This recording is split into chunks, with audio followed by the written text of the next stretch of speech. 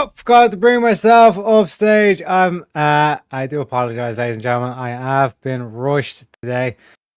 Just woke up literally, 10, 15 minutes ago kind of thing. So, please be patient. Like I keep telling y'all, my mom took Tylenols, okay? I don't even know why I slept that late. You know what I mean? It was kind of like one of those things like, what is going on? You know, but hey, it is what it is. Like I said, it's because like I was telling you, like at the beginning of the week, like I was waking up too early. You know what I mean? Sleeping pattern's a bitch. The sleeping pattern is a bitch, ladies and gentlemen. But welcome in, everybody. Pull up a chair, get comfy. You know what I'm saying? We got Bad Cramps Gramps in chat. We got Southern Man. We got Halfwood. Welcome in, folks. Welcome in. We got Shante saying, ban Picasso. He's harassing me. Hey, it is what it is. It is what it is. You got the powers. You got the power. Shante. We also got Sempiternal Chaos as well. We got Picasso, the man himself. We got King Mama. And also, shout out to King for as well, saying smash that like button and welcome into the Bears. Thank you very kindly for the raid. Easy. Let me play the clips. Do not come. Do not come. I'm gonna come.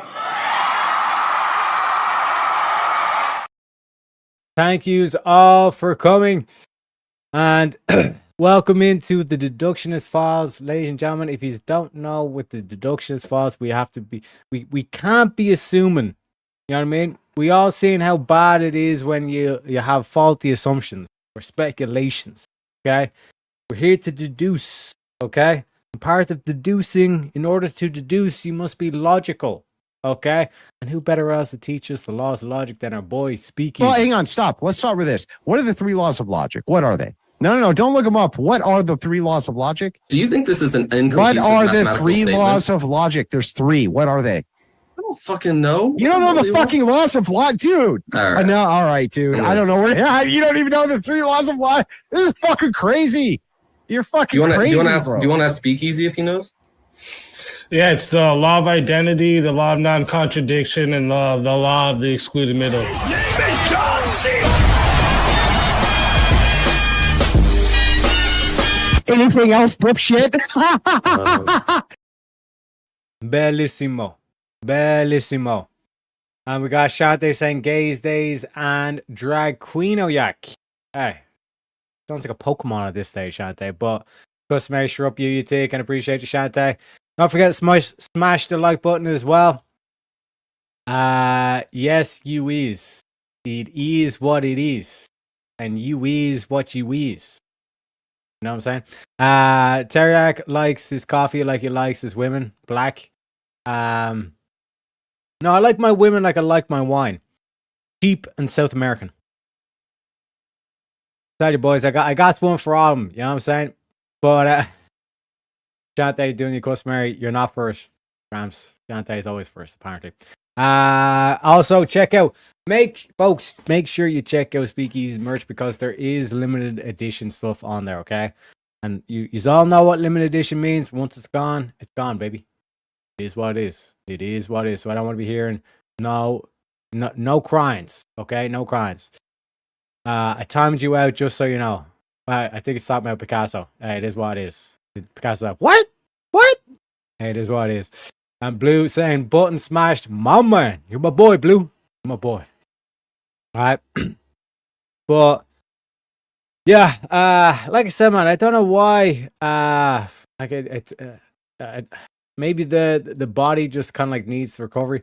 Although I think the previous night I only slept 5 hours, which would make sense, especially because like I think I have like a theory that like, your body will naturally go to whatchamacallits. It'll naturally kind of like go to that like 7-8 hour kind of like time window, you know. King and Jeremy as well. And because King's a chat as well, you know, you might as well get your VK champ hoodie as well, you know. Oh, it's Flex Fit is finally here. One sec. Let me actually show the folks, King. Let me show the folks. You know, gotta show the folks. I can barely speak. I still haven't even got my coffee into me. You know what I mean? So a sec. How does one use StreamYard? Alright, here we go. Here we go, ladies and gentlemen.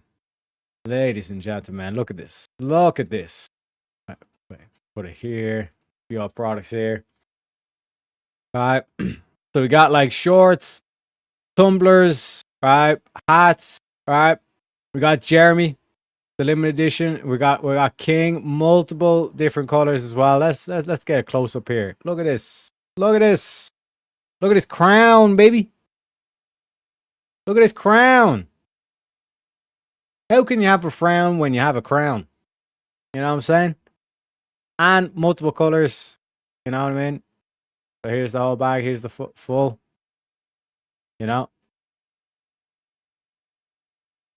Bellissimo. Bellissimo. You can get it blue. Right? What it looks like in blue. You want some red stuff? You know? Take your pick, ladies and gentlemen. If you want it in white, you know?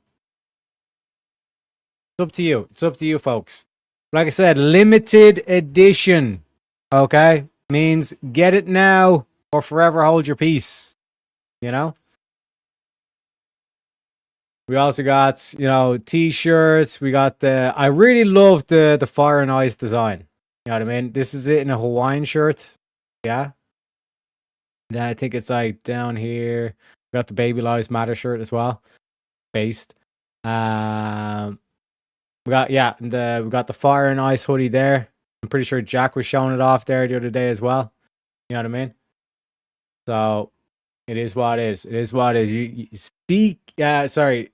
Get your speakeasy merch or forever hold your peace. You know?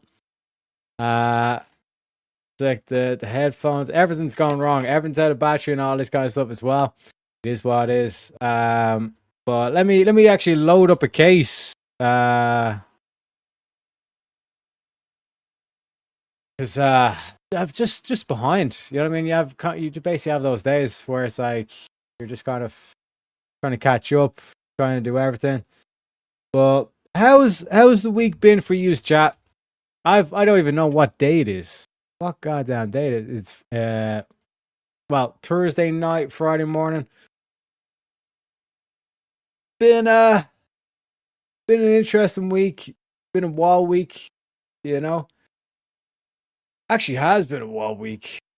Even like, you know, in terms of IRL and all that kind of stuff as well. We got Avarice as well in chat. Welcome in, Avarice. Welcome in. Pull up a chair. Get comfy, sir. But yeah, just a lot of going on, you know. Have to make sure I get like a couple of things planned for later in the month. Not to give away any spoilers or anything like that. But other than that, next week we're going to be doing a full week of Wheel of Madness. So again, I'm trying to kind of like test out the different shows, see if they're worth their salt and all this kind of thing as well. And I think the main two I have at the moment is the Deductionist Files and Wheel of Madness. Again, like not obviously I'm not sure on it or not 100% on it because like before I would have thought like certain things and all this kind of stuff, and then once I looked into the data I was like, oh shit, I'm actually surprised about that, you know.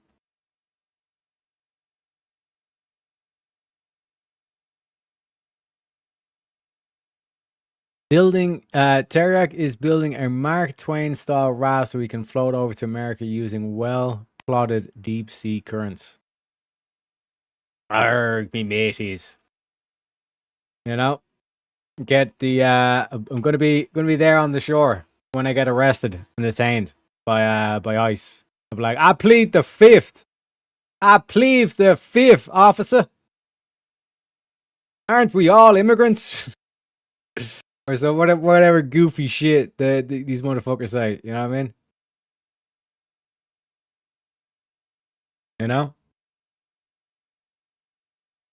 later in the month, say around 24th. I plead the 5th. I plead the 5th, King. I plead the 5th. You know? Actually, might as well show us this, because this is this actually happened in an interrogation, King. Like, this is not like me taking the piss or anything like this. For any of you that missed out or didn't watch the video, we'll go through it together, because I'm still digging out the case files. You know what I mean? So we were going back and forth between this dude on screen right now and his girlfriend. And like with the girl, like we literally basically like finding out based on her body language and her reaction that like this bitch literally just lied, said that this other dude raped her, and she basically amped up this dude into killing the dude, and we were like, what the fuck? This is unbelievable. All this kind of stuff, you know what I mean? And then it basically flicks back to this. And it was like, basically, okay, we're walking through the case. Then on the other side, detectives point out to Cody that they believe that he took his license plates off his car to cover up his plan to kill Nate and try to get away with it. Here's how he responds. Right now, my anxiety's just so high right now, it's ridiculous. Okay. No, I just do. What is, bro? Every time we cut back to this con, it just gets weirder and weirder. What is this pose? What does he do? What the fuck is going on? Holy shit! Yo, what the fuck is going on right now?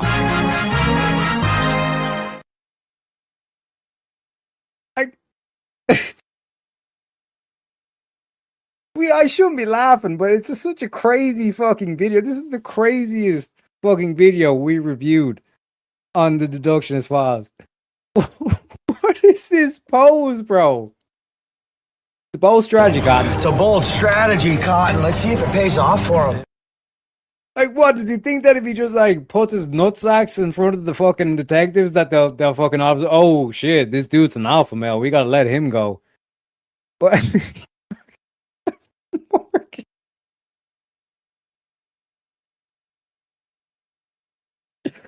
okay, this is hands down the funniest video. It's serious content, oh shit, but it is the funniest fucking video. That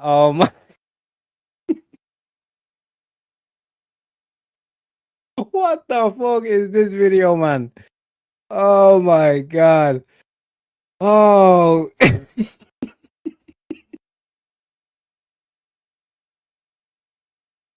Put it away, man. Put it away. Oh my god, man. You don't want to mess with this guy. He's got the balls. Oh my god, man. Jesus Christ.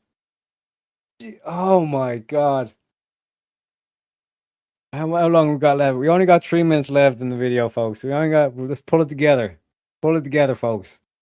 Holy and probably like the worst part is like he's standing there saying his anxiety is at like he's got high anxiety, folks. Okay, this poor man has anxiety, and the only way to solve his anxiety is to role play as Captain Morgan. Apparently, you know what I mean? It craziness. This was craziness. I couldn't believe this actually happened.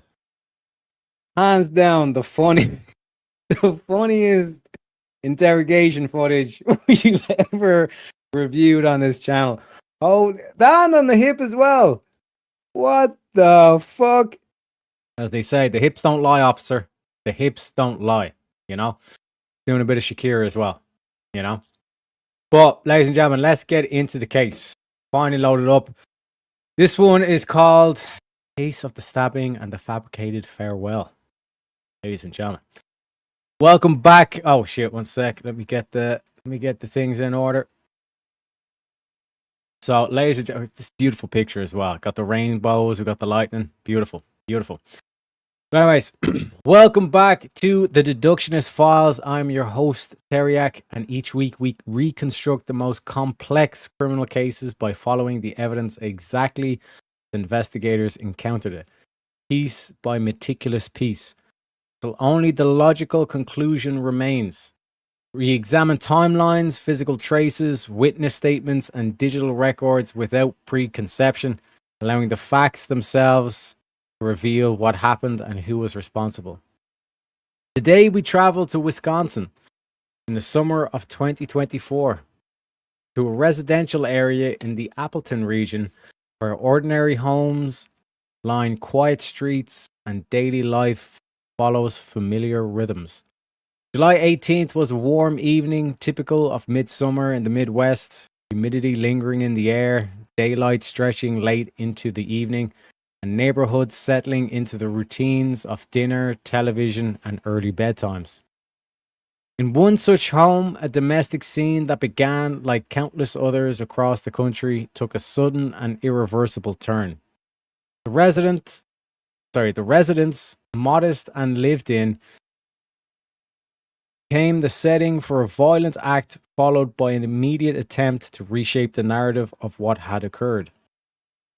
First responders received a call that brought them to the address. When officers arrived and entered, they encountered a scene of acute distress. A man lay injured from a stab wound to the chest. A woman was present in the home. A witness who had arrived shortly after the incident was also there. The initial account suggested the possibility of self-inflicted injury, yet the physical evidence and the behavior of those at the scene quickly raised questions. Police body cameras and subsequent interviews captured the immediate aftermath. The positioning of the body, the condition of the wound, and the statements made in the heat of the moment, and the actions of the individuals present. What investigators discovered in the hours and days that followed transformed the case from a potential suicide or accident into a deliberate homicide. A witness who had been instructed to provide a specific story to authorities later provided a different account.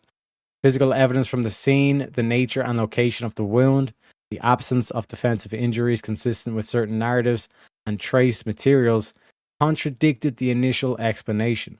Digital records, including any 911 call audio played later in court, added layers of timing and content that required careful cross-referencing. The investigation expanded outward from that single residence, examining relationships, prior communications, and the precise sequence of events in the critical minutes before and after the stabbing. This case hinges on the gap between what was said in the immediate aftermath and what physical and testimonial evidence ultimately provided. It demonstrates how a single act of violence, followed by an attempt to direct the narrative, can be unraveled when every small inconsistency is examined under the light of forensic analysis, witness credibility, and timeline reconstruction. The deductionist method here is particularly powerful because the cover story was constructed almost immediately, yet it could not withstand the accumulation of contradictory facts. Ladies and gentlemen, the game is once again afoot. So, for anybody that likes to do their own kind of like FBI stuff and all that kind of thing, this is the Samantha Krebs case. Okay? And one sec, let me pull up. Well, let me outline the case and then we can get into because this one's based like 9 hours, so we're getting a whole kind of like we can get all of it within this one. You get me? But let me outline the case first. So, like any other detectives in chat, if you want to do your research into it, Samantha Krebs is the woman in question. But let us outline the case. The investigation begins with the emergency response to a residence in the Appleton, Wisconsin area on the evening of July 18, 2024. A 911 call or welfare-related report brings officers to the home. Body camera footage from the responding officers documents their entry into the residence and the scene they encounter. A man is found suffering from a stab wound to the chest. A woman is present inside the home, and a third individual who arrived after the incident is also at the location. Initial statements from those present suggest the possibility that the injured man had harmed himself. The officers secured the scene, provide medical assistance, and begin documenting the physical layout, position of the body, and any immediate statements made by the people inside. The wound itself becomes a focal point of early analysis. Medical personnel and later forensic examiners note the location, depth, and characteristics of the stab injury. The absence of certain defensive wounds or hesitation marks that might be exposed in a self-inflicted scenario is observed. Condition of the home, any signs of struggle, displaced items, or the presence of a weapon is carefully recorded.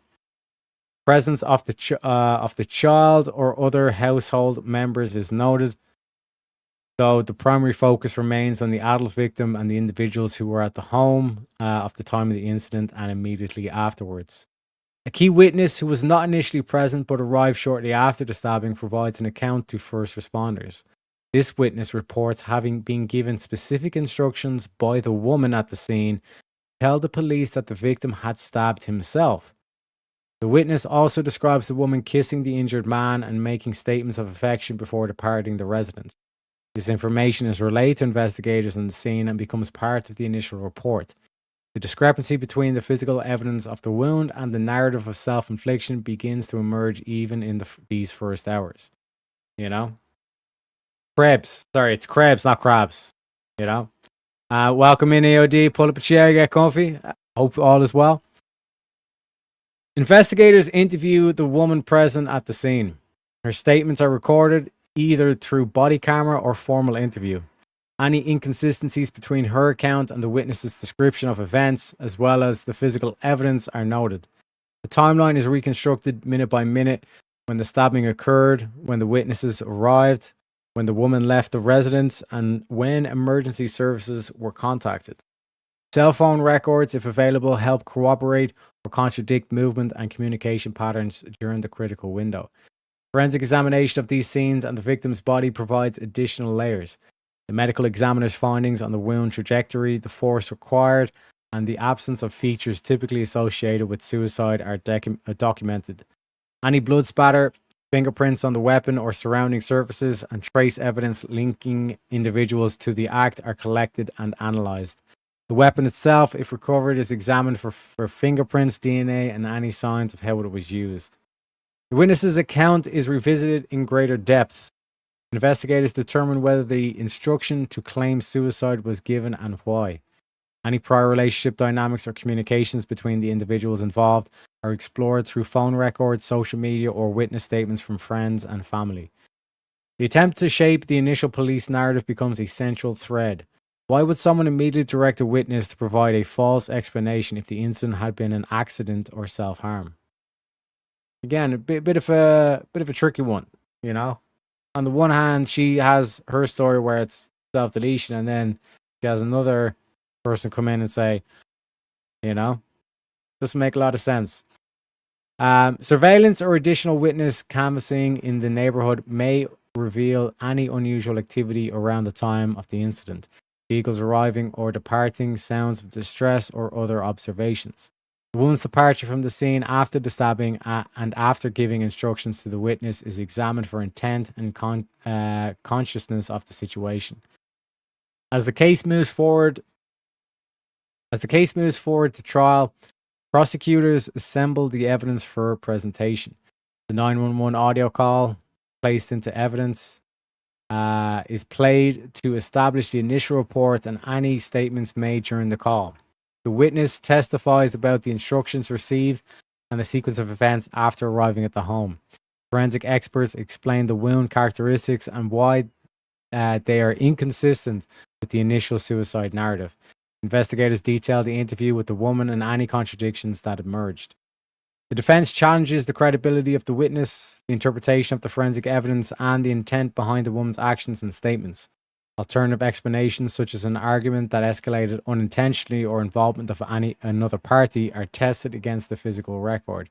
The jury, or in some proceedings, the judge, must weigh whether the cumulative evidence proves beyond a reasonable doubt that the stabbing was intentional and that the subsequent instructions and departure constituted an attempt to conceal the true nature of the act. Throughout the investigation and trial, every element is cross-referenced. The timing of the witness's arrival versus the woman's departure, the specific wording of the instructions given, the medical impossibility of certain self-inflicted scenarios matching the wound, and the overall behavior immediately following the violence. The case demonstrates how attempt to control the narrative in the immediate aftermath can itself become a powerful evidence when it conflicts with objective facts. You know what I'm saying? So, ladies and gentlemen, let's get into it. This was live streamed as well. Okay. So, what was it? So we have here. We're gonna have a little bit of the body cam footage, and then I think the interrogation gets into later. Like, it's like this is a whole 9-hour stream, if you get me. So like we'll have this whole thingamajig. Typically, like we'll let this play and then we'll skip forward. 10:19. And this is what she says happened.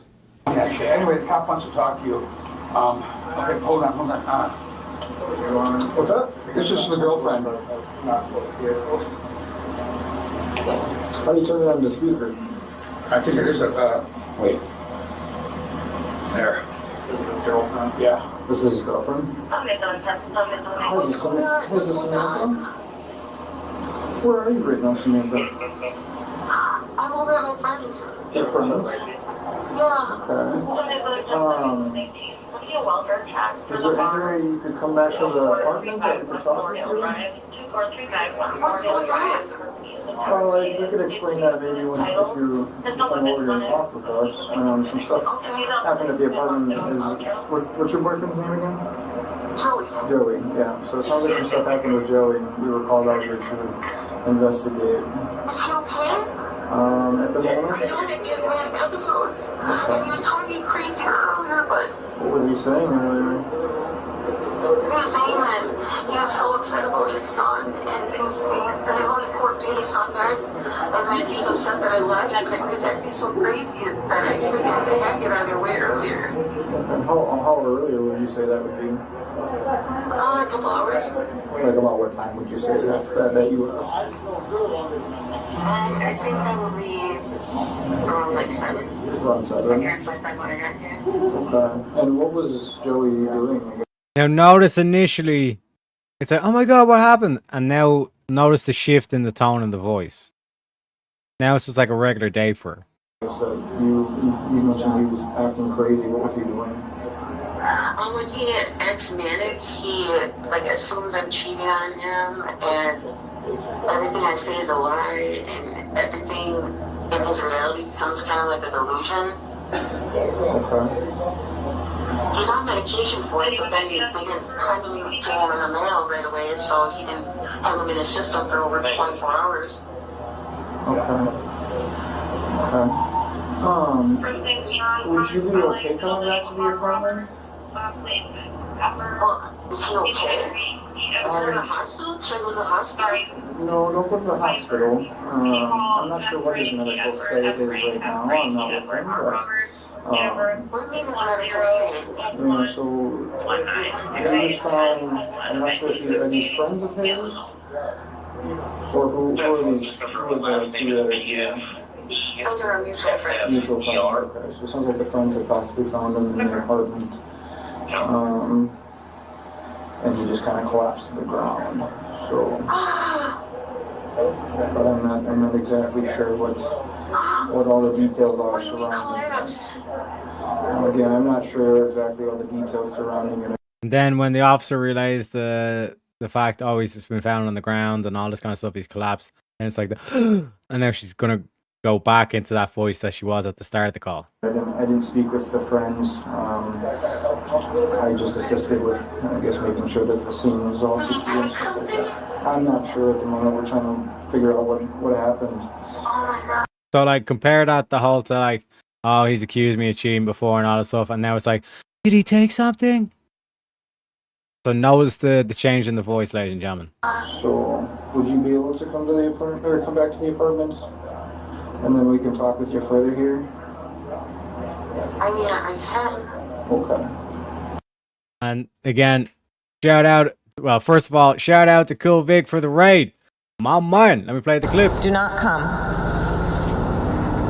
Do not come. I'm gonna come.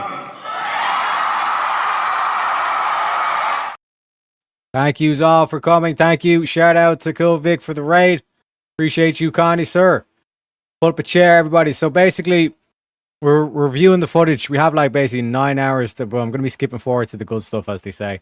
But this case, it's basically dude was found in his home with a stab wound in the chest. The initial people that were there were like kind of like friends, I guess, and they kind of said, "Oh, like must have been like suicide and all this kind of stuff." Now they're on the phone to the girlfriend, who apparently was there, but then she left the scene. So now she's on the phone to the officer, and I think she's trying to like pull the card, like, "I don't know what's happened, officer," and all this kind of stuff. You know what I mean? But already her voice is going between this whole kind of like feigning surprise and shock and all this kind of stuff to like regular kind of like just normal kind of like voice, if you get me. But I'm not supposed to have police contact below like my PL first. Okay. Well, I think they would probably understand this one. I don't think they would have an issue if you were in police contact for this. Okay. Okay? Yeah, I'll my friends bring me back right away. Alright, thank you, Samantha. Yeah, no problem. Yeah,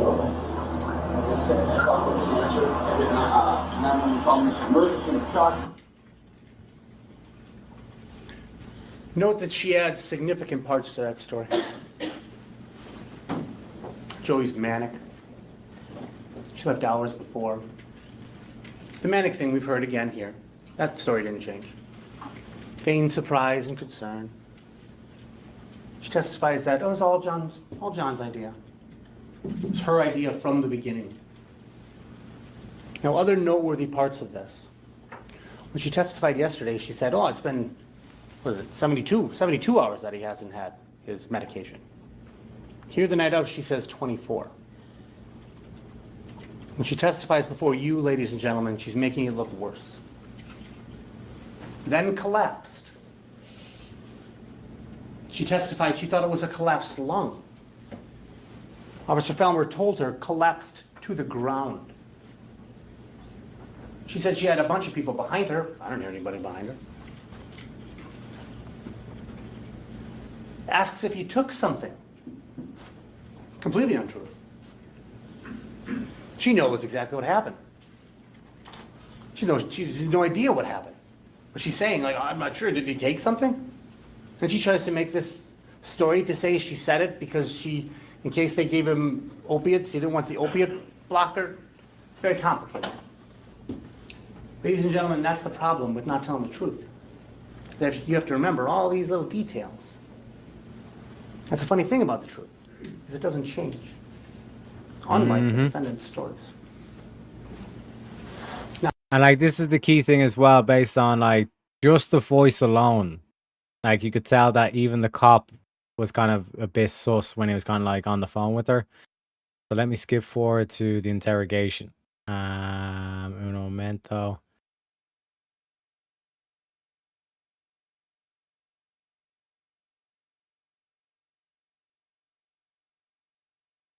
They play it again. Okay, I think we have a bit of expert opinion here in terms of like this section here. Argument in front of the jury. Of course, in real time, they are still deliberating. 41 minutes. Let's bring in former prosecutor, criminal defense attorney, currently Jack Rice, who's with us. Jack Rice, I'm hearing the prosecutor go through these arguments that the defense made. She's really tearing them apart. Like, why didn't she just flush the drugs down the toilet if she was so worried about getting caught with them?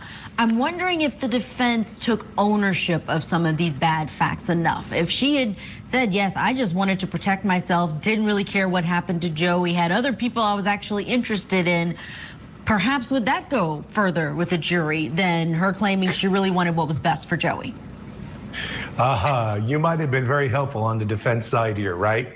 I agree with you. In fact, this is kind of what we were talking about during the last segment, which was this notion of how you create a complete defense. And part of what happens is there are bad facts. And frankly, I get that there are very severely bad facts here in some cases.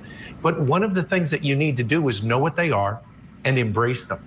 You need to make them a part of your story, if you will. I mean, this is what anybody should be thinking about as a defense attorney, is how do you say the process, the timeline, how I reacted, how I should have reacted, what was appropriate, what did I do wrong, why am I so messed up in my timelines?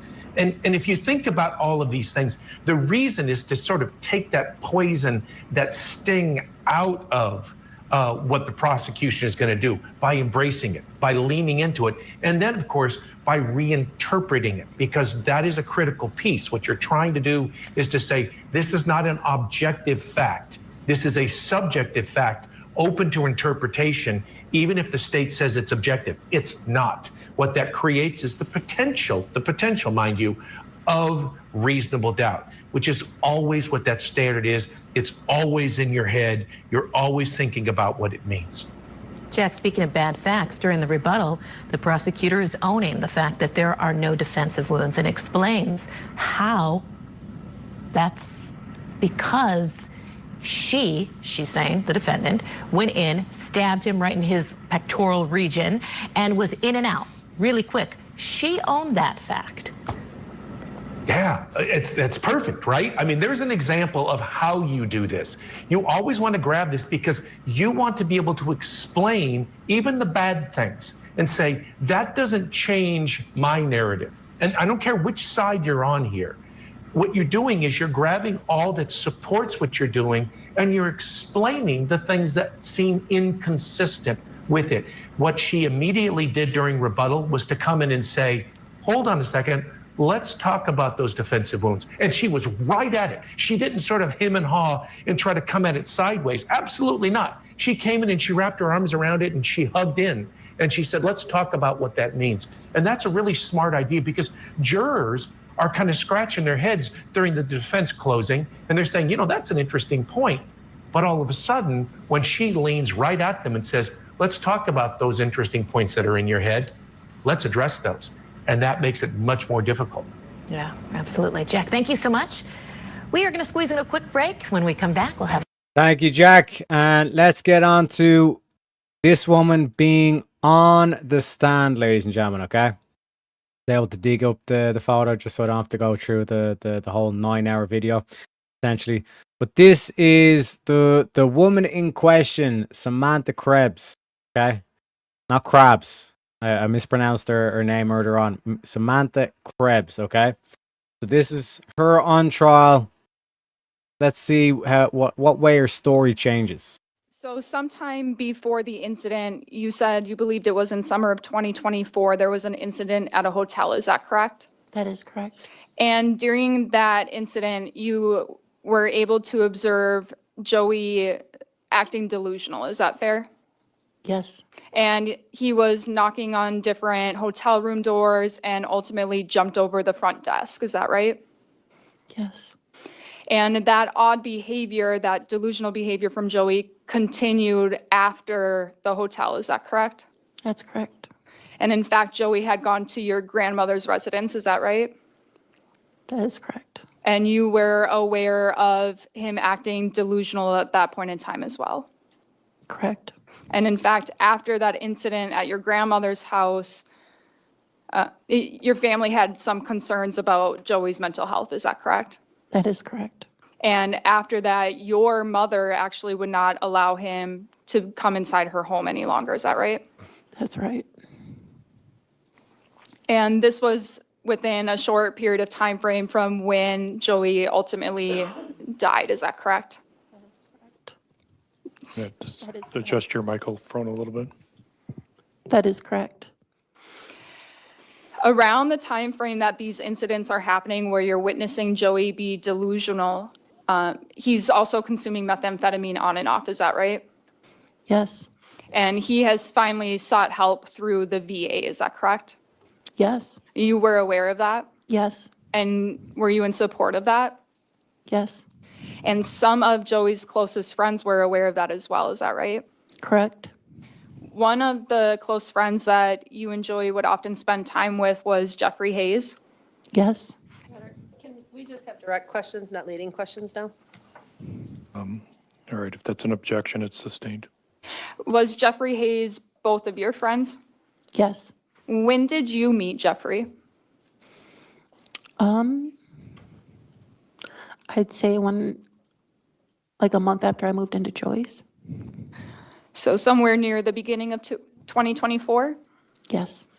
And were you with Joey when you met Jeff? Met Jeff and he came over, and then Joey met him that same day after work. And is it fair to say that the three of you developed a pretty good friendship?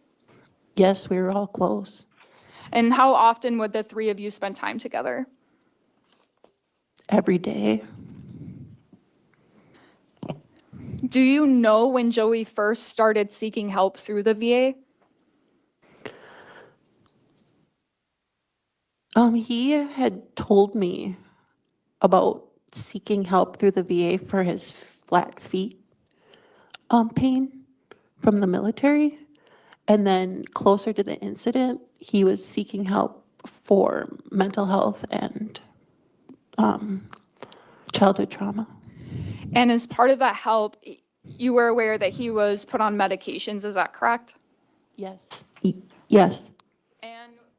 As his fiance, would you ever help remind him about his medications? All the time. And were there times where you were aware that he was not taking his medications? Yes, they were coming in the mail.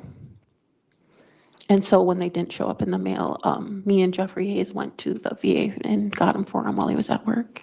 Were you aware of whether in the days leading up to the incident, if Joey was taking his medication? No, he wasn't.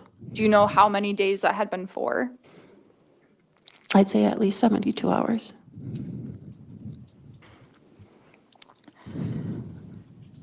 In the days leading up to the incident, are you regularly consuming meth? Yes.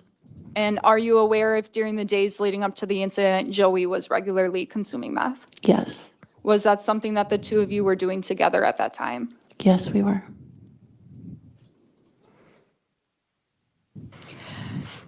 At the time of the incident, what was the custody status that you were aware of that Joey had with Kaysen? He was supposed to see him every Wednesday and every other weekend. Was that happening? No, she had stopped all visits despite the court order. Were you aware of there being any upcoming court hearing to address the custody issue? Yes, we were getting ready for a custody hearing. Do you recall when that hearing was supposed to take place? I had bought a dress already, so I figured it was within a week or two.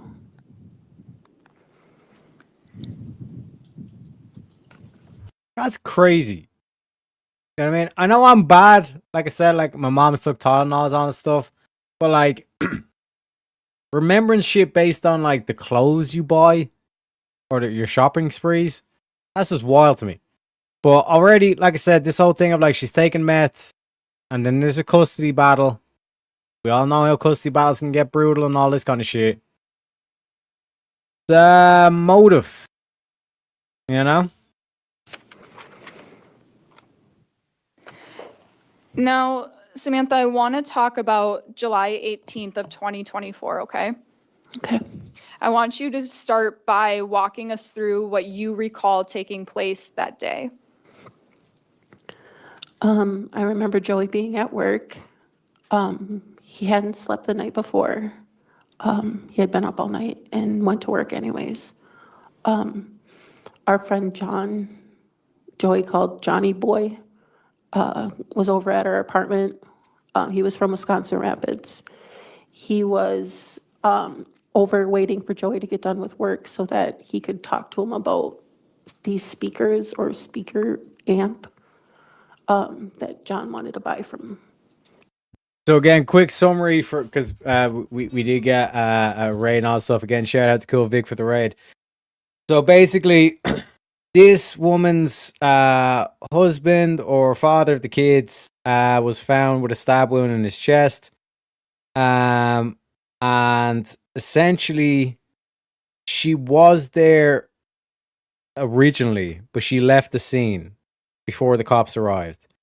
Now, Joey is the dude that had the knife wound in his chest. Right? He was found with the knife wound in his chest by Johnny, right? But she wasn't there. And we played the footage off the body cam of the cop. Basically, like when he arrived on scene, Johnny walked up with the phone. She was on the phone. And initially she was like, oh my God, what happened? And then she just went straight back into, oh yeah, there's this, there's that. And then they tell her, oh, like he's collapsed, whatever. And then it's back into, oh my God, what happened? All this kind of shit, right? So all we really know in terms of like factually is that dude has a knife wound in his chest. Joey has a knife wound in his chest. Johnny is saying that it was like a suicide attempt, and she was out gallivanting. We don't know where she was. Joey. And we had gone to the gas station. We being who? Me and John. Okay. And when we returned, Joey was home finally. Do you have any idea as to what time that might have been around? No. Are we talking morning time, afternoon? I would say late afternoon, early evening. Okay, so you and your friend John get to the residence and Joey's there, is that right? That is correct. What happens next? We consume some methamphetamine. Who was consuming meth? Me, John, and Joey. And what happens after that? Joey was starting to get really irritable because he wanted more. John had left at that point, and Joey went into the bedroom. I remember our friend that usually stopped by, so it wasn't a weird occurrence. His name was Chong. He stopped by, and Joey was repeatedly asking him if he could purchase some more meth from him. So at this point in time, now your friend John has left, and it's you, Joey, and Chong at the apartment. Correct. If you know or have an idea about what time is it at this point? I think it's around supper time. And at this point in time, or do you recall when you would have first spoken to John Pfeffer on that day? I had talked to John earlier that day. And at this point in time, John Pfeffer is a friend of yours, is that right? Yes. Yes. Was he also a friend of Joey's? Yes. The three of you would often hang out together, is that right? Yes. Was that primarily to use drugs? Yes. So you spoke to John Pfeffer earlier. And just to give these guys a hint, hugs, not drugs, folks, okay? But this whole thing of like, we're friends and we consume meth together. Motherfucker, those aren't your friends. Okay? Friends don't want to make bad decisions or enable bad decisions. Okay? And again, on top of this, like, oh my God, man. Like, it's, because again, like, she doesn't look like, let's say, a meth addict or anything like that. But it's one of these things where it's like you never know who can end up like this. This like yesterday's show when we're talking about like this whole aspect of you think that you're not going to be that person, but fundamentally, you know, bad choices. What could start off as like a initial bad choice, snowballs into like an avalanche essentially. So you want to make sure that you're trying to put yourself in the best position, you know? Her chin goes into her neck. Yeah, like I said, man, it's kind of weird. It's like, can you even call it a neck at that stage? Can't they? You know what I mean? But it's kind of one of those things. Viren says, friends tell friends where their pots of gold are located. Hey, I told you. I told you, Viren, okay? Leprechaun Guild got together and we said, right, we're gonna take the gold, we're gonna exchange it for bitcoins, okay? I'm trying to give you the aspect here, you know. Must be related to Grid. They both have no neck. Maybe. Does anyone know if Grid does any meth? I'm just saying. You know.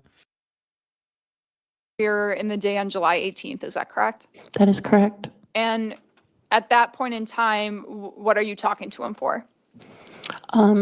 we made plans for him and this girl he was picking up, I think around Hancock, he said. He said he on again, off again had dated her, and I said I didn't want to meet anybody new.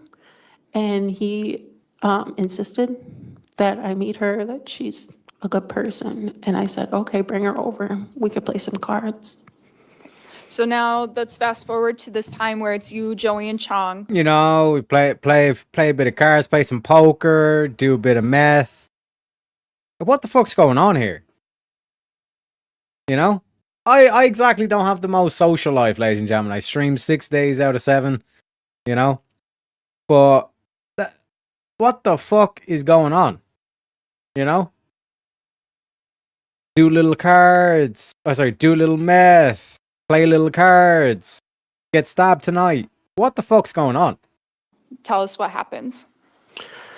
So I think Joey was on the phone with his uncle, or I'm not sure if he purchased some meth before he got on the phone with his uncle, or if he talked to his uncle and then purchased the meth. I'm not sure how that went.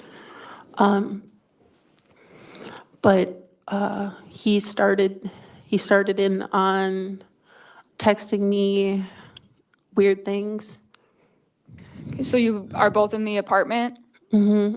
Yes. And he secludes himself in the bedroom. And just a reminder, Samantha, you have to say yes, not mm-hmm, okay? Oh, yes. Okay. So, and I'm sorry, so Joey's in the bedroom? Yes. He gets really paranoid when he gets high. So he automatically thinks that people are trying to set him up. And so if Joey's in the bedroom, where are you?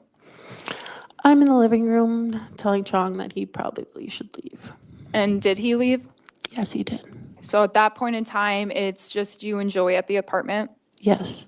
Do you have an idea as to what time it might be about now? It's getting to be dark.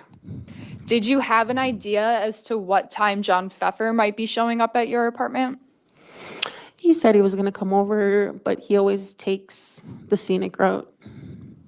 So he's always a bit later than expected? Always. So on this evening now, Joey is texting you from inside of the bedroom. What happens next? Basically, he was texting me that he wanted me to split. I think he kept saying a bowl and split, and I was confused by that. So I asked him what he meant. He wanted some of my prescription Suboxone, and he would often, if I didn't give it to him, he would just steal it from me anyways. So Where did you keep your prescriptions? Under my side of the bed. So in the bedroom that Joey was in? Yes. And so you're still in the living room, is that right? Yes. And you... Wait, who the fuck texts people that are in the same house as them? Holy shit. And then she wonders why she has no chin or no neck. And then the fucked up thing is the dude is texting her in the same house, and the stuff that he's texting her about is in the same room that the dude is in. Oh my god, people. Oh my god. This is this is why I keep trying to tell everybody, take a look at your life and just kind of actually map out what are you doing, you know? I don't know, man. Accountability. We need accountability. We need to make accountability great again. Fair to say you don't know what Joey was doing inside of the bedroom? No. Besides texting you some things? Yes. Tell us what happens next. So he comes out of the bedroom and he's obviously high. He's really super hyper at this point. And he was saying how he's going to go to the bar to meet Ba, which I think he says when he's actually going to go receive Ba's pee so that he can pass a UA.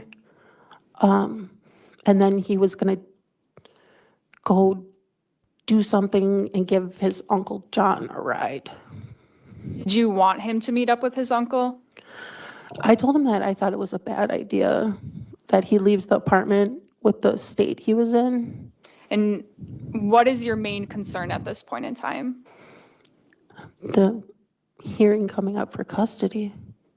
So you were concerned about Joey maybe losing custody if he did something stupid. Yes. Do you tell that to Joey?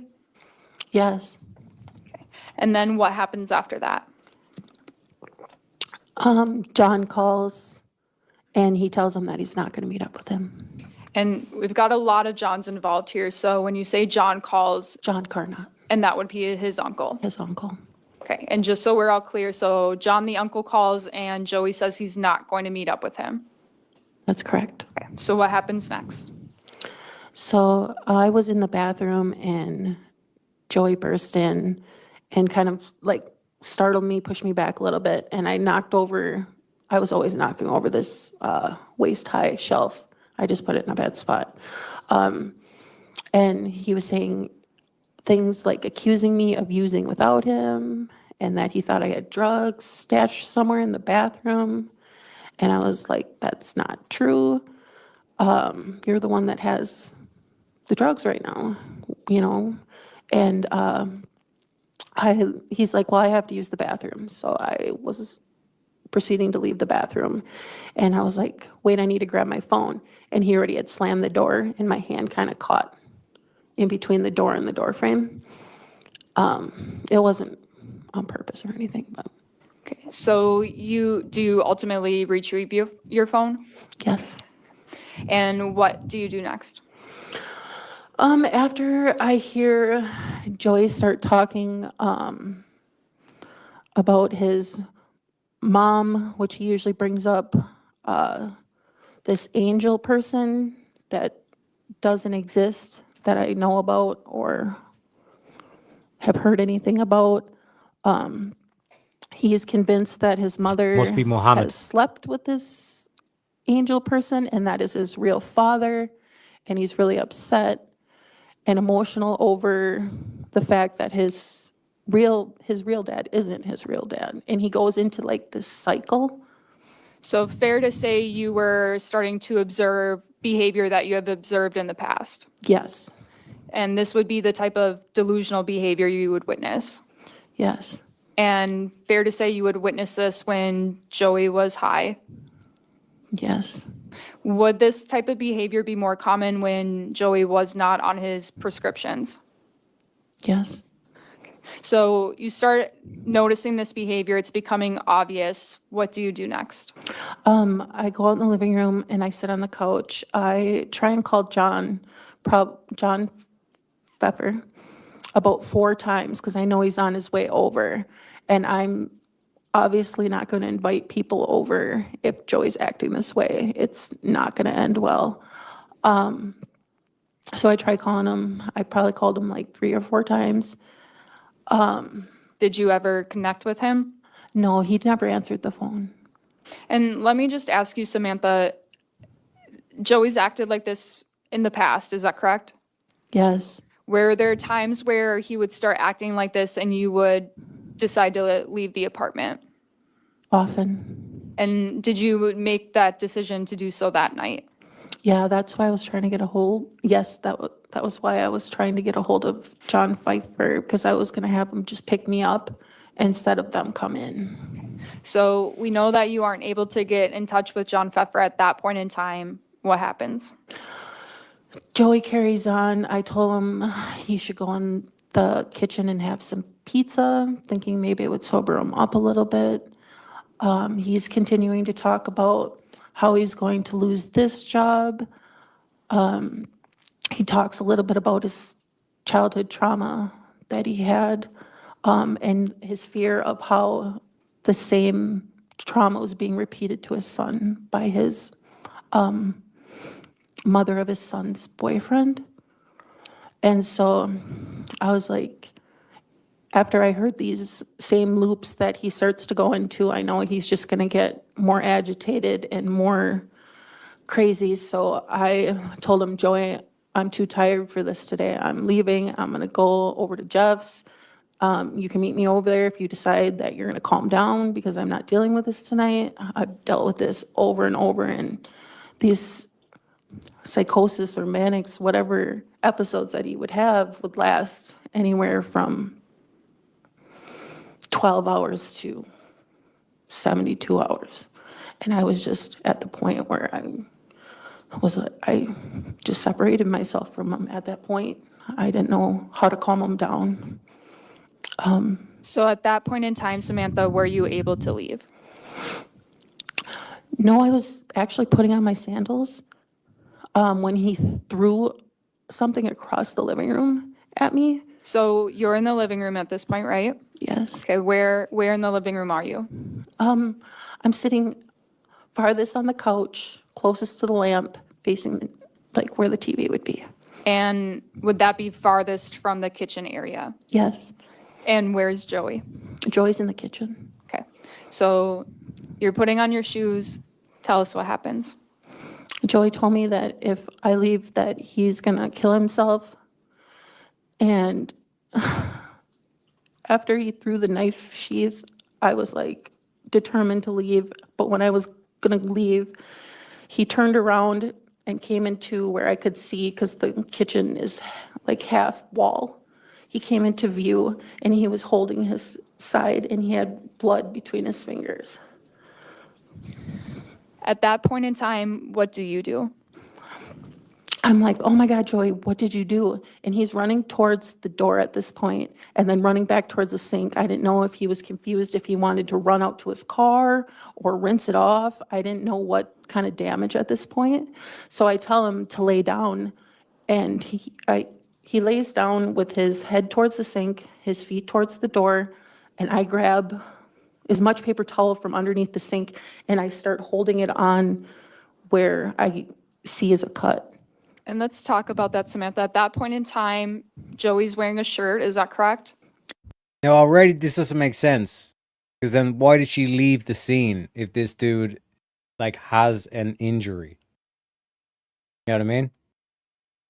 Not adding up, folks. A blue shirt, yes. What actually are you able to observe? Just blood on the shirt. Was it a lot of blood? Yes. Did it appear to be gushing out of him? Yes. And you have him on the ground, is that right? Yes. Are you actually able to observe the wound itself?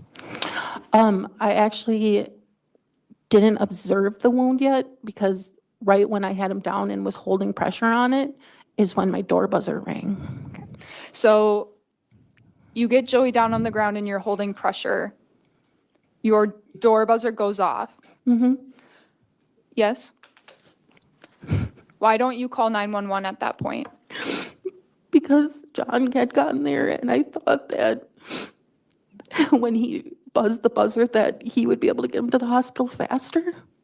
Did you have your phone on your person? No. Did you know where it was at that point? I think it was still in the living room. And in order to buzz John into the apartment, what did you have to do? I just have to hit a button by the door. So I hit the button and I opened the door and I went back to Joey. Did you hold open the door and wait for John to get in? No. So you go right back to Joey? Yes. At that point in time, you said you saw a lot of blood. Is that fair? Yes. Are you concerned about his wound at that point? Yes. So why are you not calling 911 still? John had came into the apartment and said, "Oh my God, Sam," on the recording. We all heard. He said that he should call the ambulance, and I told him to go ahead. Now I want to talk about this recording, Samantha. We've all heard it. Do you have any independent recollection as to what was specifically stated between you, John, and Christy that night?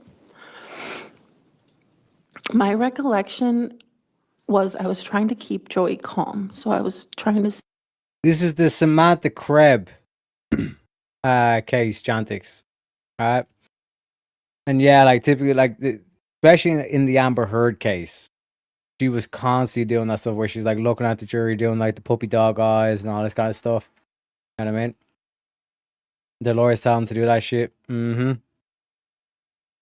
But, like, again, this doesn't make any sense in terms of what we heard at the start with the body cam footage.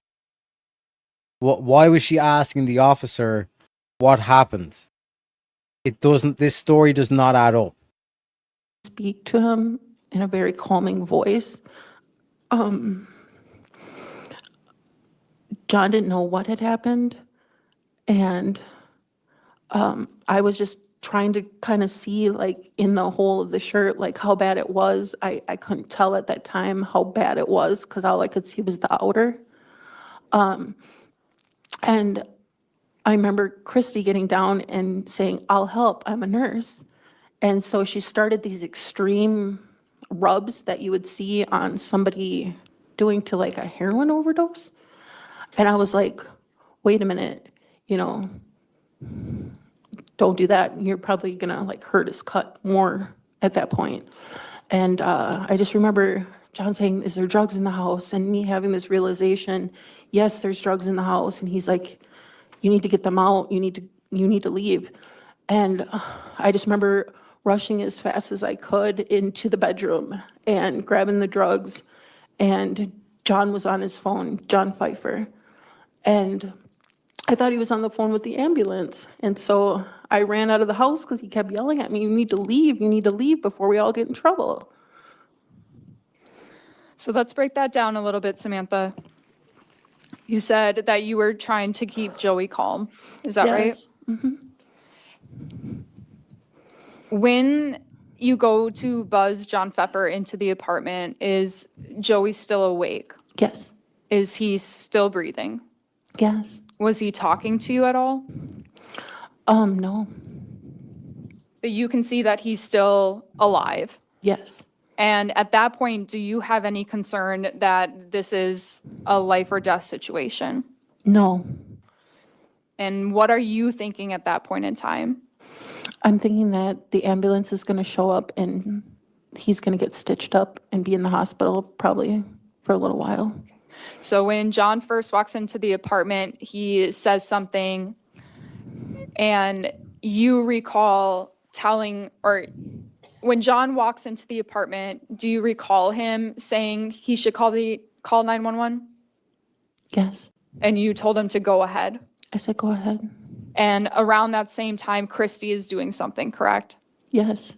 And at that point in time, are you still over Joey? She had. Yeah, Kelly, this, like I said, her story does not make any sense. Because at the very, very minimum, right, the whole like thing of like, oh, we didn't want to get in trouble with the cops and all this kind of stuff. We're on meth and I was trying to dispose of drugs and all this kind of stuff. Like, she's literally on record now, right, of saying that, like, when she was saying to Joey that, like, there's no drugs in the house, that was a lie. Right? So the way I look at this is Joey wanted more drugs. She knew that there was drugs. And she was like, no, you're not getting any of my drugs. And then she basically, he was getting aggro or whatever. She takes out a knife, stabs him, and then calls these two people over, try and remedy the situation, so to speak. And then even noticed there, like, she even tried to throw the other one under the bus by saying she was there rubbing the wound and making it worse and all this kind of stuff. You know what I mean? So, like I said, this bitch is guilty. Taking over the compressions. Before she does, are you over Joey? Yes. And so when she goes to take over, you kind of tell her, hold on a minute, it's right here. Yes. Do you recall saying that you didn't believe it went through an organ? From what I saw. And so that's what you would have reported to Christy or to John? I think both. Now, you said that's when you hear John ask you about the drugs being in the apartment. Is that right? Yes. When you. So again, recap, okay? Dude was found in an apartment with a stab wound in his chest. There was two people that were found, like friends, essentially, that basically said, we don't know what happened. We think he stabbed himself. This was a self-deletion attempt and all this kind of stuff. Then we got the police body cam footage where this woman calls the cops call her and she's like, oh my God, what happened? I don't know what happened and all this kind of stuff. And even her voice is like fluctuating between like initial surprise and shock to completely like normal and all this kind of stuff. Right? What she said so far, now this is the trial. What she said so far is she was there. Dude stabbed himself apparently because there was apparently a dispute over like more drugs and all this kind of stuff. She told the dude there wasn't any more drugs in the house. So now she's saying that she left the house because there was drugs in the house and she wanted to get rid of them. See what I'm saying? Don't make no motherfucking sense, you know? You remember that there's drugs in the apartment. What are you concerned about? Joey losing his son, all of us being on probation, the cops coming into the apartment. A lot of different things, fair to say? A lot of different things, yes. Now, you said your intention was to continue to keep Joey calm. Yes. And when you left the apartment, Joey was still breathing. Yes. He seemed like he fainted, is what I thought. I'm not a nurse. And at this point in time, are you aware of everything that Joey might have consumed as far as substances that night? I know for sure he had Adderall in his system. I don't know how much. He always took more than he was supposed to. Meth, probably Suboxone. But you weren't sure about that, is that correct? Yeah, I wasn't. You just had a concern that he may have? Yes. And when you've witnessed Joey take your Suboxone in the past, what really happens to him? When Joey takes my Suboxone, he nods out like somebody would on an opiate. Now, Samantha, the one other statement that we've heard a lot about is a statement of somebody on that recording stating, "What do we tell the cops? That he just fell on a knife?" And those might not be the exact words, but do you recall hearing that? I recall hearing that, yes. Do you personally... Holy shit. Farron was taking the piss saying, oh, maybe he fainted or fell on a knife. And it's like, this is literally some of the excuses they were trying to pull. Holy shit. These people need to be locked up for life. recall stating that on that night? No. If that was you that stated that, why do you think you would have said something like that? Because the last thing I wanted to do is make Joey think that I was going to get him in any trouble, like where he get locked up. What? Like in a mental facility. So you had concerns that if you had reported what happened, Joey might have some type of consequence for it. Yes, but then I changed what I said, and I told John Pfeffer to tell the police that he did stab himself. And would you have said that right before you left, or when did you say that? Yes, right before I left. Now, before you leave the apartment, are you having any type of conversation with John Pfeffer where you are asking him to do anything for you? No. Did you know at that point in time that John Pfeffer was going to report to police that you had not been at the apartment? No. Was it ever your intention for him to do so? No. What was your intention by leaving the apartment that night? My intentions were to get the drugs out of the house and then to call John's phone and meet Joey at the hospital. And why did you think that Joey would be going to the hospital? Because JP, should I just call him that? Is that okay? And that would be okay. So if you say JP, you are referring to John Pfeffer? John Pfeffer. Okay. Because JP said that he was calling the ambulance. And I just want to make sure that I heard you right. When you leave the apartment, you had seen JP on the phone with somebody. Yes. Did you know who he was on the phone with? He told me the ambulance. And that's what you believed? Yeah, I trusted him. Now, when you leave the apartment, where do you decide to go? To Jeff's. Why did you make that decision? Because Jeff has been an advocate for Joey's mental health ever since they met, because they're both military. Fair to say that you thought Jeff might understand what was happening? Yes. Did you go there with the intent to have Jeff cover anything up for you? No. Did you ever ask Jeff to cover anything up for you? No. When you first get to Jeff's house or when you're going there, did you have any intention of staying there? No. What was your plan for that night? That I was going to go meet Joey at the hospital. Now, at some point when after you leave the apartment, do you recall calling Joey? Yes. Now, if Joey was passed out on the floor, why did you call him? I called his phone because I figured either JP or Christy would answer. And No, she called the phone 'cause she wanted to make out. She was thinking, oh, I want to give myself as much possibilities here. It's like, I was never at the home.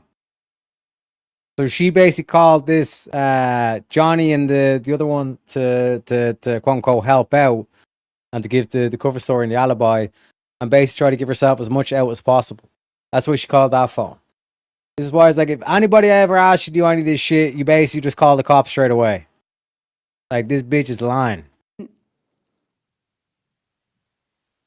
did they? No, nobody answered. After you leave the apartment, you make other phone calls, is that correct? I called Jeff. Why did you call Jeff? So that I wasn't like disturbing him because I was coming over abruptly. And was it common that you would do that? Yes. Would it be common that you would let Jeff know that? Yes. Now, do you recall arriving at Jeff's place? Yes. Can you tell us what you did when you got there? I told him that I had to tell him some pretty intense news, that we should talk inside, and then I don't remember what he said to me, but we walked inside. So when you're outside of the apartment, are you sharing anything about what happened that night? I might have told him that it was serious. It had to do with Joey. But you had asked to go inside? Yes. And at some point when you are inside, do you make other phone calls?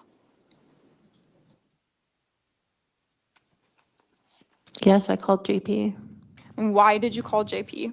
Because I wanted to see if Joey was on his way to the hospital. And did you make a connection with JP?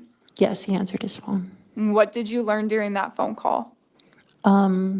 He told me that the police were at my house, the fire truck, the ambulance, the police officers were all there. He told me that he had told them that I was at my friend's house or on my way to my friend's house, that I hadn't been there. Prior to talking with JP and him telling you that, did you have any idea that he was going to report that you were not there that night? No.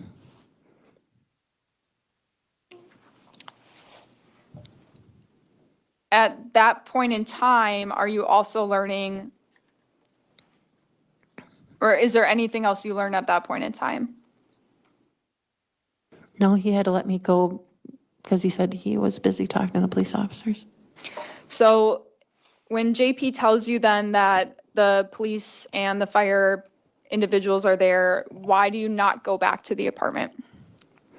I was waiting to see Joey at the hospital because JP told me that I would be the #1 suspect. So at that point in time, you have some concerns. I was terrified.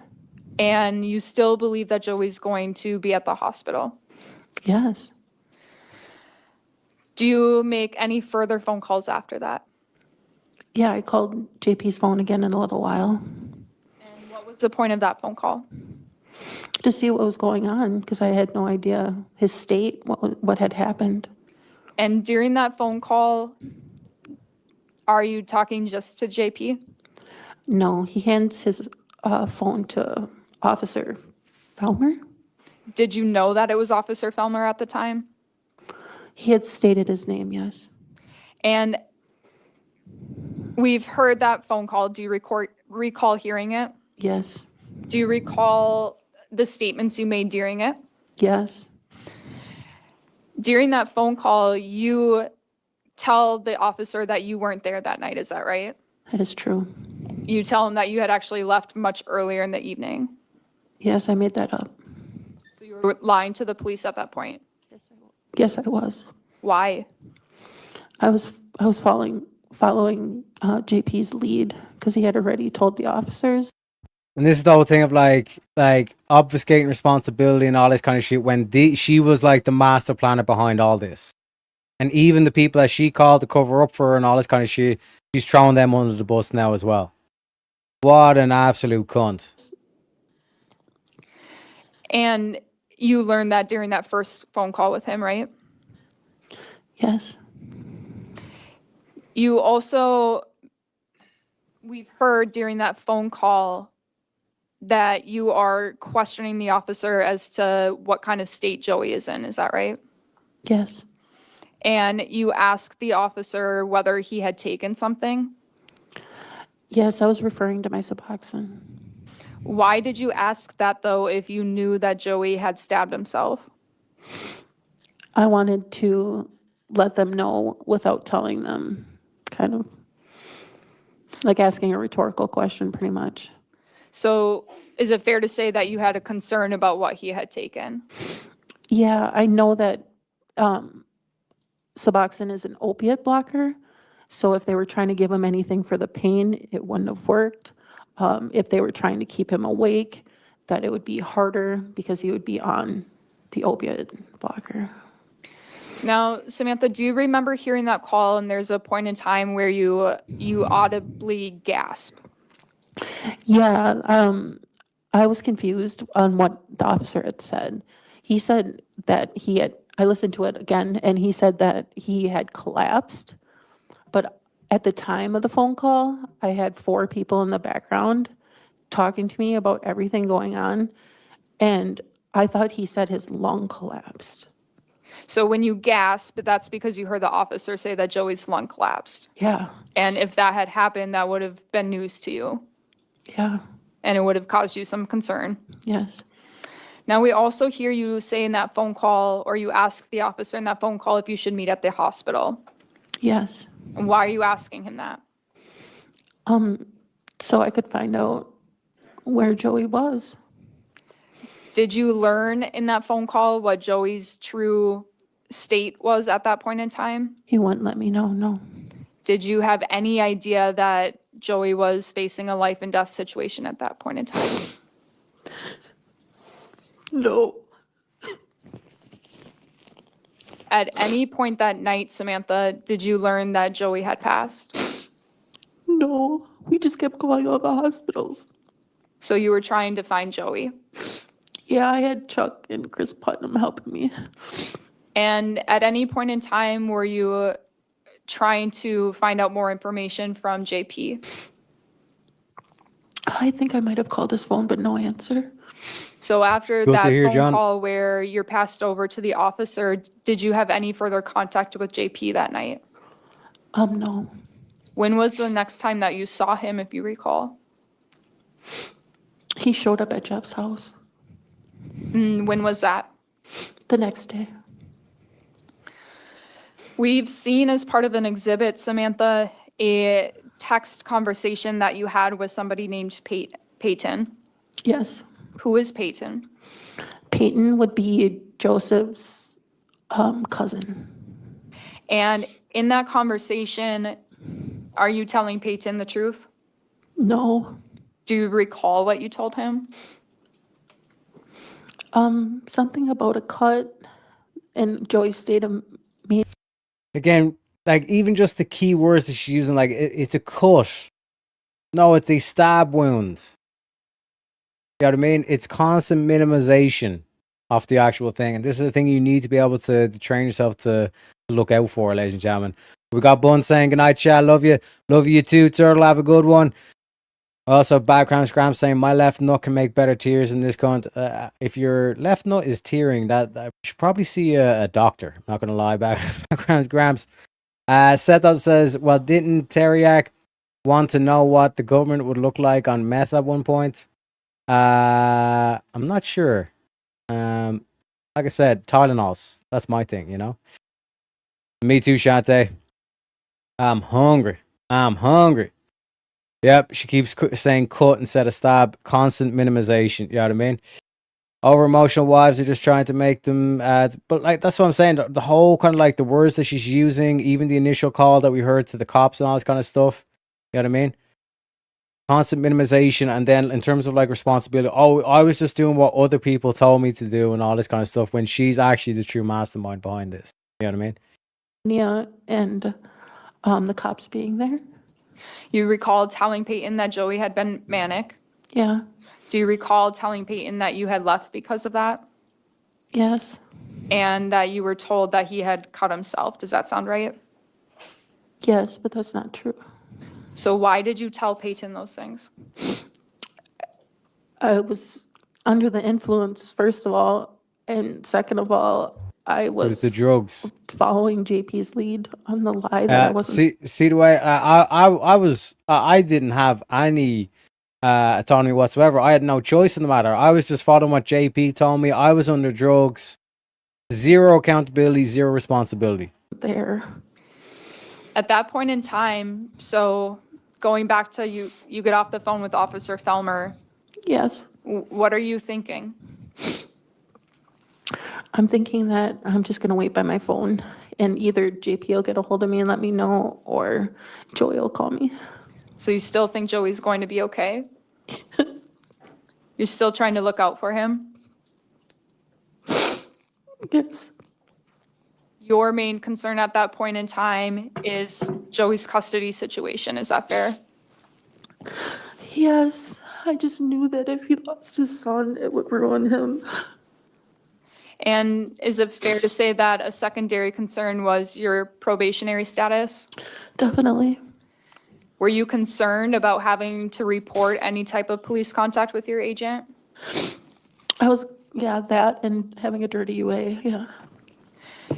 Was it your belief that if you reported police contact with your agent, you'd have to meet with her?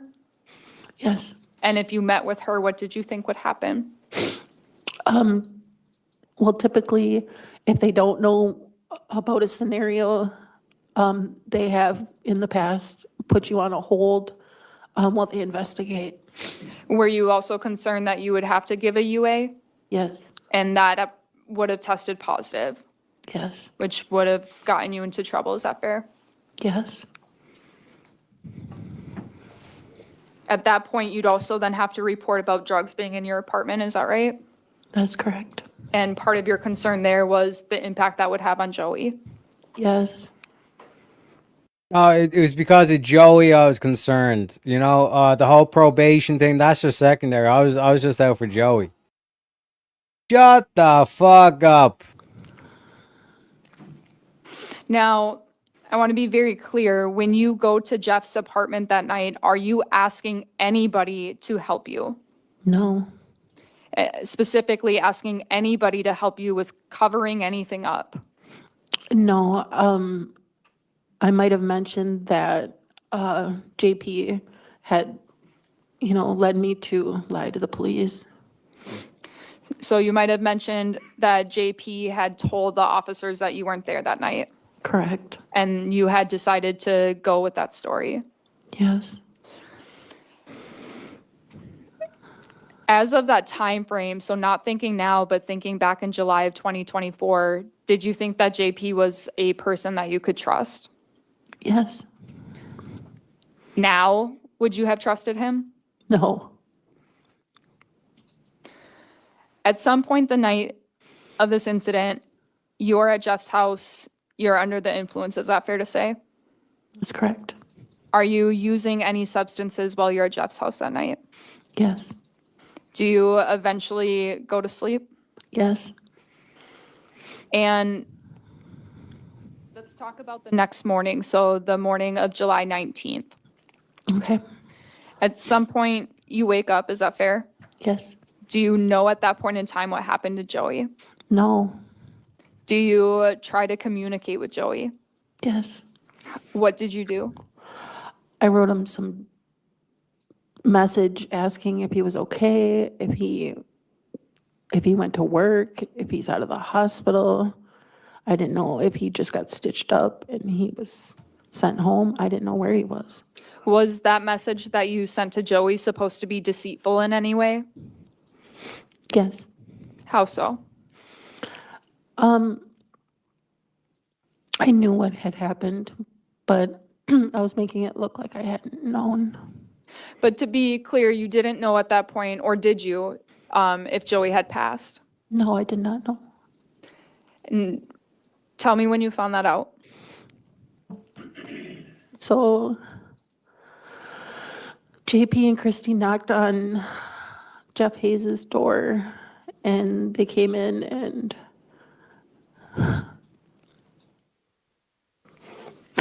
he told me that they had been in the investigators being investigated all night long, and they were told that Joey didn't make it. I'm sorry. Take your time.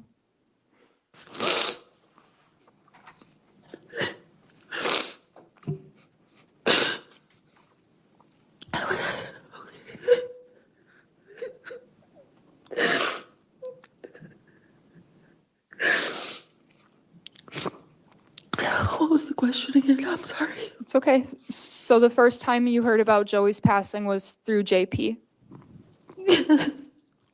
Yes.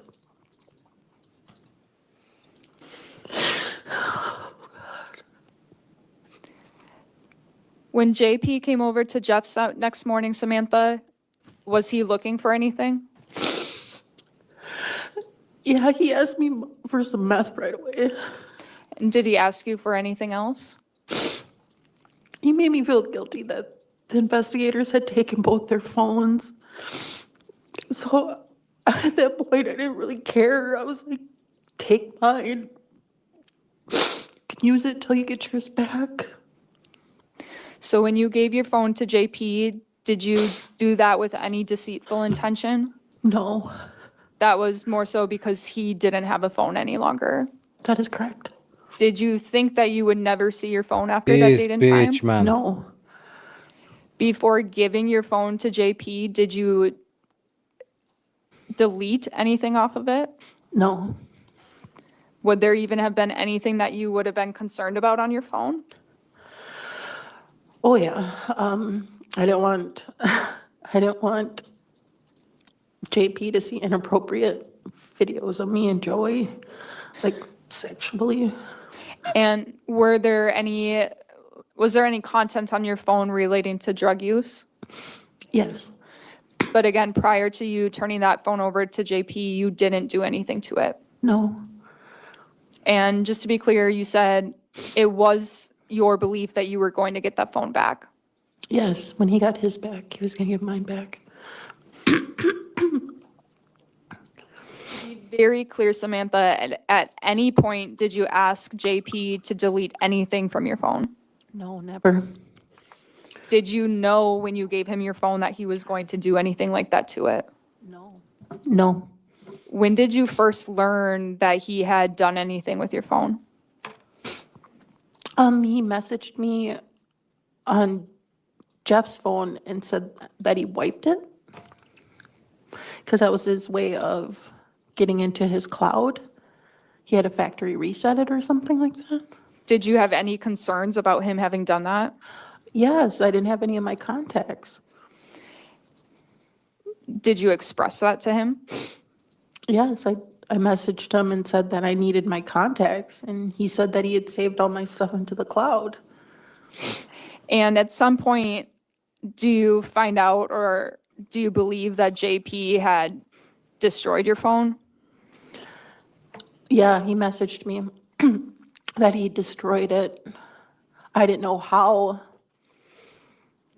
We've seen at least one of. How did he fucking message you if he has the this is what I'm saying, man. This is what I'm saying. Oh my God, man. Unbelievable. Unbelievable. This bitch. So she gives him the phone, tells him to do all this shit, like wipe it and then break it and then just contact me on Jeff's phone. This bitch. Their message, Samantha, where you're using Jeff Hayes' Facebook account, I believe it was, and you're telling a Caitlin that your phone was run over or damaged. Do you recall that? Yes, I do recall that. Why are you telling Lying people that bitch. your phone was damaged if it was JP that had it? Well, he said he had destroyed it.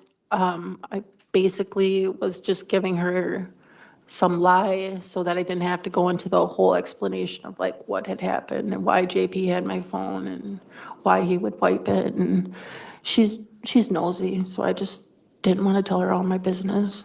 So fair to say you're just bypassing the explanation of why you'd be using Jeff's account?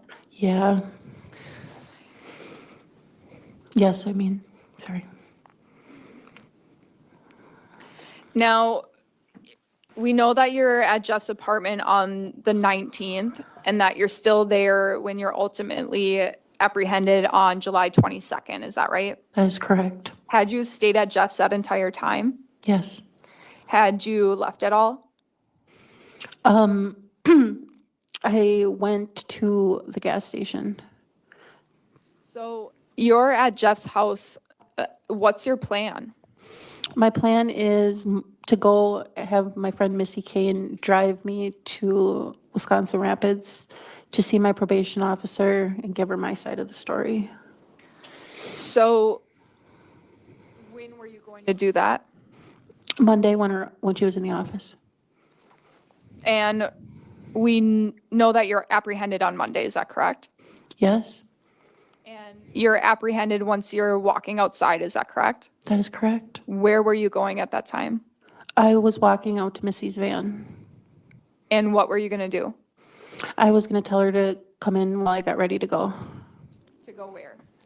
to Wisconsin Rapids, to my probation office. Now, we saw a couple photographs of yourself when you were, prior to photographs having been taken of you. Do you recall those? Say that again? We saw some photographs of you prior to when some invasive type photographs were taken of you. Yes, And were you able to observe the photographs where you had phone numbers on your arms? yes, Were those phone numbers already on your arms prior to you being apprehended? yes. Why were they on your arms? I was preparing to go to jail. After you had talked to your agent, is that right? Yeah, I figured she'd put me on a hold because of my drug use and so that they could investigate and make sure of my innocence. Did you still have some concerns at that time Your about innocence. having a dirty UA? Yes, slight. We know that you had at least used on July 18th going into the 19th. Is that correct? That is correct. Now, when you are at Jeff's apartment, are you doing anything in preparation for this meeting with your agent? Yeah, yes, I wrote down to my recollection the events from the night before so that I could have an accurate description so that I could tell her what really happened. Why did you feel the need to write that down? I think my guess would be Your guess? so that I didn't forget anything.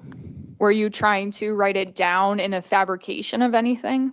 No, Did you have any deceitful purpose behind writing your statement down? no, It was essentially your intention to provide that to your agent, is that correct? that is correct. And as part of being on probation, is it normal for you to give statements like that to your agent? Yes, yes, It's normal? yes, it's normal.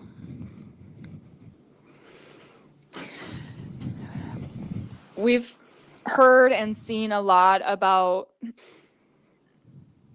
what people believe your demeanor to have been like in No, it's Wisconsin. It's Wisconsin, John. But like I said, man, it's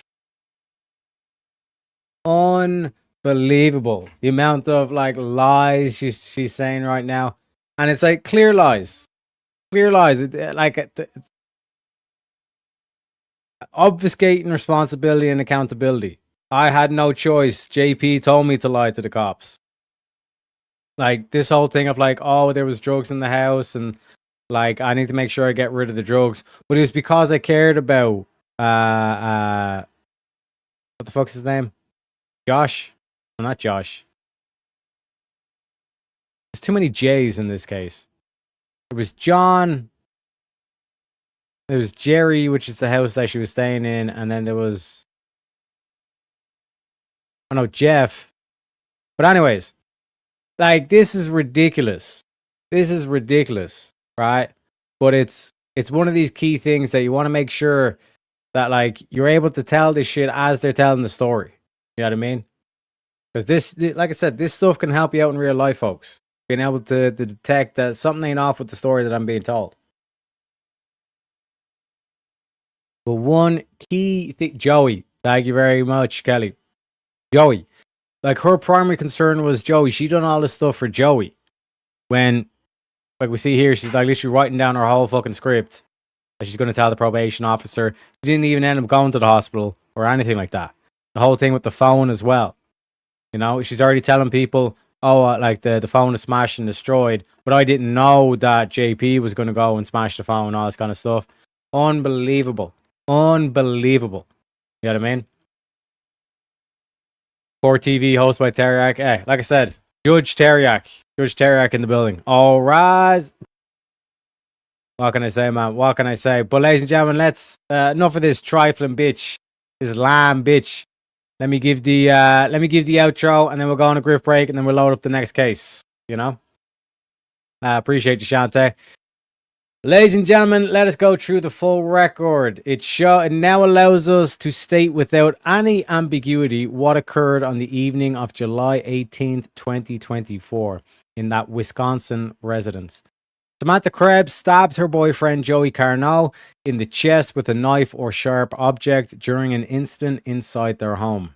After inflicting the fatal wound, she kissed him, told him she loved him, and then left the scene. She instructed a witness who arrived shortly afterward to tell police that Carnot had stabbed himself, attempting to frame the death as a suicide. The physical evidence contradicted this narrative from the outset. The wound characteristics were inconsistent with self-infliction in the manner claimed. The witness ultimately provided investigators with the true sequence. Krebs had directed him to lie about the cause of death. Her departure from the home after the stabbing and after giving those instructions demonstrated consciousness of the act and an effort to distance herself while shaping the initial police response. Forensic analysis, the 911 call audio played in court, and the witness testimony established the timeline and the deliberate nature of the stabbing. The motive appears rooted in the domestic relationship. Krebs and Carnot had been together, with her referring to him at times as her boyfriend and fiancé. The stabbing occurred amid what prosecutors described as an intentional act during a confrontation or argument. Like we kind of mentioned there as well, is basically Joey wanted more drugs. She had drugs. Joey knew she had drugs, but she wasn't giving him any drugs. There was no credible evidence of another perpetrator or of the death being accidental or self-inflicted. So then we do a process of elimination. The immediate construction of a false suicide story was presented as evidence of intent to conceal the homicide. The case proceeded to trial in Outagamie County or the relevant Wisconsin court in September 2025. The jury heard the 911 call, the witness's account of being instructed to lie, the forensic explanation of the wound, and the details of Krebs' statements and actions. After approximately 5.5 hours of deliberation, the jury returned a guilty verdict on the charge of first-degree intentional homicide. On November 25th, 2025, Samantha Krebs was sentenced to life in prison. Justice, baby. Justice. Reports indicate she will have the possibility of parole after serving a significant portion of the sentence consistent with Wisconsin's sentencing guidelines for the offense. The court considered the brutality of the stabbing, the attempt to manipulate the investigation through the witness, and the impact on Carnot's family. Victim impact statements highlighted the profound loss to Carnot's loved ones and the lasting trauma caused by both the murder and the initial deception. This case illustrates several important investigative principles. First, the immediate aftermath of a violent incident often contains the most revealing behavior. Here, the attempt to direct a witness to provide a false account, Second, forensic evidence, particularly wound analysis, can decisively refute a constructed narrative. Third, witness statements that evolve or are later corroborated by physical evidence become powerful tools for establishing truth. The kiss and kill moniker attached to the case derives directly from Krebs's actions after the stabbing. The kiss and words of affection followed by her departure and instruction to claim suicide. The child or other household members present were not physically harmed, but the emotional and long-term impact on any surviving family, including Carnot's relatives, remains significant. The case received focused coverage on Court TV. What we're playing there, make sure you give them a like and a sub. Allowing viewers to follow the trial evidence in real time, including the 911 call and witness testimony that ultimately dismantled the initial suicide claim. In the end, the deductionist approach succeeded because no single piece of evidence stood alone. The wound analysis, the witness's account of the instructions, timeline of Krebs's departure, and the inconsistencies in the early narrative combined into an inescapable conclusion. Samantha Krebs intentionally stabbed Joey Carnot and then attempted to cover up the homicide by fabricating a suicide story through a witness. The jury's verdict and the court's sentence reflect the strength of that assembled evidence. Justice in this case was achieved through the patient examination of small but decisive details. The kiss that followed the blade, the words spoken to the witness, and the physical impossibility of the story that was first offered to the police.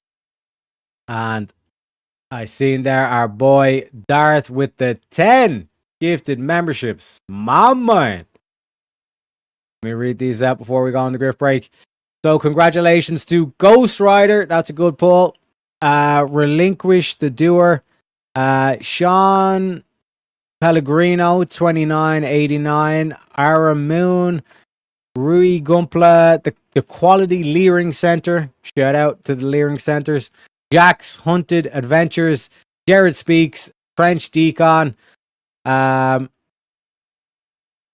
1, 2, 3, 4, 5, 6, 7, 8, 9. So it's only 9 for some reason. Hey, it is what it is. I think that's got to do with the new thing, the new change that YouTube has with the memberships and all the stuff. It factors in like the location and currencies and all this kind of stuff. But appreciate you very kindly, Dart. That was a mega pull. Not gonna lie, appreciate you very kindly, sir. Happy 420. I'll give you a shredding clip as well.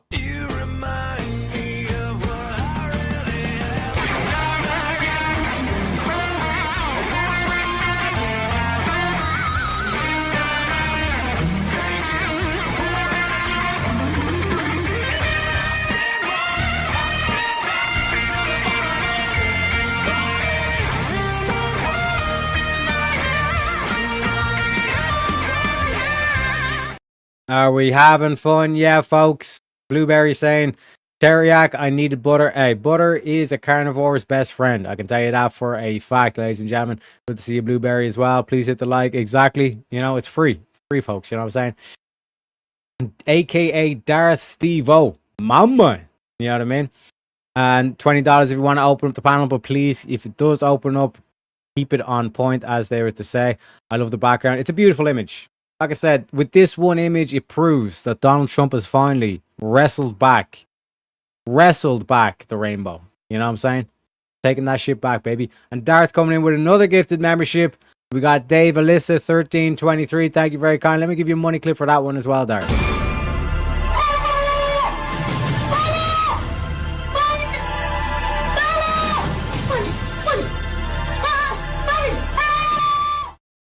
And we got Dave in chat as well. Appreciate it, Dave. Like I said, congratulations, but you got to thank the person that gets you the thing. You know what I mean? I had to make it 10.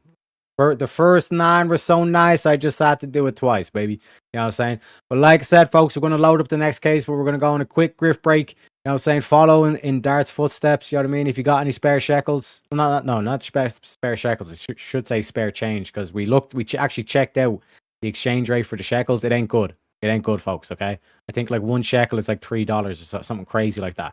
You know what I mean? So we don't want the shekels, you know? We want the spare change. We want the dollary dues, the dollars, all that kind of good stuff as well. You know what I mean? Euros or pounds. Speaking of pounds, we got Shazzy with the £20 before we could even go on the grift break. So shout out to Shazzy. Let me give you a shredding clip for that one as well, Shazzy. Appreciate you very kindly. Hope you're feeling better as well. You remind me of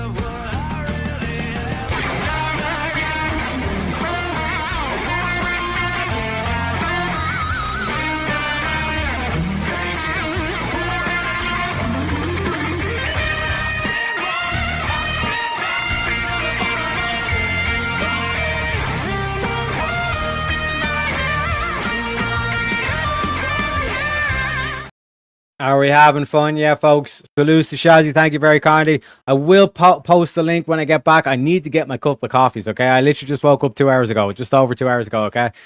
I'm kind of rushed today, I'm not going to lie. But massive shout out to Darth and Shazzy. Appreciate you, Kanye. I will post the link. I'll leave up your super chat, Shazzy, just in case I forget when I get back. But now is the perfect time as well, folks. If you don't got any spare change, no worries. Stretch the legs, get that circulation going, baby. Also, you know, maybe get some popcorn because it's going to be a good show. Or refresh your coffee, perhaps something stronger, you know what I mean? Now's the perfect time. I'll see you in a little bit. Enjoy the music, ladies and gentlemen.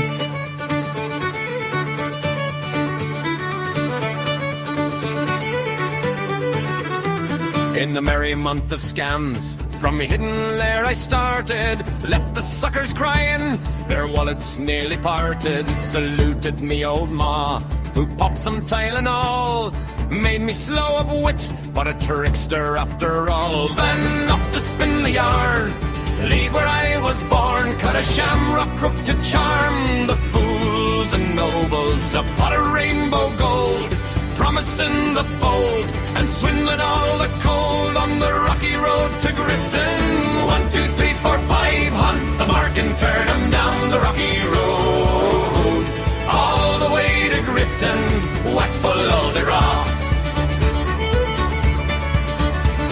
In Mullingar that night, I rested limbs so weary, started by day next morning bright and early, took a drop of the pure to keep me heart from sinking. That's the Terriac's cure whenever he's on for drinking. To see the lassie smile, laughing all the while at me curious style, 'twould set your heart a bubbling. They asked me was I hired, the wages I required, till I was almost tired of the rocky road to Grifton. 1, 2, 3, 4, 5, hunt the mark and turn 'em down the rocky road, all the way to Grifton, whack full of the rock. In Dublin next arrived, I thought it such a pity to be so soon deprived of view of that fine city. Then I took a stroll, all among the quality, me bundle it was stole in a neat locality. Something crossed me mind when I looked behind, no bundle could I find upon me stick a wobbling, and while I'm for the road, they said me Connaught brogue wasn't much in vogue on the rocky road to Grifton. 1, 2, 3, 4, 5, hunt the mark and turn 'em down the rocky road, all the way to Grifton, whack full of the rock. From there I got away, me spirits never failing, landed on the quay just as the ship was sailing. Captain at me roared, said that no room had he. When I jumped aboard, a cabin found for Terria. Down among the pigs, I played some funny rigs, danced some hearty jigs, the water round me bubbling. Went off holy head, I wish myself was dead, or better far instead, on the rocky road to Grifton. 1, 2, 3, 4, 5, hunt the mark and turn 'em down the rocky road, all the way to Grifton, whack full of the rock. The boys of Liverpool, when we safely landed, called meself a fool. I could no longer stand it, blood began to boil, temper I was losing, poor old Aaron's Isle they began abusing. Hurrah me soul, says I, me shillelagh I let fly. Galway boys were by, saw I was a hobbling, with the loud hooray, they joined in the affray. We quickly cleared the way for the rocky road to Grifton. 1, 2, 3, 4, 5, hunt the mark and turn 'em down the rocky road, all the way to Grifton, whack full of the rock. Now with me little leprechauns, we're grifting through the nations. Terriac leads the band, promising donations. Send your gold our way for a cause so grand and true. We'll charm your coins away and vanish in the blue. Me ma's Tylenol twist gave me wits to trick and tease. Retarded charm they say, but I bring 'em to their knees. Join the merry scam,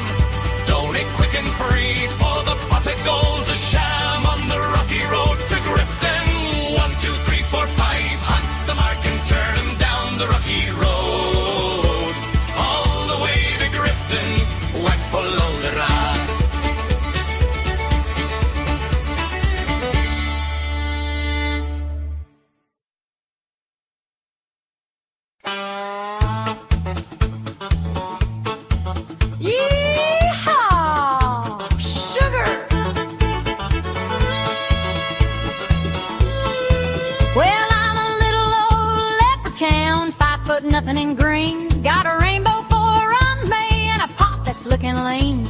I've been dancing on TikTok, selling shamrock and FTs. But the goal's running low, darling, won't you send a little to me?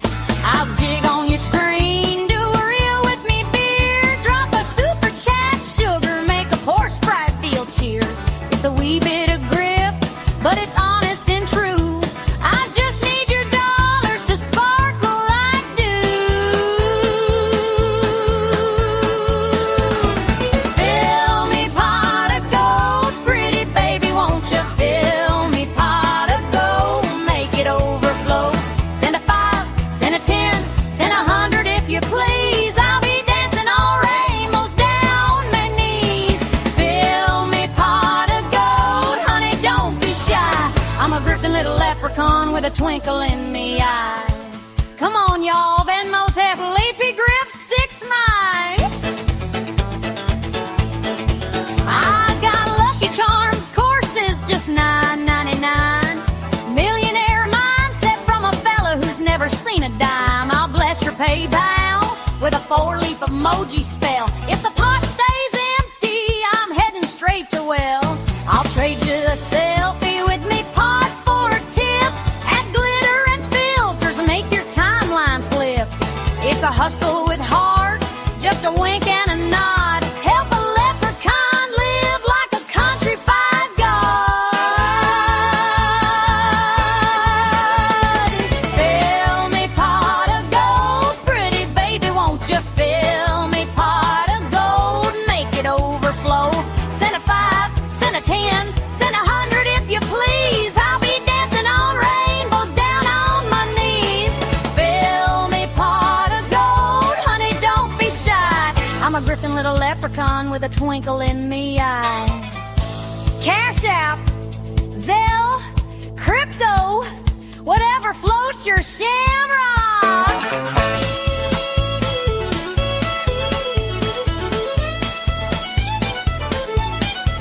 Now listen here, sugar, every coin that you send turns a poor little sprite into your rainbow best friend.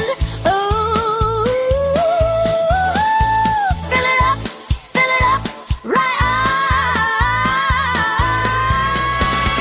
Fill me pot of gold, pretty baby, won't you fill me pot of gold, make it overflow. Send a 5, send a 10, send 1,000 if you dare. I'll be jigging in diamonds, green glitter in me hair. Fill me pot of gold, honey, don't say no. I'm the griftiest leprechaun you'll ever know. Kin P,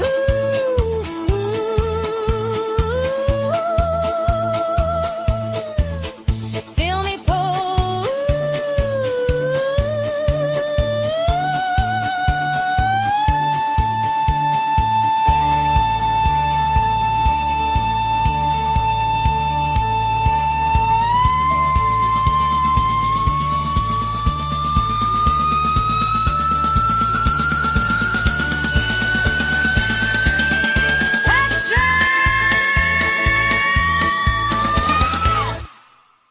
And we're back, ladies and gentlemen. We got Chung coming in with the $1. Mama. We're up to 51. Wait, did Dart not do? Should that not be 54?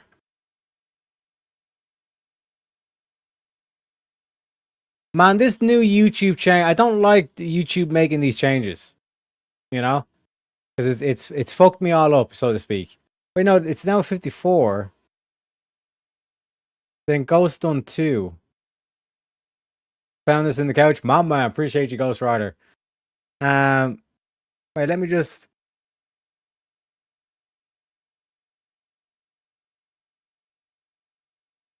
I'm pretty sure there should be an extra 3 on that. Then Jungle done another 1. Appreciate you kindly, sir. And then another 1. You know what I mean? No worries, no worries. Always appreciate and never expect the Jungle. And again, shout out to for those that don't know, Jungle done an absolute boss move where it's like anybody that watches Speakeasy, he does like these open panel purges, and what these Flaggots have been doing it. They tried to ruin that whole thing. So they'll try to go onto the same panel he's on and then try to ruin it and derail it and all this kind of shit. And like do all sorts of fucking like just like stalkerish kind of like shit and all this kind of stuff to him. But Jungle donated $400 the boot Trippy Michael, our boy Michael, for like permanently. Like the dude's basically like permanently banned from that dude's panel. So shout out to Jungle, absolute legend. You know what I mean? And we got Dart coming in as well with a gifted membership. Uno momento, por favor. Congratulations to Alice McGee. Congratulations, you got Dart to thank for that one, sir. I'm just gonna just for safe of mind kind of thing. I'm just gonna add 3 onto the donut bar because I'm pretty sure that should be.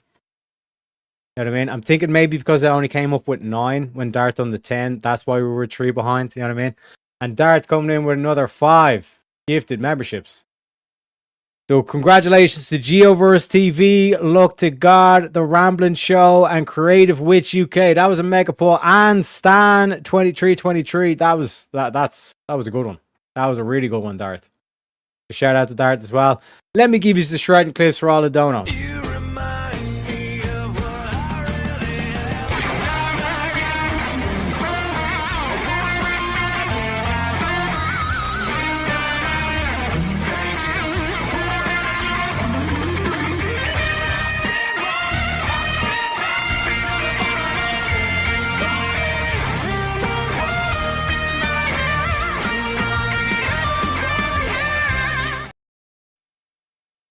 Let me just double check that tree. Yeah, that tree got added in there, so that puts us to 76.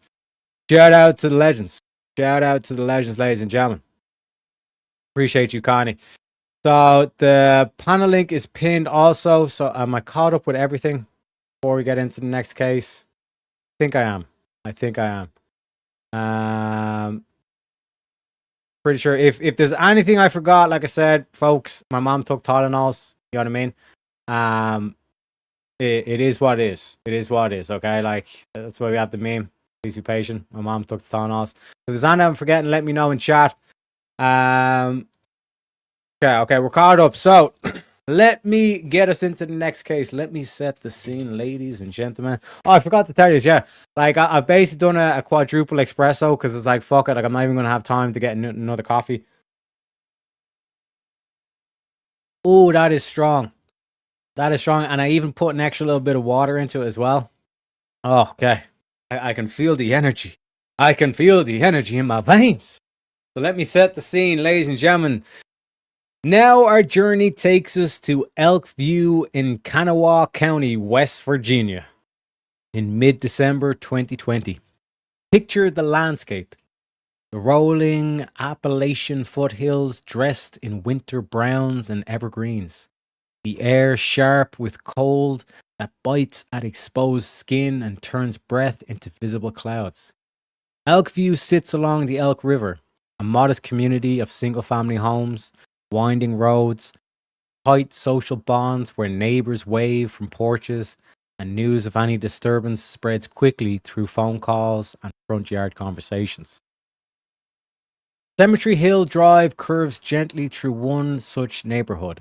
Its name a quiet reminder of the area's older history, yet on most days it feels ordinary and safe. Modest houses line the street, some with holiday wreaths still hanging, others with windows glowing softly against the early darkness of short winter days. Pandemic lingers in the background, muting gatherings, but daily rhythms continue. Schoolwork, work shifts, evening meals, and bedtime routines. Imagine driving that road in the pale light of a December morning. Frost clings to grass and mailboxes. A single set of tire tracks from an earlier vehicle cuts through the thin layer of overnight snow or ice. One house stands out not for any outward sign of trouble, but for the absence of movement. No lights, no morning activity, no vehicles in the driveway that usually signal the start of the day. A relative arrives, concerned after unanswered calls and texts. They knock, then enter or peer inside. What greets them is a scene of profound stillness broken only by the evidence of sudden violent ends. 4 members of the household lie where they fell, each with fatal gunshot wounds to the head. The air inside carries the metallic scent of blood already beginning to dry.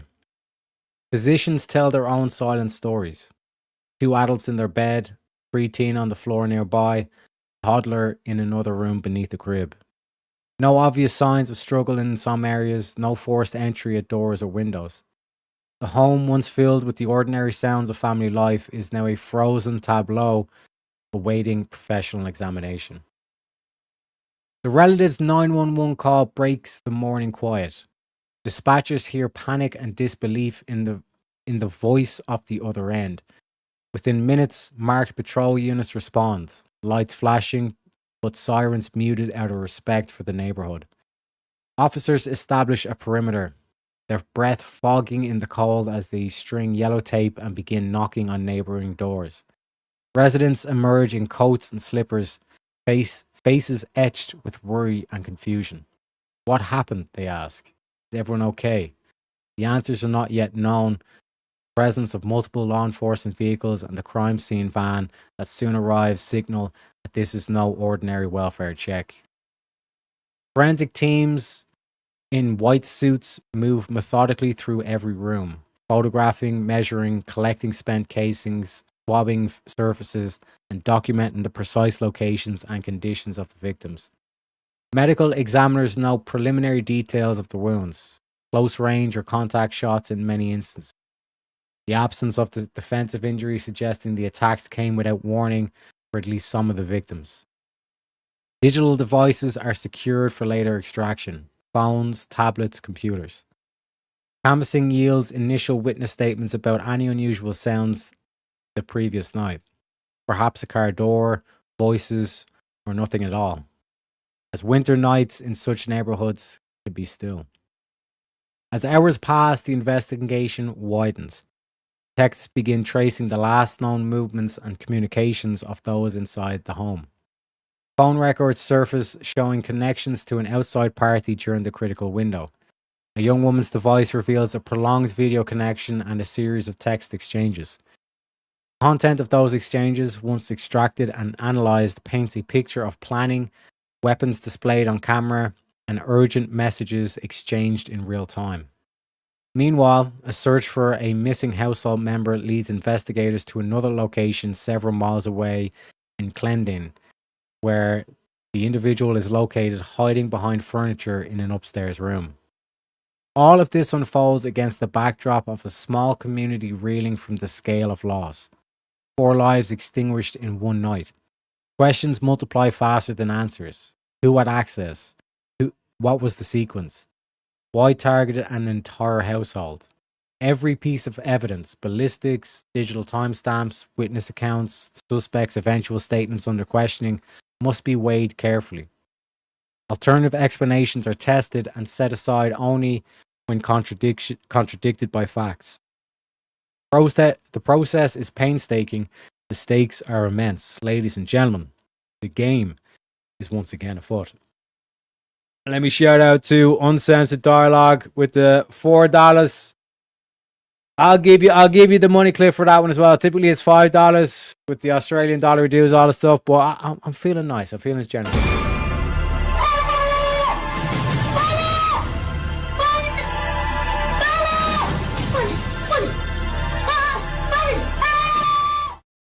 And yes, I knew there was something. I knew there was fucking something. Damn it, man. Super chat goal. So we got the super chat goal in as well, and like I said, we'll have the full 2 hours before we get into it as well. Appreciate you kindly, Uncensored. Let me see. Is there anything else in terms of the chat that I missed? Obviously, salutes to Jungle, absolute legend. I think I scrolled up too much there. Hey, my fellow hillbillians. Hey, what can I say? What can I say? Thank you for the support, Uncensored. I'm a sucker for iced mocha with espresso. Hey, mama. A good quick caffeine boost is the Doppio Campana. I spelled that incorrectly, but it's an espresso shot with a dollop of whipped cream, and you almost pound it like a shot, wake you up. What can I say? Like I was mentioned earlier, I like my coffee like I like my I done the wine joke, but black is the way to be. As Uncle, oh God, that is strong. God damn. Like I said, I'm kind of like, the only reason why I drink coffee is purely just for the benefits. Like, I'm not one of these people that like enjoys the taste or anything like that. But like keeping it black, you're just focusing on the phytonutrients and the caffeine. You know what I mean? But ladies and gentlemen, let us outline the case. The investigation begins in earnest with the discovery on Cemetery Hill Drive. First responders secured a scene, noting the absence of forced entry at primary access points and the lack of widespread ransacking that might suggest a random burglary gone wrong. 4 victims are found in distinct locations within the residence. The adult woman and adult man in the master bedroom, both sustaining gunshot wounds to the head while in bed. 12-year-old boy on the floor of the same master bedroom, and the 3-year-old boy in a separate bedroom positioned beneath a crib. Crime scene documentation captures blood spatter patterns, projectile trajectories, and the location of spent cartridge casings. These physical traces allow reconstruction specialists to begin mapping possible shooter positions and movement throughout the house. The absence of defensive wounds on the several victims and the precision of headshots suggest the attacks occurred with an element of surprise or while some victims were incapacitated or asleep. And just initially on this, if there's no breaking into the house and all this kind of stuff, is it a 5th family member or a relative or something like that, maybe? Digital forensics immediately becomes central. Devices belonging to the victims and to a person of interest are submitted for extraction. Call detail records, text message logs, and application data reveal a prolonged video chat session occurring in the overnight hours between one household associated phone and an external device belonging to a young woman in the area. Timestamps align closely with the estimated window of the incident derived from body condition and witness timelines. Within that video session, visual elements captured on the external device show a firearm and a knife being displayed to the camera. Text messages exchanged during and around the same period reference plans, timing, and urgency. One message from the external party to the household associated phone reads, in substance urging haste. These communications establish both opportunity and a direct link between the household and an outside individual during the critical period. Investigators also recover and analyze the firearm ultimately connected to the scene through ballistics comparison. Test firings and microscopic examination of lands, grooves, and firing pin impressions match recovered projectiles and casings to that weapon. Chain of custody for the firearm is traced back through its last known processor prior to the incident. Phone location data and cell site records place the household associated device inside the resident at the relevant times and later show movement consistent with travel toward the Clendian area. The individual later taken into custody is located in Clendenin, hiding behind a dresser in a 3rd floor room of another residence. The circumstances of the discovery, concealment in an interior space, not his primary residence, prompt further inquiry into flight or concealment behavior. Clothing and personal items are collected for trace evidence comparison. With the individual in custody, a lengthy recorded interrogation commences. Detectives employ a structured approach. Initial rapport building, questions establishing baseline responses and demeanor, followed by gradual introduction of specific evidence. Video captures the suspect seated across the table, the room's fluorescent lighting and plain walls emphasizing the formal setting. Early questions focus on the subject's whereabouts and activities during the preceding event and night. Responses are compared against independently verified timelines from phone records and witness statements. As the interview progresses, detectives introduce the video chat evidence. They describe the duration of the connection, the display of weapons visible on the recording, and the content of accompanying text messages. Subject's reactions, shifts in posture, changes in vocal tone, pauses before answering are documented. Detectives present phone extraction summaries showing the exact sequence and timing of messages, including those expressing planning or intent in the days and hours leading up to the incident. They also reference statements obtained from the young woman involved in the video chat who has been separately interviewed. Her account details the weapon shown, the discussion of targeting specific household members, and her own responses during the live connection. Physical evidence from the scene is methodically presented. Descriptions of the victim's positions, the nature of the wounds, the locations of casings relative to the bodies, and the absence of forced entry or defensive indicators in certain rooms. Detectives explore possible motives or participating factors, including prior communications suggesting relationship tensions and any history of conflict within the household. References surface to alleged physical altercations and concerns raised by the young woman about bruising observed on the subject. Detectives probe whether any claimed abuse by a household member factored into planning or execution, testing consistency against other evidence. Throughout the interrogation, the subject offers varying responses. Initial denials or minimalization give way to a partial acknowledgments when confronted with irrefutable digital timestamps and visual recordings. Detectives maintain pressure by cycling back to specific inconsistencies, representing phone logs and the girlfriend's statements in different orders to observe reactions.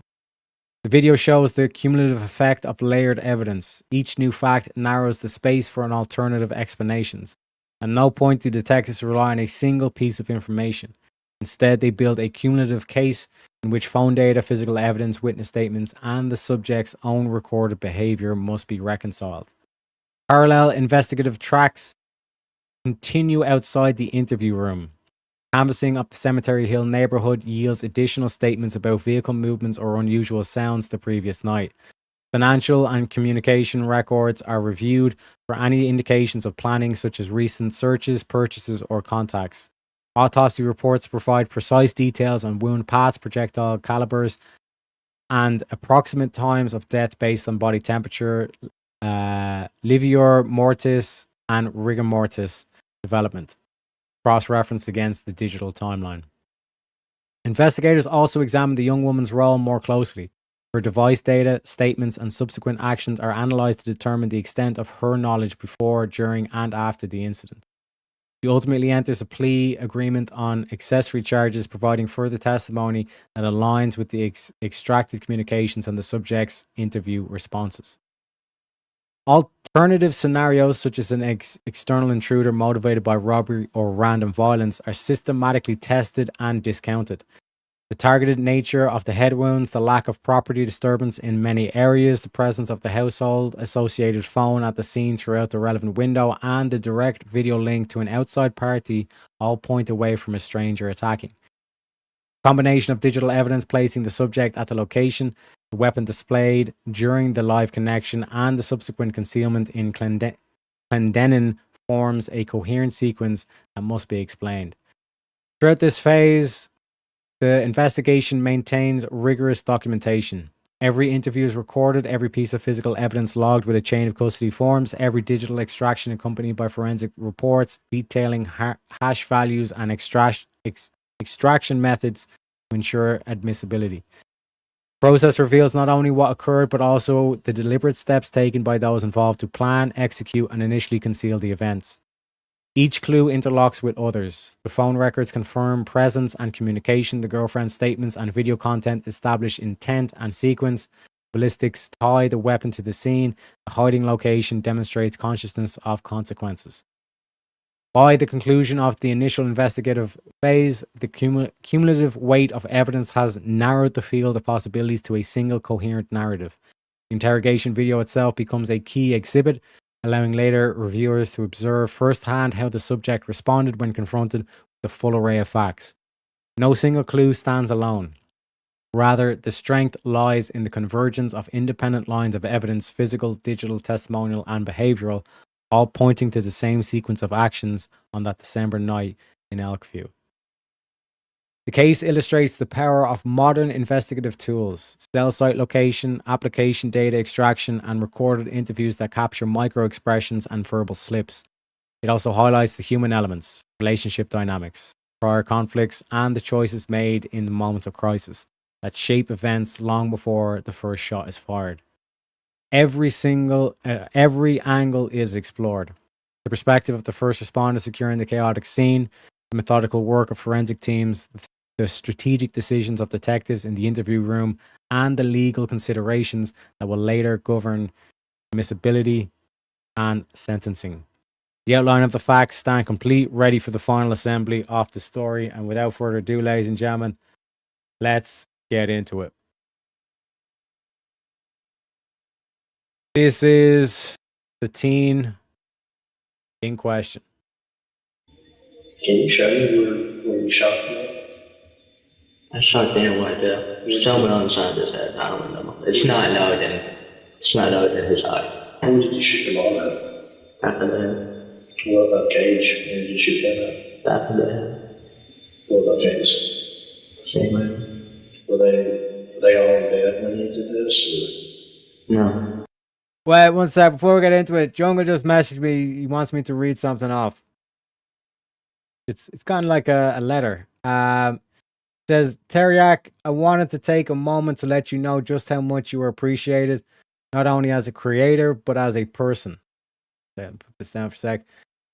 Watching you day in and night out, it's been impossible not to notice the amount of work, preparation, and passion you pour into your craft. People see the streams, the laughs, and the debates, but they don't always see the countless hours behind the scenes that make it all possible. Your dedication to the YouTube scene is obvious to anyone paying attention, and it deserves recognition. Your style is one of a kind. You're comedic without forcing it, cool under pressure, and always collected no matter how heated a discussion becomes. Your quick wit, quirky jabs, and perfectly timed quips keep everyone entertained, while your logical, informed, and intelligent approach to debates earns the respect both of supporters and critics alike. According to the Deductionist Files, the evidence is overwhelming. I love that. You consistently deliver the incredible coverage and fantastic entertainment that very few creators can match. Every time you appear in Speakeasy's Verbal Combat, you leave your mark. Chemistry, the conversations, and the debates simply aren't the same without your presence.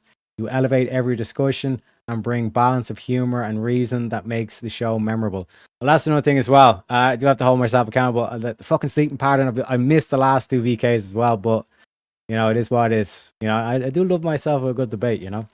A huge amount of credit also belongs to Speakeasy, 100%, 110%. His leadership of the debate panel, his strategic approach to guiding conversations, and his hilarious yet intellectual takes on a wide range of topics create an environment where great discussions thrive. It takes a talented host to bring together strong personalities while keeping everything entertaining, and he does it exceptionally well. 1,000%.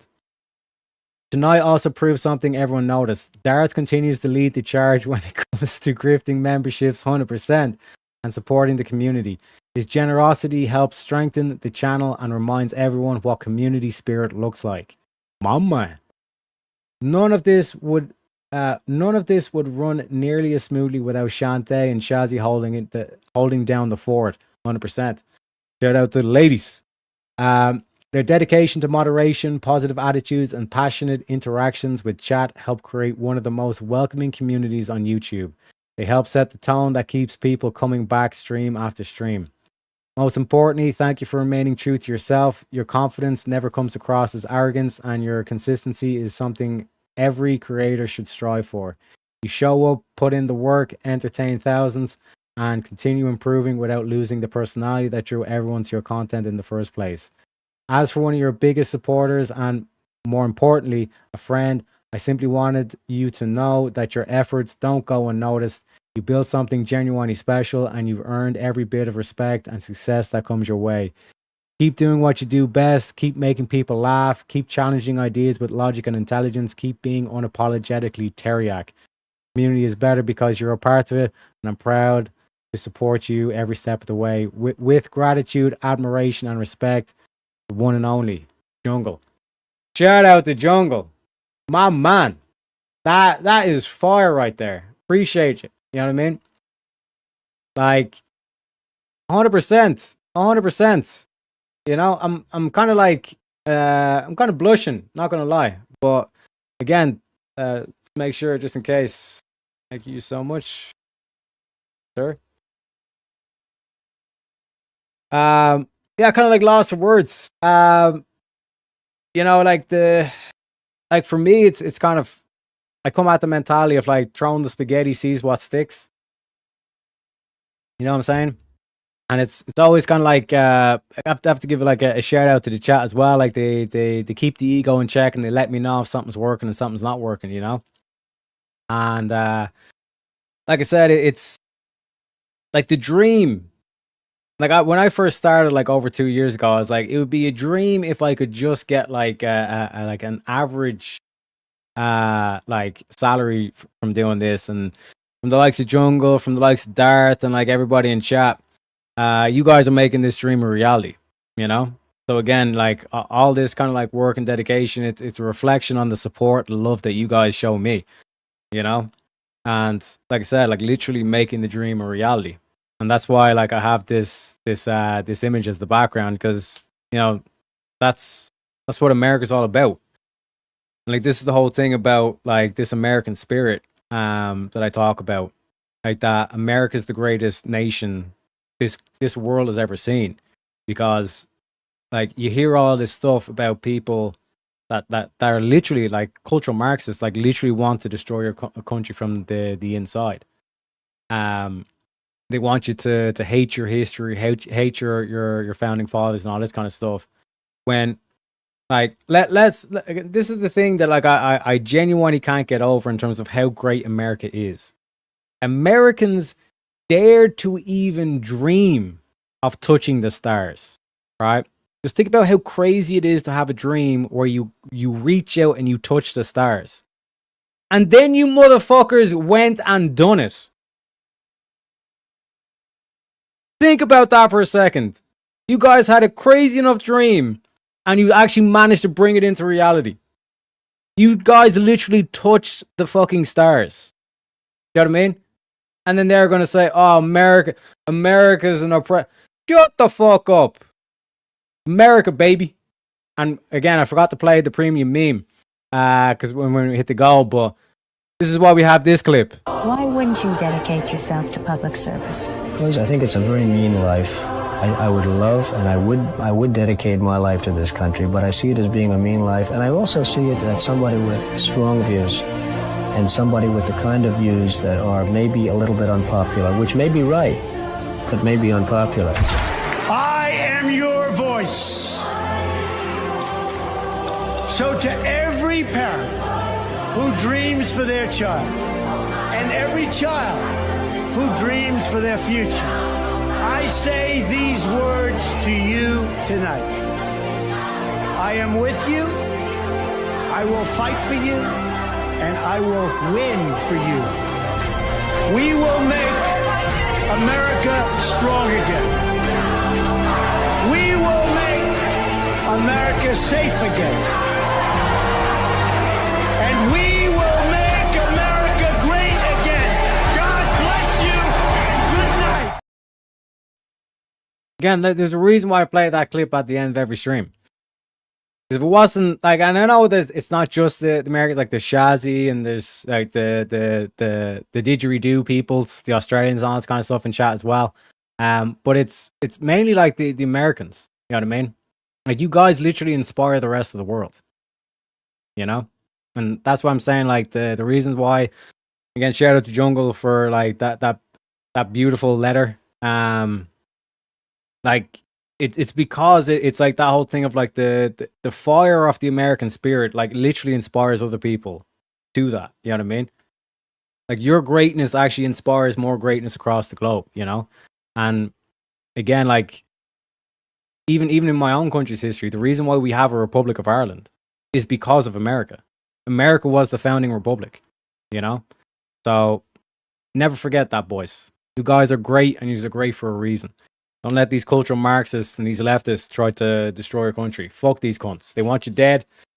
They want you poor, broke, without anything, and they want you dead. They can personally go fuck themselves, you know? Teriyaki ego. Hey, it is what it is. I'm just saying the truth. You know what I mean? But as well, this is why I have the image in the background. You know what I mean? Like if there's ever like Joe, when we say is like, God, please give me a sign. This is a sign. You know what I mean? Without question, you know? We took the rainbow back. We added some lightning to it, you know? And happy birthday to the happy 250th birthday to the greatest nation this world has ever seen. Without question. Without question, folks. Like I said, all the work that I put in because of you guys. And again, shout out to Jungle. Mama. Let me play the clip. Let me play the clip. My fucking man! No, I didn't. Let me play another clip. That's why he's the MVP! That's why he's the GOAT! The GOAT! The GOAT. You know what I'm saying? Happy 250th birthday to his fellow Americans. Happy birthday, folks. Enjoy it. Soak it in, baby. This is the golden age, as Trump would say. We got background scrams coming in as well for the $10. Says, I don't have a link, but YouTube clip of Alex Jones ranting about Bieber and circumventing the globe. Ah, we got to play that one. We got to play that one. One second. I got to do it with the music as well. The music, like, adds that extra element to it.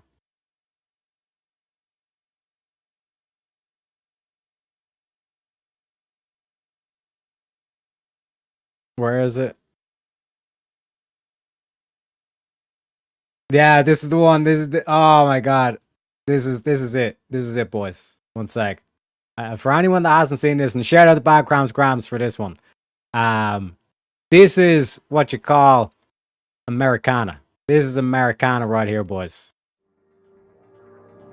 Look, when you realize how fake it all is, the football, the basketball, the Lady Gaga, the Justin Bieber, who gives you these carbon tax messages. They tell your kids they got to love Justin Bieber, and then Bieber says, hand in your guns, pass the Cybersecurity Act, and, out of your mind. Unapologetically American, baby. You know what I'm saying? Chills every time. I'm even getting chills. You know what I'm saying? Beautiful. Absolutely beautiful. And thank you, Background Scans, for the donation. And thank you for reminding us about that clip, because that's what we need more of, baby. That's what we need more of, you know?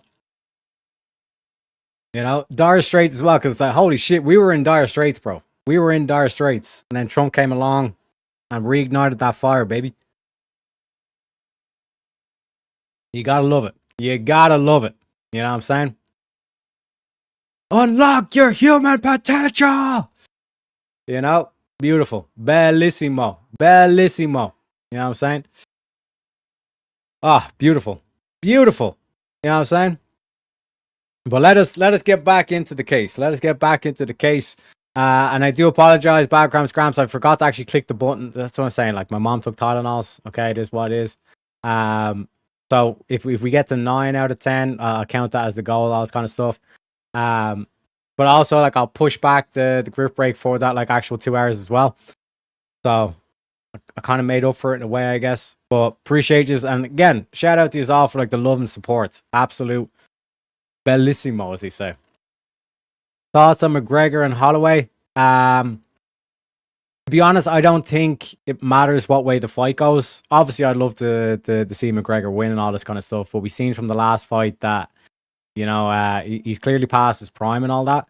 But I think the main thing for that is McGregor, like, calling out what exactly has been going on in Ireland and, like, this whole globalist agenda and all this kind of thing. You know what I mean? That to me is the key aspect for that. That's what I want to see. I want to see McGregor on stage just calling out the Irish government. You know? Some people say, oh, no, but it's supposed to be a sports fan. Don't politicize. No, fuck it. We need to politicize this shit. You know what I mean? And again, shout out to Dar for the $2. Without further ado, let's get into it, ladies and gentlemen. So, this is the kid, right? This is the 5th family member, essentially. So, we can probably tell where this is going. But again, pay attention. Like, already with the body language, this is not exactly an innocent man's pose, you know. Should have done the Captain Morgan, as they say. You know what I mean? I still can't believe that happened, you know. But anyways, let's get into it, folks. Can you show me where you shot me? I shot Dan right there. There's someone on the side of his head. I don't remember. It's not lower than his eye. Where did you shoot him on at? Back of the head. What about Cage? Where did you shoot him at? Back of the head. What about James? Same way. Were they all dead when you did this? Or? No. Mom and Dan wasn't dead. Gage went into their room. I shot him and that James was in my room.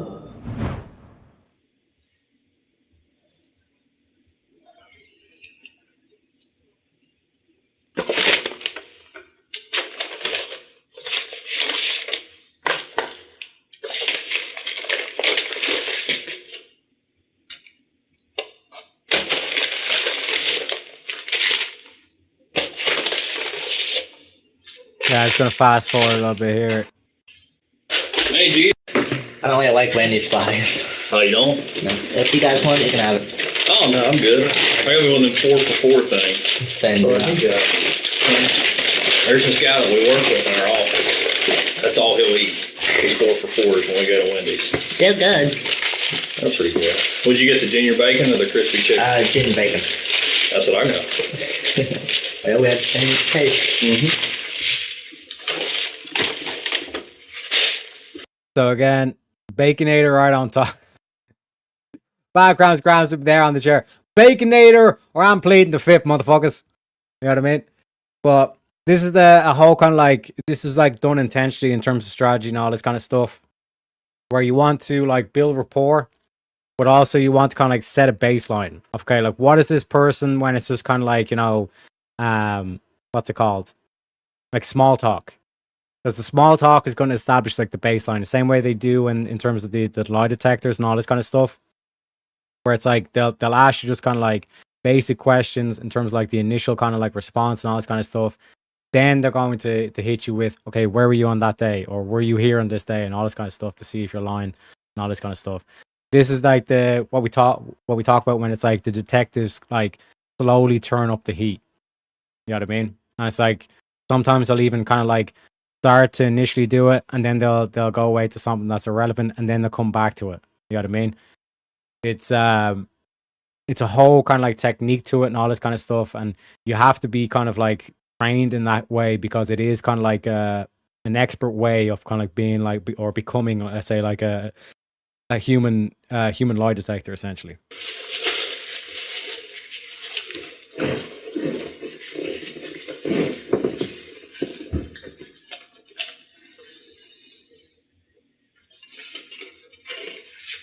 He's on a diet, so he just eats Cheetos. I can tell. He needs to get on a new one, doesn't he? Yeah.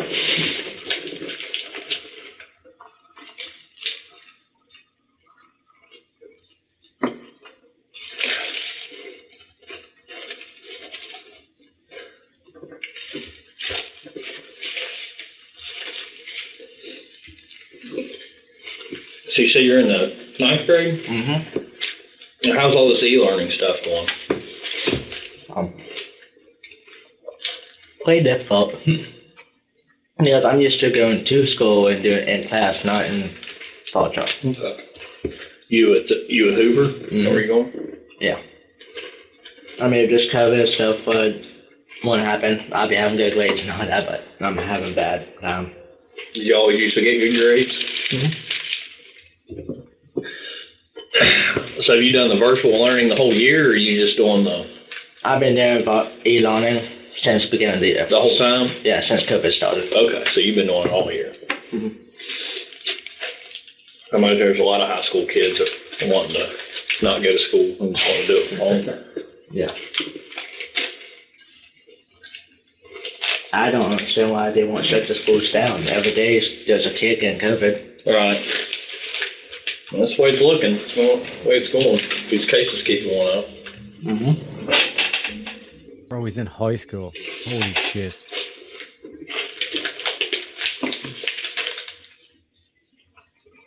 What'd you get to drink? Coke.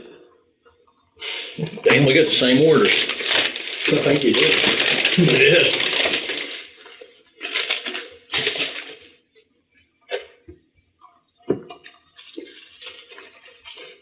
And again, even that thing of like, oh, we got the same order. I'm just like you.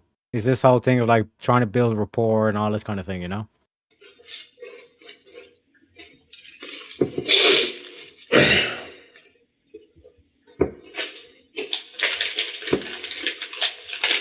I forgot my ranch though. They forgot or you forgot to ask for it? No, I asked them for it. Sorry.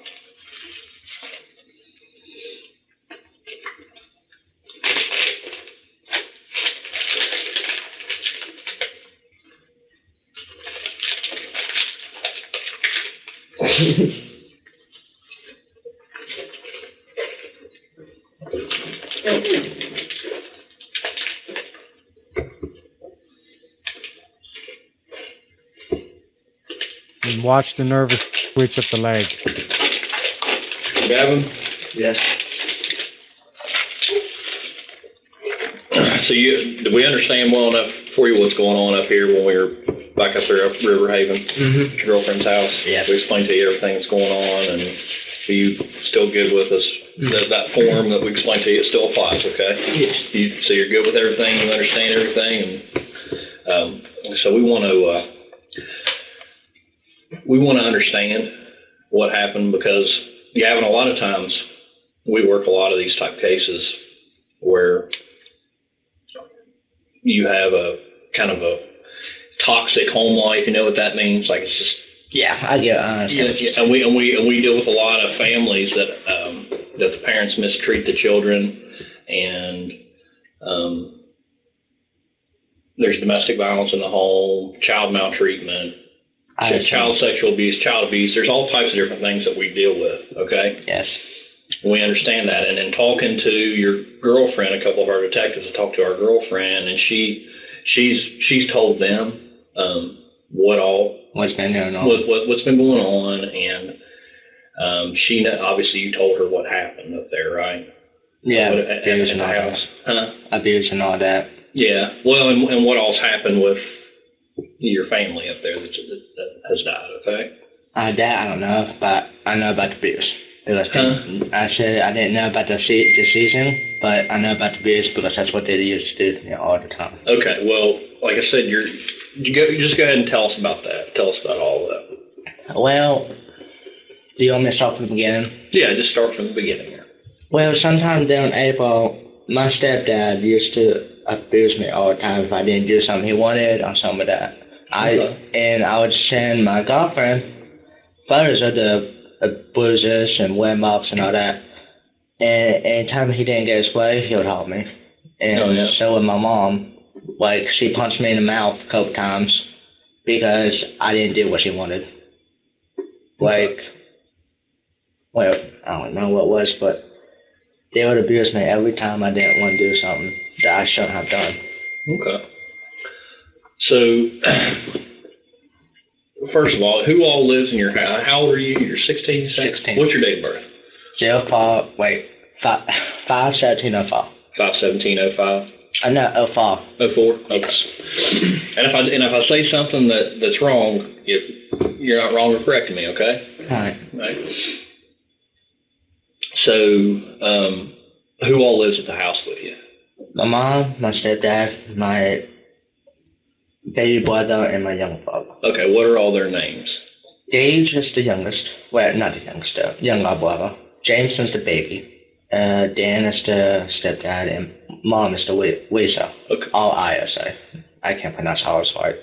Your mom's name's what? Lisa with the R. Risa? Yeah, Risa? I can't pronounce R-I-S-A? Mm-hmm. Okay, gotcha. So how old are your brothers?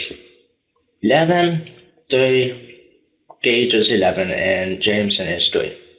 Jameson is 3? That's your, okay. And are they your two? Blood brothers.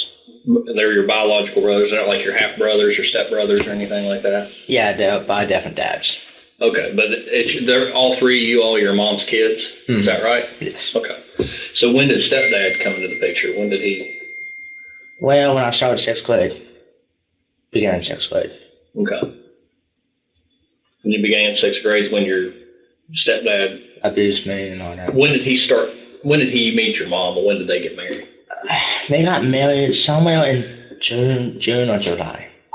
Of when? Last year. Of last year? Mm-hmm. Okay. Had they been together before that? They've been together since 2016. Since 2016? Yeah, since I got in 6th grade. Okay. And when did the abuse start? Well, it started this April, this year. This past April? Yeah. Okay. And what was going on? Well, we had a lot of family problems. Like, my aunt, she has cancer down in her area and on like a normal cancer, yeah. Except it's a very well kind of one, and we've been just dealing with that a lot. And my grandmother passed away in 2013, and Dan started blaming me for her death and all that, saying I was the one who gave it to her, and which you can't give cancer. Right. It just been bothering me a lot. I understand. Does he mean to your brothers too? No, it's only me. Why is that? I wish I knew. Because I take care of James all the time.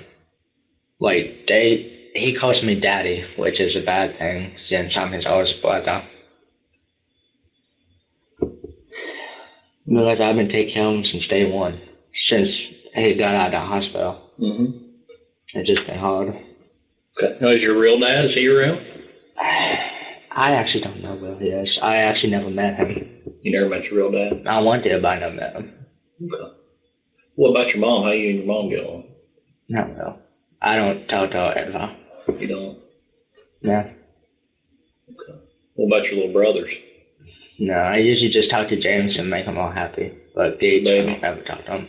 Gage is the 11-year-old, right? Mm-hmm. Jameson's the 3-year-old? Yes, sir. Okay. Well, how long have you been at your girlfriend's house? A couple of days. Okay. And tell us about how you ended up there. Well, she asked me to come over because she's needed help with school, and she's been having a very hard time with her mother's death. That happened last month. Mm-hmm.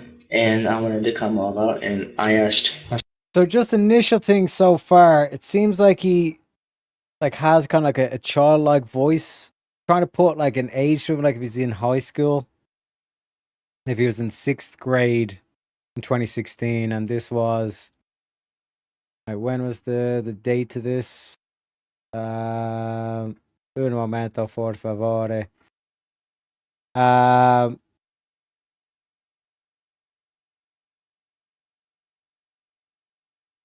think it was what, 2022. Oh wait, is the date not on the? No, the date's not on the video. Yeah, December 2020. So we would be in 10th grade. So he's kind of like getting up there in around the what? Americans would have to help me out in terms of the grade school, because we have we split our things. You know what I mean? But clearly he's not like maturing at where he should be. And then in terms of like this whole aspect, he doesn't talk to his mother, he doesn't talk to his younger brother. But he so 15, 16. Yeah. We also got Vintage in chat as well. Welcome in, sir. Pull up a chair. Who is this guy? Basically, the case is family found 4 members of a family found dead in the house, gunshot wounds and all, including the toddler. And basically, this dude is the 5th member of the family. He was found in his girlfriend's house, cowering in the closet, essentially. The whole kind of like aspect here is that it's a stepfather, mother, this dude, then younger brother's 11, and then youngest brother is 2. And like my initial thing in terms of like what we've seen unfold in the aftermath is that like he took out the violence on everybody, on the mother, the stepfather, his 11-year-old brother, and then also the toddler as well. So his stories, even though it's just the initial stages, it's not really adding up here, because fundamentally, like, what he says that he cared about the 2-year-old and all this kind of stuff, and he only really talked to the kid, which again kind of like highlights the fact that he's not really kind of mature, and he still has that like baby voice, and he only really seems to interact with the baby, doesn't interact with the 11-year-old or the mother, you know. So the fact that he took it out on the whole family is that kind of like mentality where maybe a lot of this shit is in terms of his head, but I'm going to reserve judgment whether or not he's telling the truth on the abuse or not until we get more into it. But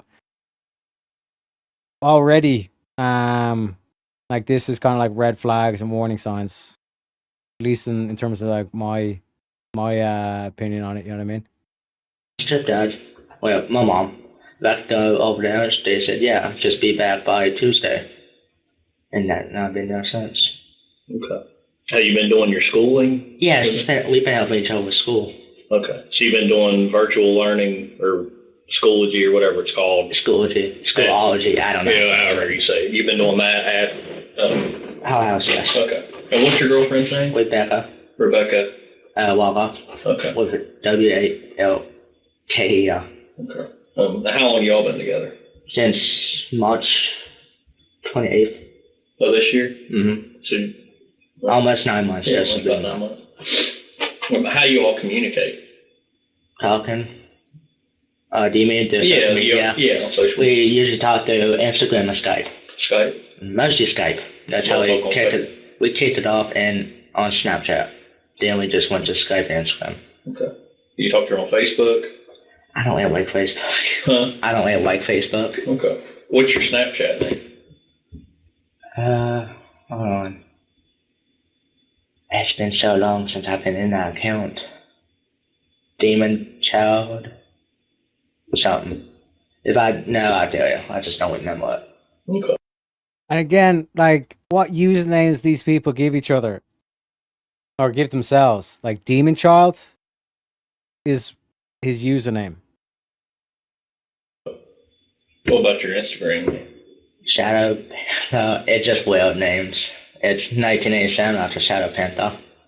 Shadow Panther 1987. Mm-hmm. Do you have a Facebook? I mean, I used to, but I deleted that account. Okay. Like, it's gone. When did you do that? I got that in April, but then some person hacked into it, and another one tried to blackmail me, and I just deleted the account. Okay. What about cell phone? You have a cell phone? No, so.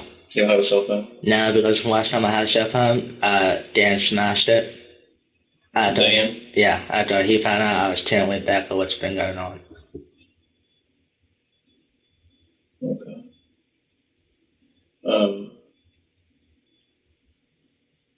So Gavin, here's the thing. We said we have investigators up there at your house, okay? Yes, sir. And we talked to you up there and said your family, some of your family members are deceased, okay? You know what that means? They're dead, right? Yeah. There's a lot of evidence in this case. I think you mentioned where up the road there that you watch a lot of these shows and you see how a lot of this stuff goes. So you know what we can do as cops to try to figure out how things happen, right? Yes, sir. So obviously, with something serious like this, with a bunch of I understand your point. dead people in a house, you know what I mean? Yeah. And then you're gone, and we find you at your girlfriend's house. We find your girlfriend and talk to your girlfriend, and your girlfriend, she's coming off on everything, okay? She's telling us everything that you've told her about what happened at your house, okay? Yes, sir. So what we're wanting is to get the truth from you about what happened at your house and how your family ended up dead, okay? Yes, sir. We want the truth from you, okay? I have no right to lie. I lied to a cop anyways.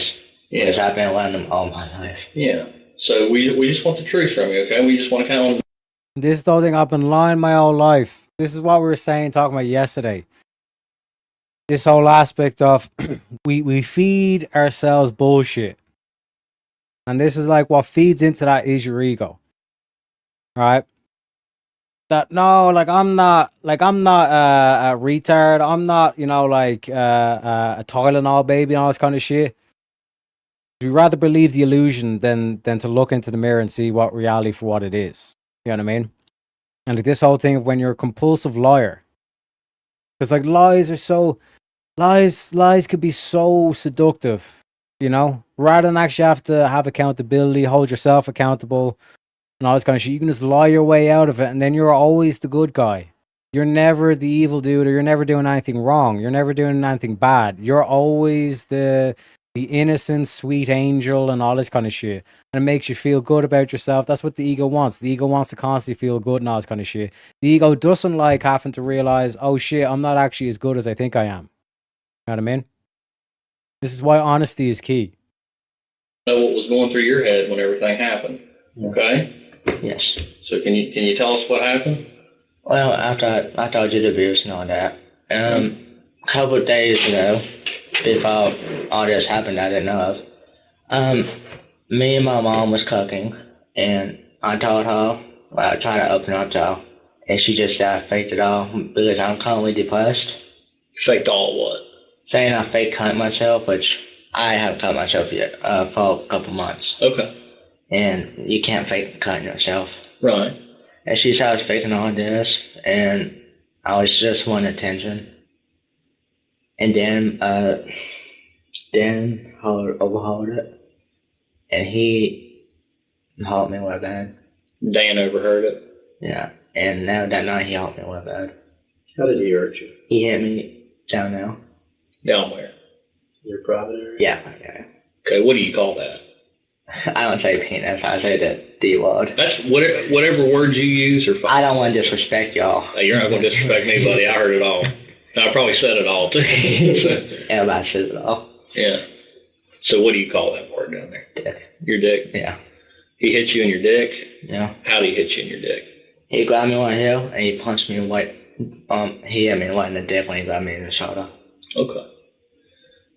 Now, did he do that one time, more than one time? He done it a lot of times.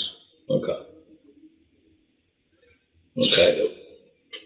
Was that, are you talking about he did that a lot of times that night, or he did it a lot of times like that? He did it in the past before, and he did it a couple nights ago. Okay, how many times did he hit you a couple nights ago? He hit me 2 times in the dick, and he punched me in the gut. Okay. I don't have that mark on it because it's a wet mark. Okay. Now, so this is your stepdad? Mm-hmm. Okay, and what happened after that? I went to bed, and I just fell asleep crying in pain. Okay. And then the next day, Thursday, I asked my mom, can I go to Rebecca's, hang out with her, help her what she's been going through, and all that. She said, sure, yeah, you can go as long as you do school. And I left that day, and I haven't seen him since. Okay. Because I know for a fact my mom, she talked to me about it. She has a couple people that wants to kill her. But God knows reasons, I don't know why. Because she never did anything wrong. Well, Gavin, what we're getting at is we talked to Rebecca, and you told Rebecca everything you did. Yes, sir. Okay. So see there that he's trying to say, oh, like, people want to kill my mom and all this kind of shit. Oof, this is going to be a brutal one. I can sense it. This is going to be a brutal one, folks. So buckle up. But notice this whole thing of like the trying to open up to the mom, and that like he'd been hurting himself and all this kind of stuff. And the mom's reaction was like he's doing it for attention, all this. Couple that with the kind of like the childlike way he's talking and all this kind of stuff. It is kind of like a phenomenon where like kids will like try to do that shit. Like think of like the OnlyFans chicks that you see on the whatever podcast. They speak like a baby and all this kind of shit. Is it's basically a signal to try and get attention, all this kind of stuff. Salt knives are a dangerous society. You sound like Richie Sunak. Sound like the British. The British are coming. No, this wasn't by knife. This was by gun. So Rebecca has told one of our detectives what you told her. So we know what happened. Yes. And what I want you to do, I just want you to be honest with us, okay? About. And like this is the key thing as well, right? Like honesty is, and again, I understand like the seduction of the lie, the seduction of the illusion, you know? But it feels like shit, or it feels like something you don't want to do at the time. But the more and more you practice being honest, holding yourself accountable, and saying, listen, I'm the one that fucked up. I'm the one that made the bad decision. I'm the problem here. Once you recognize the problem, you can start working on a solution. You get what I'm saying? And in the long run, honesty, you're gonna actually be able to, like, how can you grow or develop? You know, we talk about like the whole stunted thing where he's doing the baby voice and all this kind of stuff. Because he'd rather live in the illusion than actually work on himself. Nobody's perfect. You know? But how can you improve if you're constantly feeding yourself a bunch of lies and illusions and all this kind of shit to feed that ego and say, I'm perfect the way I am. I don't need to change. Change is unchanging. You know, not to get too philosophical about this and all that, but if you want to improve, you have to be honest with yourself. Otherwise, how are you going to improve? Because you'll revert back to the lie and you'll say, oh no, this is good enough the way it is, you know? All for the sake of like your ego getting, like, ego's not a physical thing. What you did, what happened to your family, okay? And it's important that we understand why people do things, why you would do something like this, okay? Because we understand, we kind of see the picture, but we need to understand from your point of view, from your words, from your mindset, what was going on that caused you to do those things, okay? And you need to tell us what you did, okay? Yeah. Because Dan has been trying to kill me the past few days. Okay. Like he cut me right there. Okay. With a knife. Okay. Yeah, and he's been just trying to kill me whenever he can. Okay. And I haven't been able to sleep well until I got to my girlfriend's. I've been just. It was his entire family, Karen. You even notice, like, what he's pointing to the arm. Not clearly visible from this. Again, it's not the best quality video. You know what I'm saying? It's this whole aspect of, you know, like he takes it the whole, including a toddler. You know what I mean? So, like I said, a lot of red flag. Even like the usernames he chose for social media. You know, Demon Child or Demon Kid or something like that. You know? And that's what happens. That's why, like, in the Bible, they literally refer to it as like demons. You cultivate it, enough lies and all this kind of shit, you know? Wait, holy shit. It does sound like Aldeline. Yeah, the detective actually sounds like Aldeline, I'm not gonna lie, you know? Sleep on talks. It's been helpful with them. Okay. Well, you told your girlfriend that you killed your family, okay? I don't regret it. And you regret it? No. Well, you need to tell us what you did and why you did it. He doesn't regret it. And this is why, like, on the last one, we were talking about the BTK killer yesterday. Like, a lot of people were like, how the fuck is he just, like, nonchalantly saying all this kind of shit? It's because they don't regret it. They've fed themselves enough lies. They've fed the ego so much so, they actually think that they're justified. And this is why I talk about, like, this whole aspect of evil or trying to understand evil. Like, that's how it comes to be. That's the process. It's all just feeding into that fucking ego. That's why I keep telling y'all, your greatest enemy is your own ego. You need to slay that dragon. You know? That's what we want to know, okay? That day, that morning, Dan, he put his gun to my head. Okay. And tried to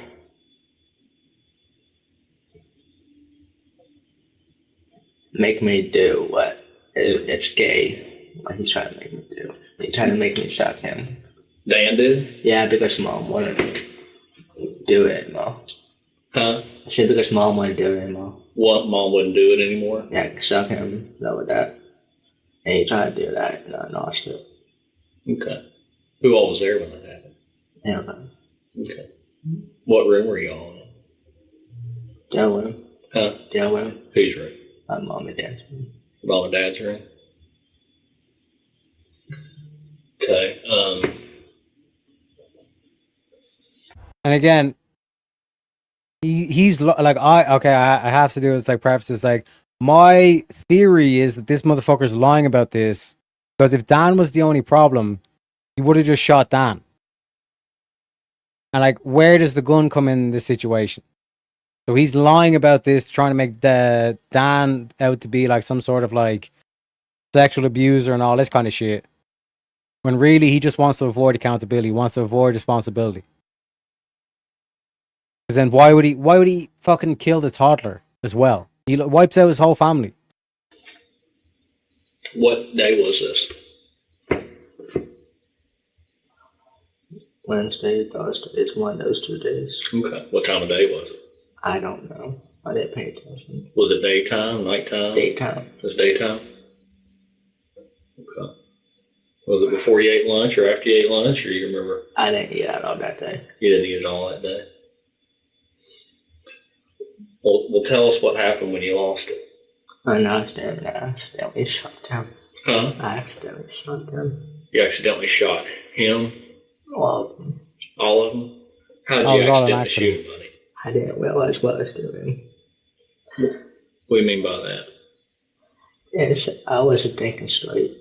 And then I accidentally grabbed that gun and I pulled the trigger. Okay. Who'd you shoot first? Dan. Huh? Dan. Okay. You shot Dan first? It's okay, buddy. We're gonna work through this, okay?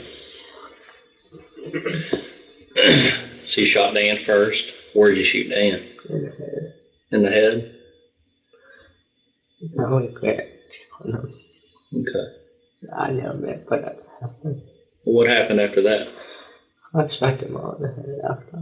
You shot at who on the head after? Engaged and Jay. Mom engaged and Jameson. Jameson? Okay. Where were they all? Tell us about where everybody was whenever you shot Mom and Dad was in bed when I shot them. Were they asleep or? Asleep. Yeah. And like I told her that Gage, I walked Gemma, my dog, and I came back and Gage was trying to kill Jay. He put the knife to his James's gun and tried to slit, and I shot Gage one in the head. Why was he doing that? Because Jameson wouldn't shut up. He was screaming, crying, and Holy shit, dude. This is what I'm talking about. Lies. Lies, lies, lies. Oh my god, man. This is going to be a tough one, but what we need to go through is to show you, it's like, if you fucking live your life with all these lies and all this kind of shit, this is where it leads you. Holy shit. Okay. So your mom and Dan, your mom's name's Rita, right? yes. They were in bed. Were they asleep when you shot them? Yeah. Okay. Why'd you do that? I lost it. I wasn't thinking straight. Okay. I thought you said whenever you lost it, Dan had tried to make you suck him.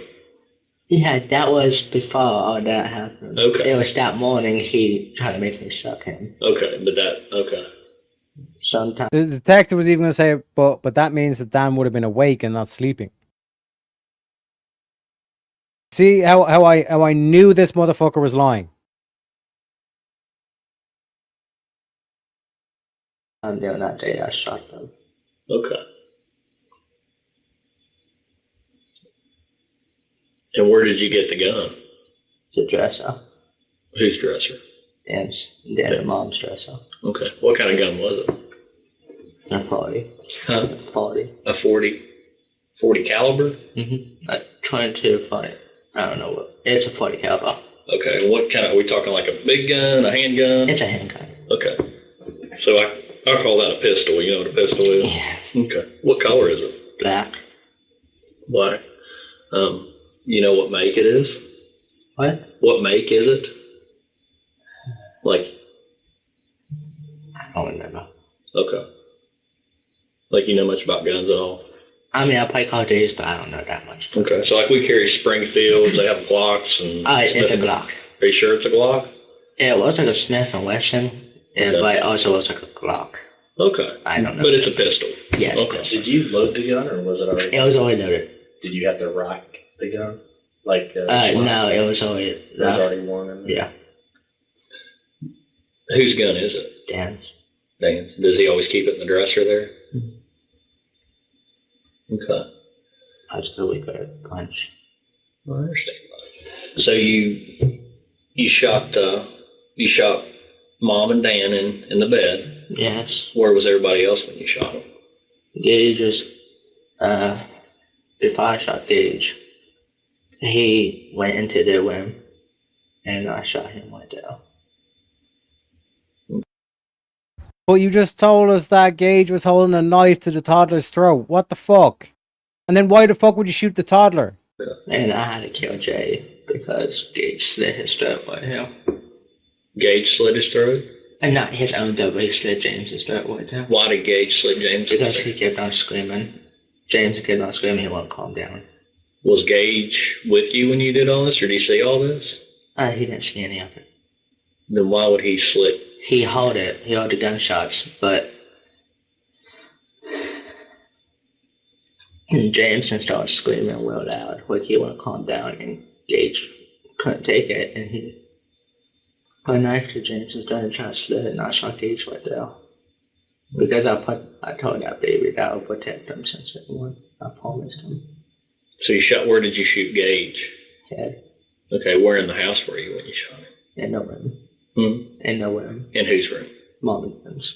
Okay. Was he sitting, standing, laying? Standing. When you shot him? When you shot Gage? Yes. And Mom and Dan were laying in bed? Mm-hmm. What about Jameson? Where was Jameson when you shot him?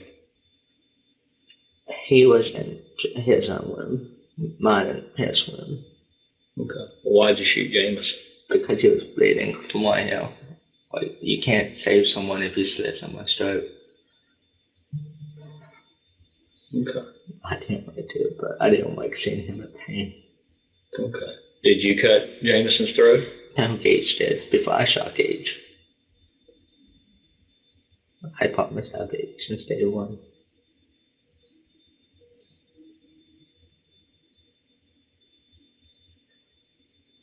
Okay. How did you know that gun was loaded? Did you check it? No, yeah, Dan told me, because me and my grandpa, we took our guns out, because that's Dan's gun, and he loaded it. Dan did. Now, key thing to note about the detectives here is, like, notice he was like, okay, but, and then he didn't, like highlight the contradiction. At this stage, they've done the initial stage, just building rapport and all this kind of stuff.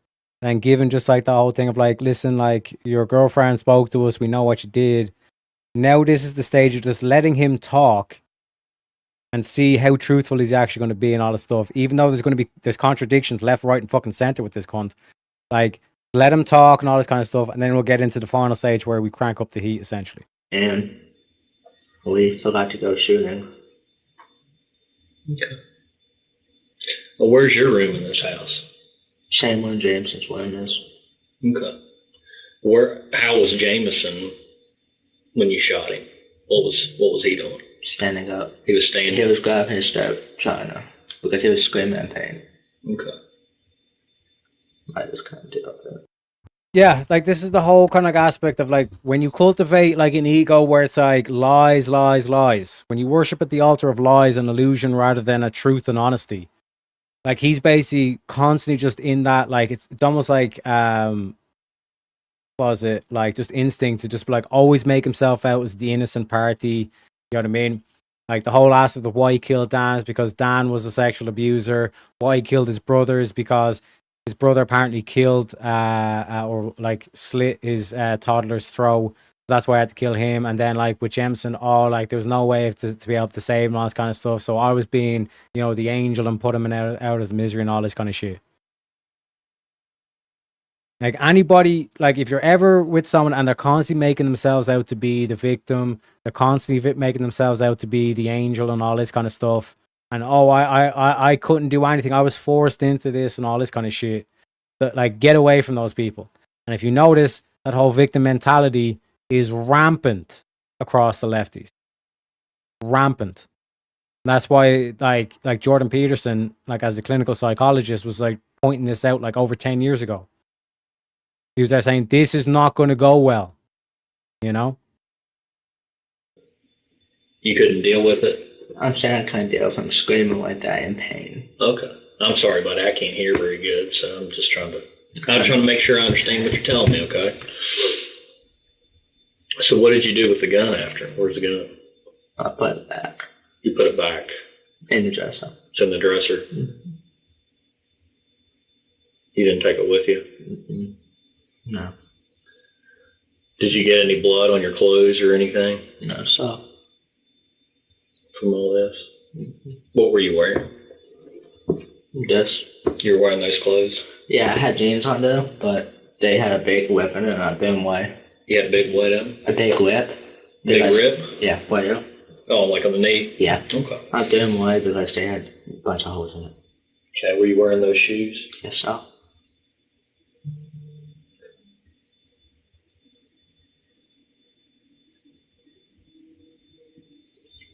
Can you tell us a little bit about the knife? It was a kitchen knife. Mm-hmm.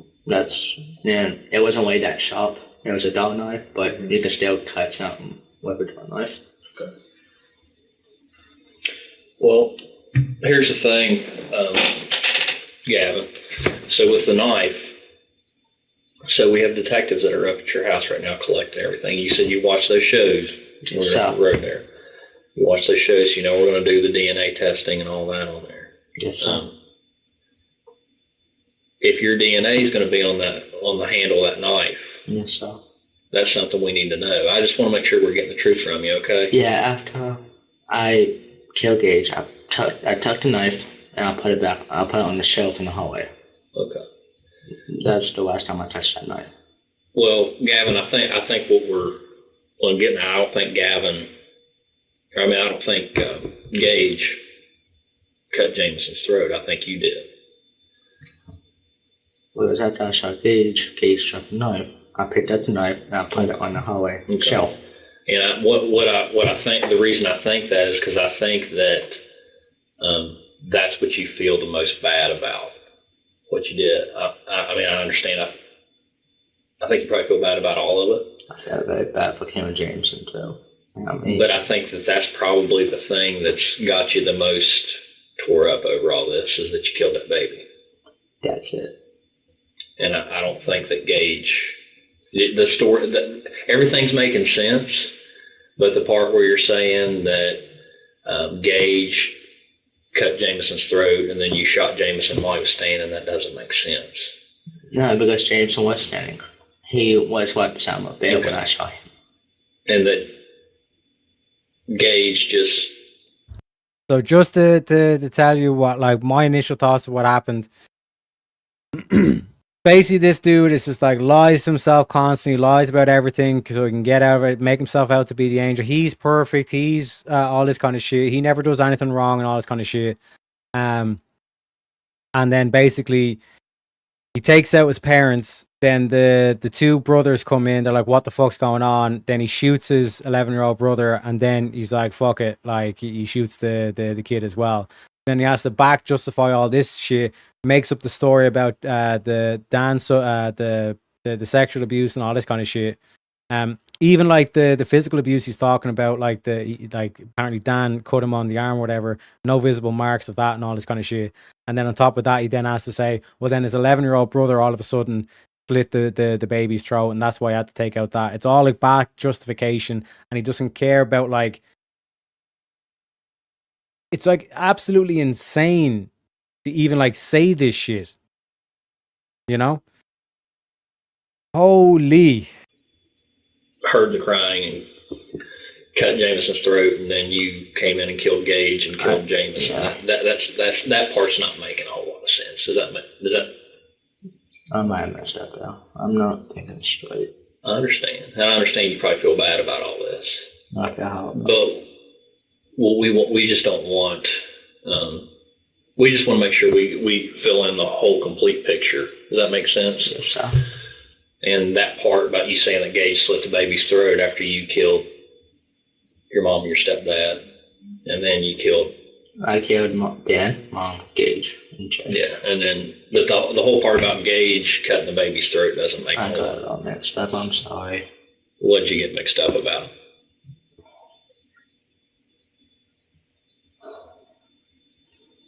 The knife and the knife pop. Okay. Well, tell us about that.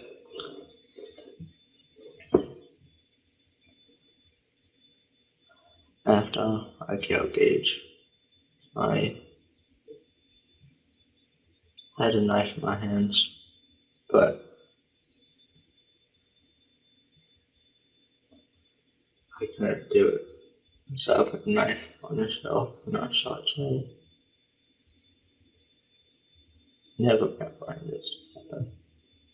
What did you get the knife out for? I used it for wood. Okay. Because it's a dog knife and we used it to cut pieces of wood, like tiny pieces off. Mm-hmm. That's what I've been using it for. Where'd you get the knife from? The kitchen. Like in a drawer, or is there like a holder for it? A holder. Windows pull out kind of deal. It was in the kitchen? Where was it in the kitchen? What was it near? It's in that black kitchen set holder where you just pull it out and you put it back in. You slide it back in. Okay. So what were you going to use the knife for that day? I was going to hurt myself with it after I realized what I did, but probably couldn't. What is it? I'm sorry. I said I was going to use it on myself. I don't realize what I did to everybody. Okay. But I changed my mind. Okay. So did you cut Jameson's throat? Mm-hmm. Okay. So did Jameson's throat get cut? I got mixed up. I'm sorry. It's okay. Well, I mean, if Jameson has a cut on his throat, our investigators will find it up there. I know. I mean, he had a little tiny cut, but that was a couple of days before all this happened. Because me and him was playing, and he cut the edge of his neck off of one of the toys. Okay. So, and a toy got him. So I just want to make sure I'm clear. Gage did not cut Jameson's throat. Gage did not cut Jameson's throat. I'm sorry. Well, why did you tell us that to begin with? I got mixed up. Okay. No, I am way sorry. I know you are, buddy. So what made you want to do all this? The abuse, no, that I couldn't tell him anymore. Because he's been trying to kill me constantly. What do you mean by that? Like, I sent back our photos of bruises. Like, I had a big giant bruise that big from Dad. Mm-hmm. And it was swelled up so bad, and Dan used to hit me in the back all the time and all that. Mm-hmm. Just for fun, because he would giggle. And my back would lock up on I could barely move. Okay. And Mom didn't even do anything about it. But she saw Dan abuse me, and Dan has punched me. He punched me right here. And I had a black eye, and he hit me again on the other side. I had 2 black eyes. Okay. Has CPS ever been to your house? You know who CPS is? What CPS is? Child Protective Service. No, but I've been trying to get a hold of them, but I can't. Okay. Did anybody at the school ever notice any of this stuff? It happened when all this COVID, I had to stay home kind of deal. Okay. Did the police ever get called to your house for anything? No, not that I know of. Okay.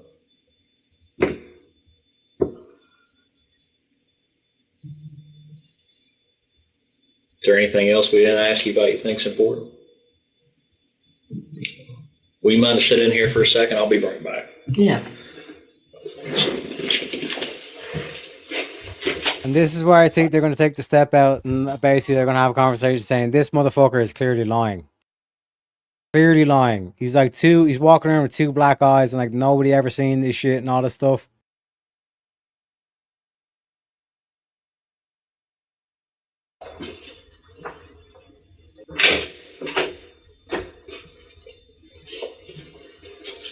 Now we're going to turn up the heat.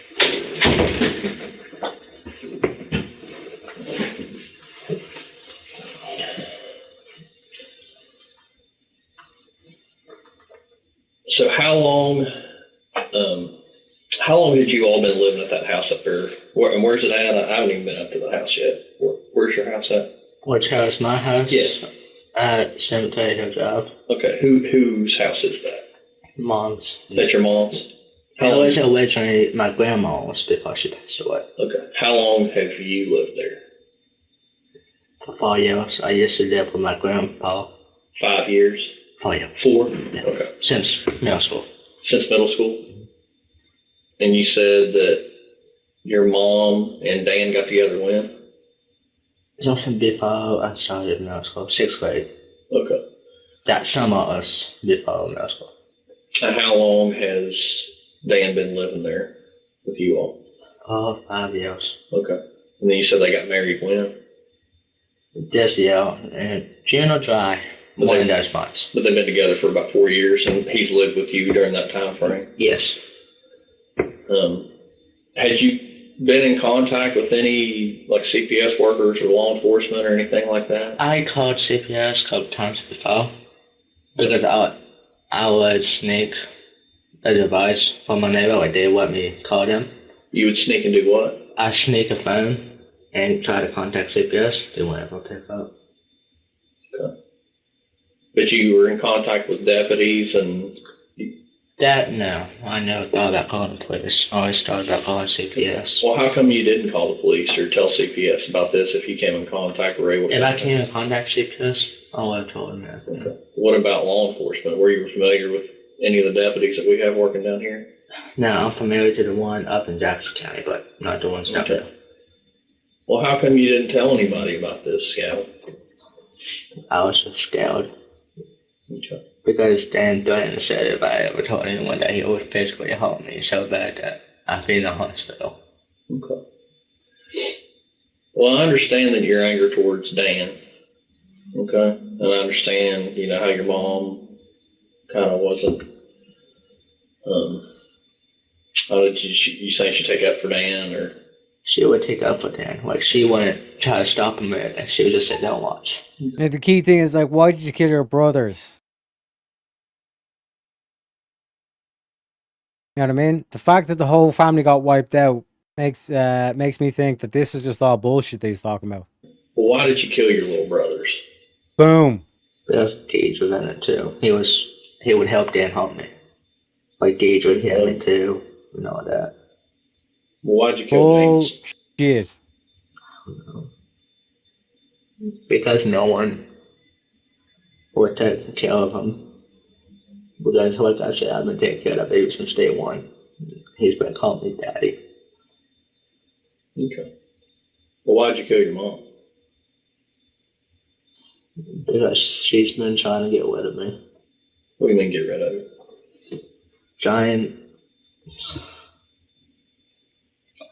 They have been, Mom, she's been trying to get me in jail and all that. Because I went away because of the abuse. I went away to my grandpa's. One of the deputies are familiar with him. And they put a restraining order against him because all he ever did was protect me. Who's your grandpa? Grandpa. Grandfather. What's your great-grandfather's name? Buster Saunders. Buster Saunders? Okay. Did he know what was going on with all the abuse? I know, not that, but he knew what was going on about the baby situation. What about the baby situation? Me taking care of Jameson 24/7, feeding him, buying him stuff. Like whenever I got money, I wouldn't buy all myself. I'd buy it on Jameson. Okay. Well, why'd you kill Dan? Because of all the abuse and everything he's ever done to me. Like I said, I get that. I just don't understand. I'm trying to understand why you killed Gage and Jameson. I mean, Gage, Dan would hold me against my will, like against the wall. He would let Gage punch me. What? don't know. That's what I want to know. When did that happen last? Ever since Dan started abusing me. Okay. Now, how long has that been? Since March? No, April. Dan started abusing me ever since this COVID thing started. Like physically abuse? Physically abused and emotionally. Like so bad I would end up slicing myself. Yeah, badly. I know earlier you said Dan tried to make you suck his dick. Yeah. Has he done that before? He tried, but I wouldn't do it. Have you ever done it? Ever since he's ever tried to get you to? No.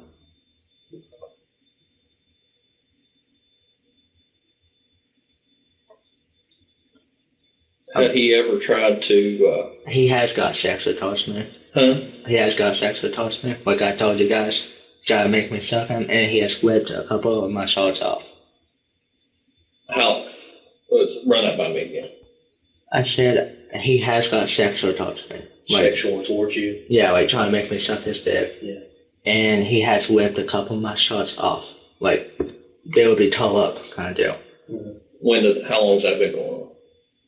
Well, a couple of my shorts got whipped on him, so, a couple months ago. Like a month or two. Month or two? Just to point out as well, Ghostwriter says this kid is just a psychopath. I don't, I'm not kind of like for this whole thing of like, oh, just give them a medical condition or give them a mental thing and just kind of label that as a psychopath and like that would never happen, all this kind of shit. This stuff is combination of a lot of things, but like the main thing from the individual is this whole thing of just like lying and all this kind of shit. He mentioned as well as like he wasn't like staying with his mom, he was staying with his grandpa up until about like 4 or 5 years ago. And then they all moved in together at that stage. But typically like when you're like being raised by like primarily like your grandparents and all this kind of stuff, it's going to be one of those things that it's like you're not constantly like developing and growing like the way you should be, which explains a lot of the stunted growth, so to speak. You know what I mean? A kid needs his parents in his life. You know what I mean? Especially because if it's like particularly like elderly people, they're not going to be on top of the ball and all this kind of stuff as much as, let's say, like, you know, like a 30-year-old or a 40-year-old parent kind of thing. You know what I mean? Ain't nothing making sense. Exactly, Shantae. Exactly. Like this is how it's like a lot of like I'm convinced at this stage that like all this shit that this dude is talking about is complete bullshit. It like none of it's making sense. None of it's adding up. An issue is like, oh well, Gage like slit the throat, and then that's why he shot Gage. Doesn't even make sense from a logistics point of view, you know. Even just the logistics, you know. He hated his parents, chose to kill them, then hunted siblings from room to room. No, the 11-year-old came into the bedroom, and that's when he shot him. But then the toddler was in a different room, I think. You know. So just like from the logistics, it doesn't make sense, you know? Absolutely no reason to hurt the toddler, yeah. But this is the thing, like it's a whole aspect of this is like this phenomenon happens with this. You particularly notice it when in like the single mother households when they start seeing like other people and start to introduce like the stepfather. The kids get jealous that the stepfather's getting attention from the mother and all this kind of shit. And a lot of this, like I said, it builds up in terms of like resentment and all this kind of shit. Not getting like feeling as though you deserve more attention than you're actually getting and all this kind of shit, you know. And like from his aspect, even the way he's kind of describing, he's like, I was looking after the baby 24/7. I was the one that was buying the baby things and all this kind of shit. It's like, well, how are you earning money when you're in high school? You know what I mean?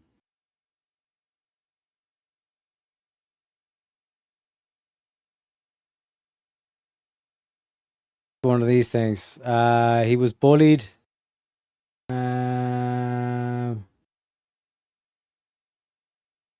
The answer to the bullying is to fight them, even if they beat your ass. Like this whole aspect is like stunted growth in terms of like development from like early years and all the stuff. Like having the grandparents raise the kid rather than the actual parents. But particularly like if you can keep lying and getting away with shit, and then it gets enabled, like this is where it goes down.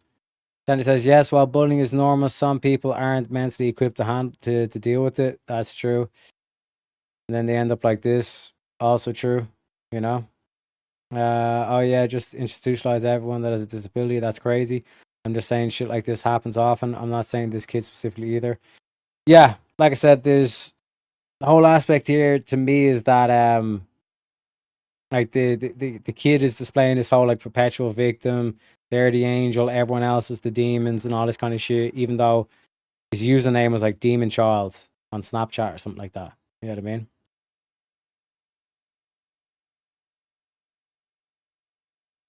Pray for me. I just ate a 3-week-old slice of pizza. God damn it, Jack. Truly. You need the carnivore, baby. Get on the carnivore, Jack. Damn, Jack. Sometimes you gotta be there. No, you don't. No, you don't. I'm not even saying a little bullying, but some take it a bit too. Well, that is true as well. But I mean, the whole like, what's it called? The like the school shooter vibes, like that whole kind of aspect. Like people like do go too far, but like this is what like we the thing that kind of keeps getting brought up is like, what are we doing to our kids? You know what I mean? Like we're raising them into a thing where it's like, you know, emotional abuse. Like if you notice, you mentioned like the whole emotional abuse thing. And again, like I get PTSD from like the whatever podcast with all this like emotional abuse and all this kind of shit. He's just fucked up. Well, this is what happens when you like you feed into the ego and you just keep telling yourself lies that you're a perfect angel, you're a victim, and everybody's out to get you and all this kind of shit. You know?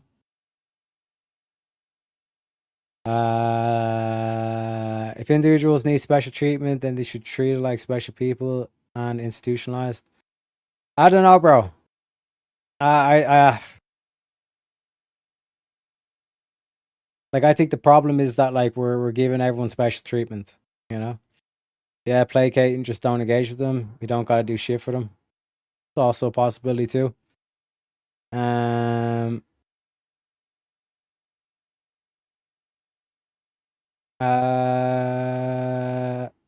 No, I'm not saying like just institutionalize them. You know?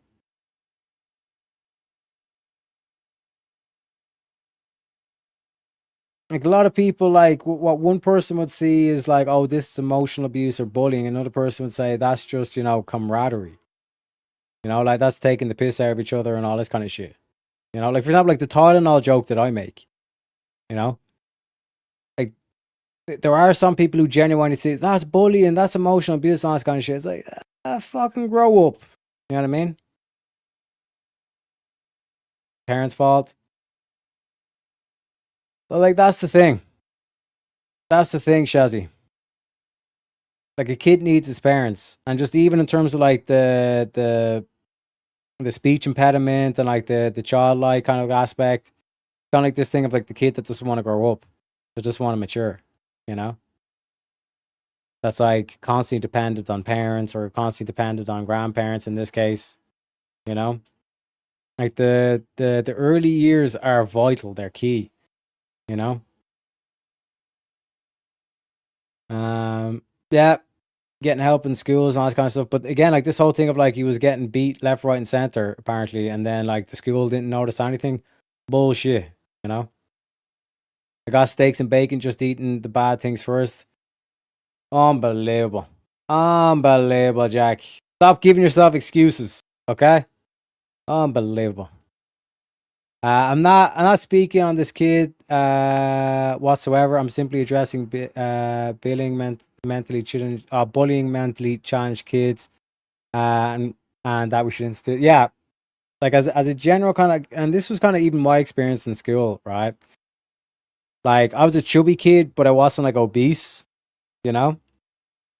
And there was like one kid that was literally like struggled to get through like doorways. Like that's how big he was. Nobody ever called that kid fat. Like they call me fat all the time and all this kind of shit, but nobody ever called like the truly like obese kid like fat and all this kind of stuff because like everyone was like the whole kind of like roasting thing. You don't want to like go too far and all. Like we kind of mentioned that as well, you know.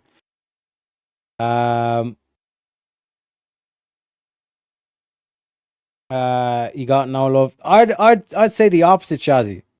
I think he got like too much love, or he got too much sympathy and all this kind of shit, and that's why he does this whole thing. That even what he's doing to detectives now is like, if I just tell them a lie, then they'll show me more love and affection and attention and all this kind of shit.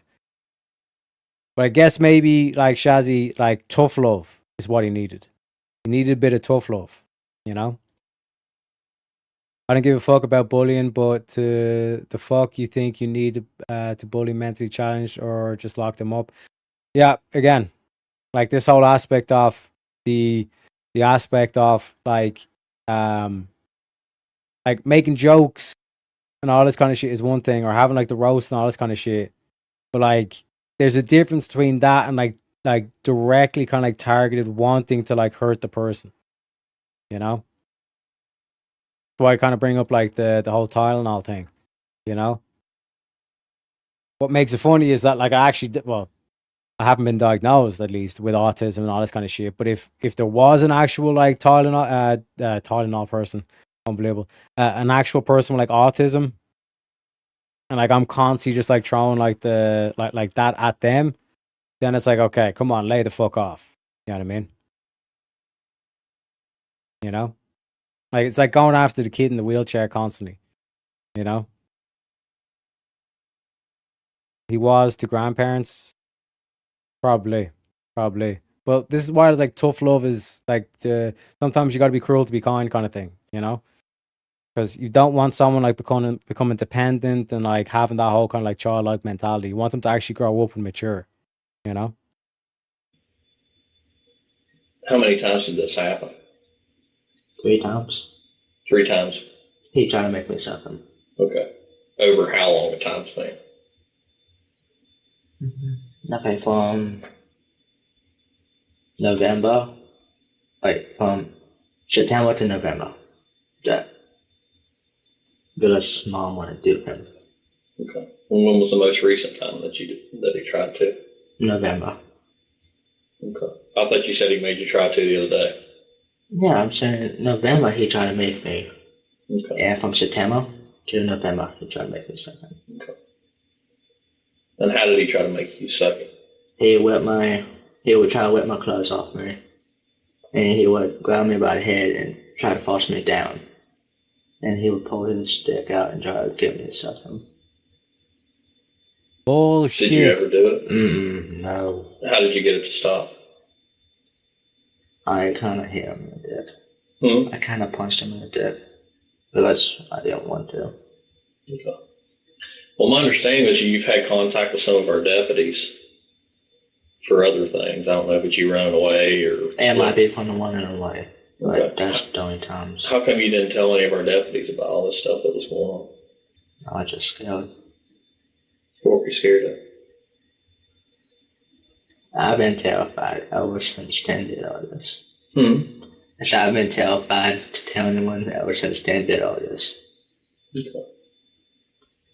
Well, how long had you been planning to kill your family? A couple of days before it all happened. A couple of days before? Before it all happened. Did you tell anybody about what you were planning to do? Well, I told Rebecca, but I regret never doing that. You told Rebecca what? I told Rebecca about regret I was doing all this. Okay. Did you tell her before you did it? Mm-hmm. How did you tell her? I told her I was going to kill them. Okay. How did you tell her? Like, were you telling her in person, on the phone, or on messages, or what? It was on messages. What kind of messages? Google. Huh? Google. Google? Google. How does that work out? Duo. Google Duo. Huh? Google Duo. Google Duo? Okay. Oh, Google Meet. It's one of those where you can text and video chat at the same time. Okay. Do you have like an account for that, or how does that work? I do have an account for it. You do? What's your account name for it? Well, it's more like an email. Okay, what's your email? When I'm waiting for it, that's my birthday. Jesus Christ. Oh my god, man. Grim Reaper, Demon Child. Oh my god. Shadow Panther. Oh my god, man.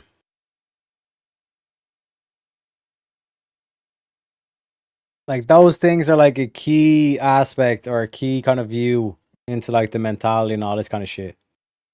Holy. The Bible's right when it talks about like demons and all this kind of shit. Holy. Holy. Oh my god, man. Bruh. My god, man.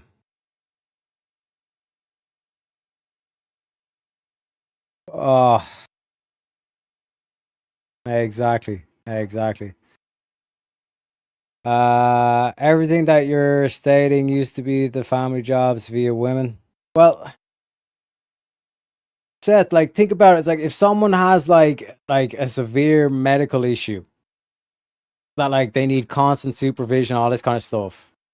Like how would like a wife, let's say, be able to take care of, let's say, the elderly and all this kind of stuff, as well as the kids at the exact same time? There's only like so much, you know, even like the family can do. There's a reason why we have care homes and all this kind of stuff. You know?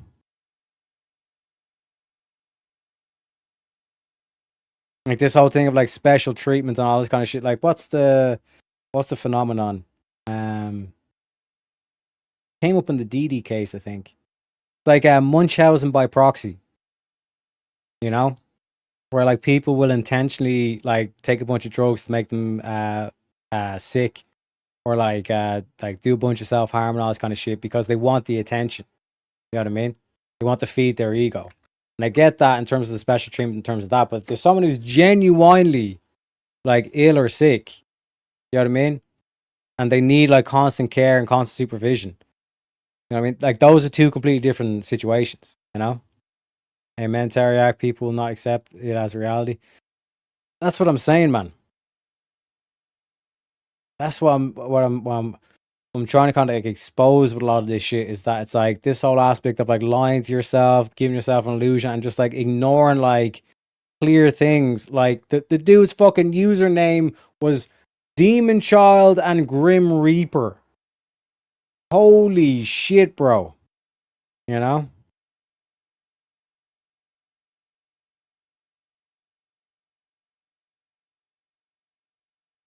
Are you saying me or saying you're talking to the other two? Oh yeah, 100%. Like if someone's like mentally challenged, like they need like proper like specialized care. Like that should be a fact or a well acknowledged fact. You know what I mean? Yeah, no worries. Like I said, Shate, please be patient. My mom took Tylenols because I'm like my head is all over the place with this one. It's like talk about like red flags and warning signs from this cunt, you know? Satan is a reality. But this is the mind of Satan. This is the mind of evil. You know what I mean? And it's the same way that this kid is talking here is the same way we're talking about like the BTK killer. You know what I mean?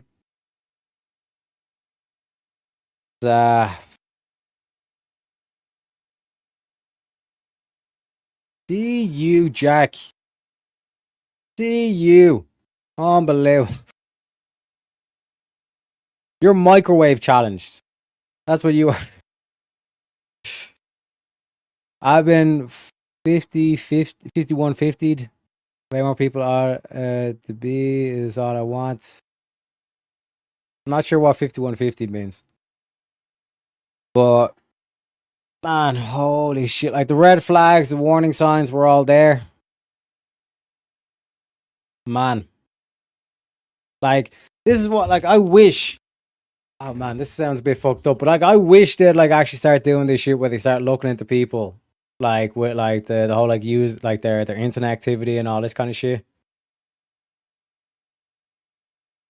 Because like even what the detectives are talking about there in terms of like what's your usernames, what's your email addresses and all this kind of shit.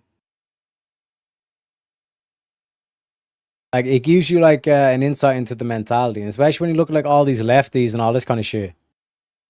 In fact, they call what's the name they all call it all the trans thing.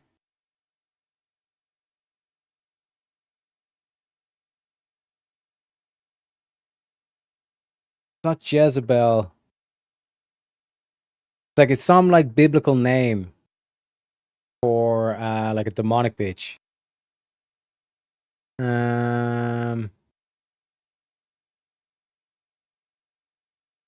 Morgana? No, it's not Morgana. Although some of them do call themselves that.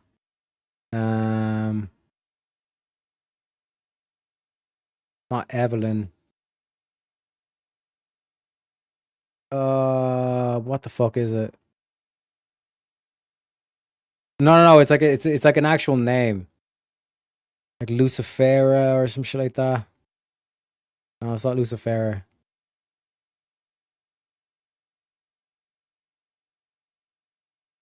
Lilith. That's it. Lilith is the one. Like so many of them of these trans people like have Lilith as their name, and it's like, bro, red fucking flag. Red fucking flag. And this cunt is the exact same kind of mentality. Holy shit. X way back as well, right? 2004, X 2003. Okay, Green Reaper. Grim Reaper. Grim Reaper. Yes. Okay. And then what is it? Then the rest is just 8@gmail.com. Grim Reaper. 2004, X 2003 @gmail.com. Okay. And that's your Rebecca's birth year. Expect her. I'll have you. It's a tiger for a second. I'll back. I just put that there. Where was everyone? Because that's another thing as well in terms of like, this kind of comes up in the conversation when people say it's like, oh, you can't trust the cops and all this kind of shit. Sometimes you need to section off families and all this kind of shit. You need to separate families. Because it actually is a bad environment and all this kind of shit, you know what I mean? So it's like the whole thing of like never dealing in absolutes and all this kind of stuff.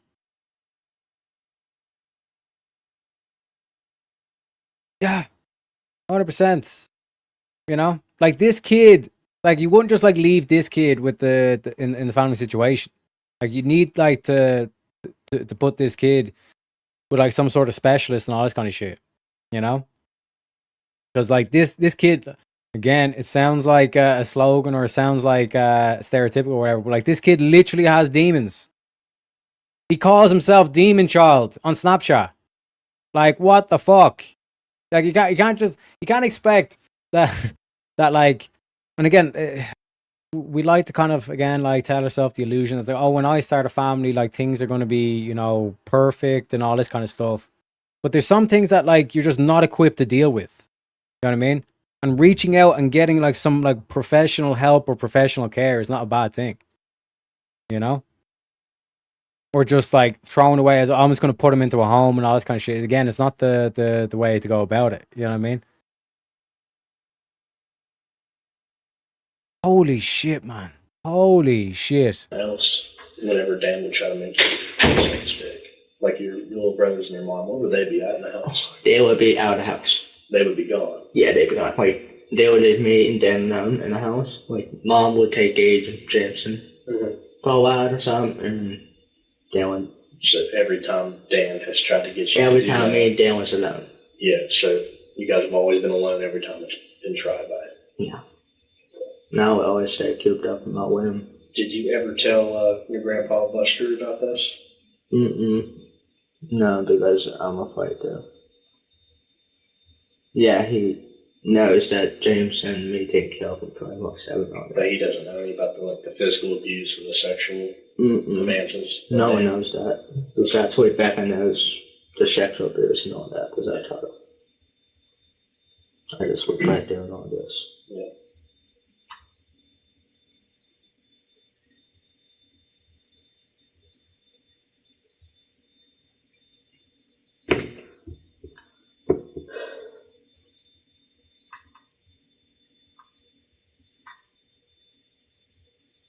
I mean, if I didn't get abused, none of this. But Dan didn't do all this to me. None of this would happen. I ain't buying it for a second, kid. I ain't buying this shit for a second. Are you for sure you didn't cut nobody? Yeah, I'm for sure I didn't cut it. You just shot everybody? Yeah. James has a cut on his throat. It's because me and him was playing with toys. And Jameson didn't pay attention, and one of his toys had a sharp end and it slit his head open. Yeah. But that's it. Can you show me where you shot him at?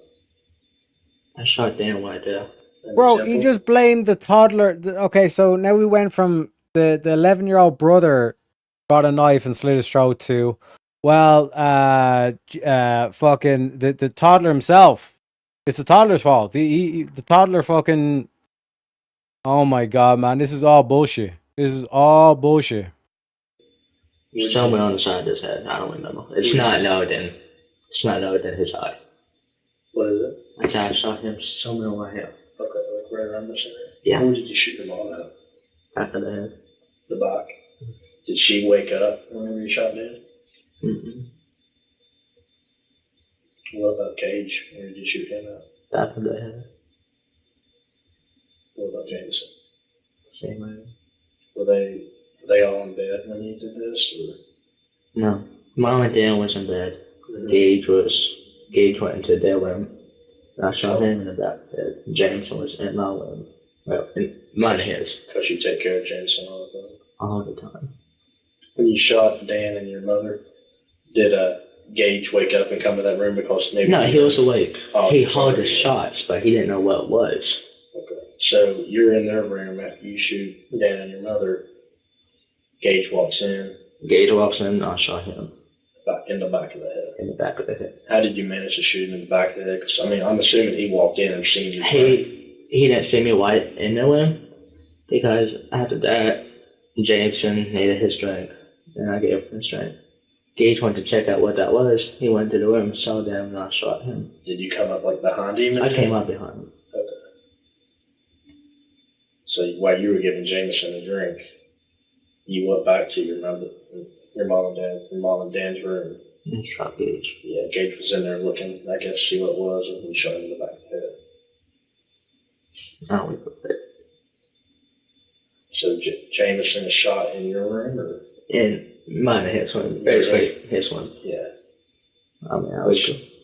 So, did he go back to sleep after you gave him a drink, or was he up for the evening? He was up. Was he in his bed, under the bed? He was walking around on the ground. Oh, he's walking around. Okay. I mean, now we grabbed shit them. And while he was walking around, you just shot him in the back of the head as well. Where did his body land, do you remember? I didn't pay attention. I didn't pay attention at all. Just I thought it was what I said, I panicked. Not wanted. Did you immediately leave the house after you? I wanted to kill myself. I thought it was one good. Mm-hmm. But I didn't do it because my dad, I didn't kill myself because I promised way back I wouldn't. And she needed me. The rest of that she's been going on in my life. Mm-hmm. So after you shot everyone, did you leave your house like as soon as it happened, or? Because I panicked. Yeah.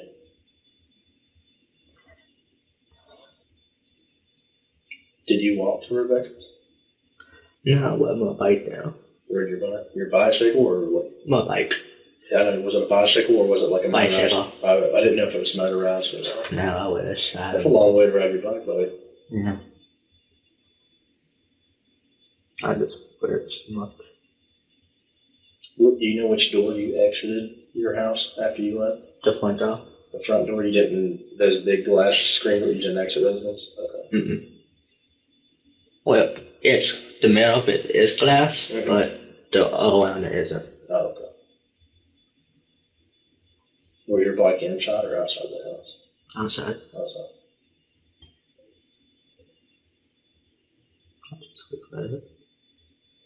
I know you did. Holy shit, man. Holy shit. We got Dart over in the Ko-Fi. My man. My man. With the $5. Let me give you the money clip for that one.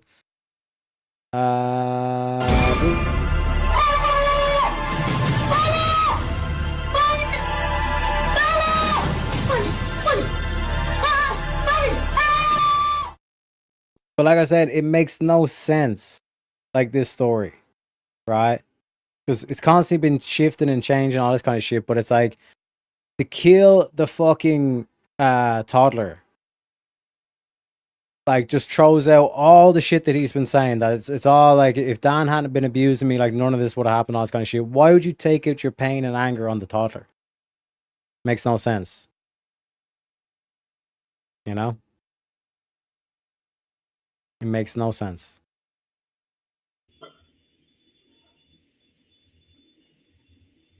I mean, if then this would have happened, then it's me and all that.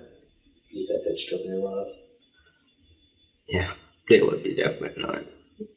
And I totally back on it. I was like, that is me. Then try to make me something and all that. And she's like, you need to get out of there. You need to come here with me. I said, this question I need to kill. Because Dan, like I said, he did point that gun to my head. Well, not that way, nothing about it. And she's like, if you don't get out of there, you will be dead.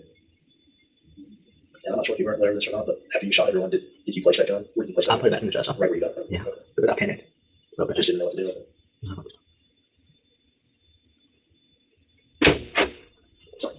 Can't really tell me how bad that. Do you mind to write down all your social media accounts? I mean, I don't get on Instagram anymore, but I'll give it to you. Appreciate it. Yeah. That's just part of the thing. You know, it's gonna be a process, man.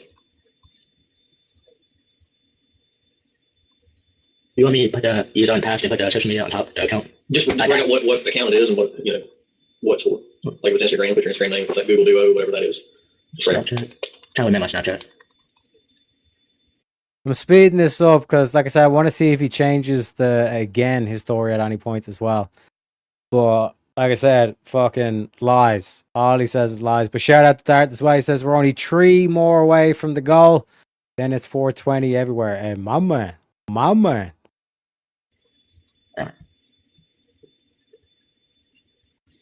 Come on, we still got to try to find them. You just make a little A for several. Is that okay if I just make a wiggle A? Because you know what I mean? Yeah. For half, I guess. Yeah. I got you.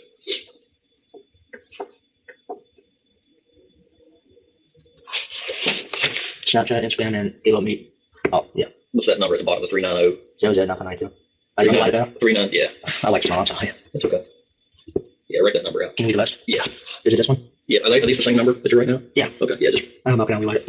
We got to give the membership from Jack of Blaze with the 1 gifted. Congratulations to Pickupper 4385. Congratulations, you have Jack of Blaze to thank for that one.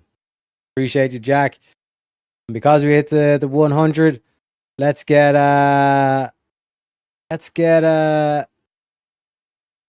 do a bit of Uncle Joey Diaz.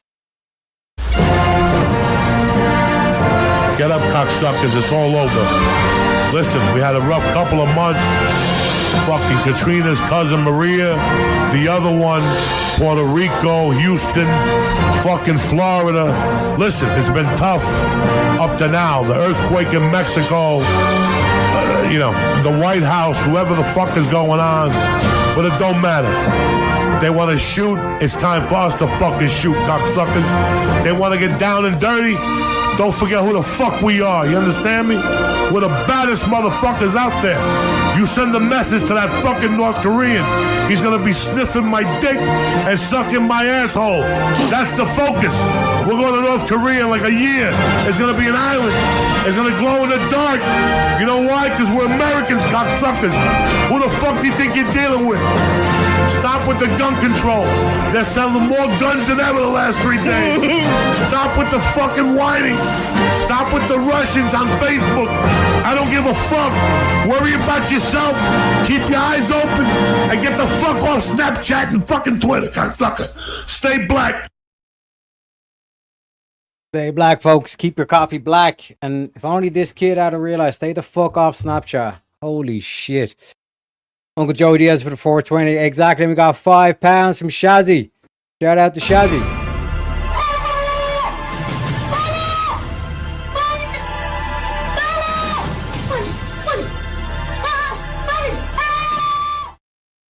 Appreciate you, Connie Shazzy. And we have Nikki coming in and saying that. Wait, is it Nikki?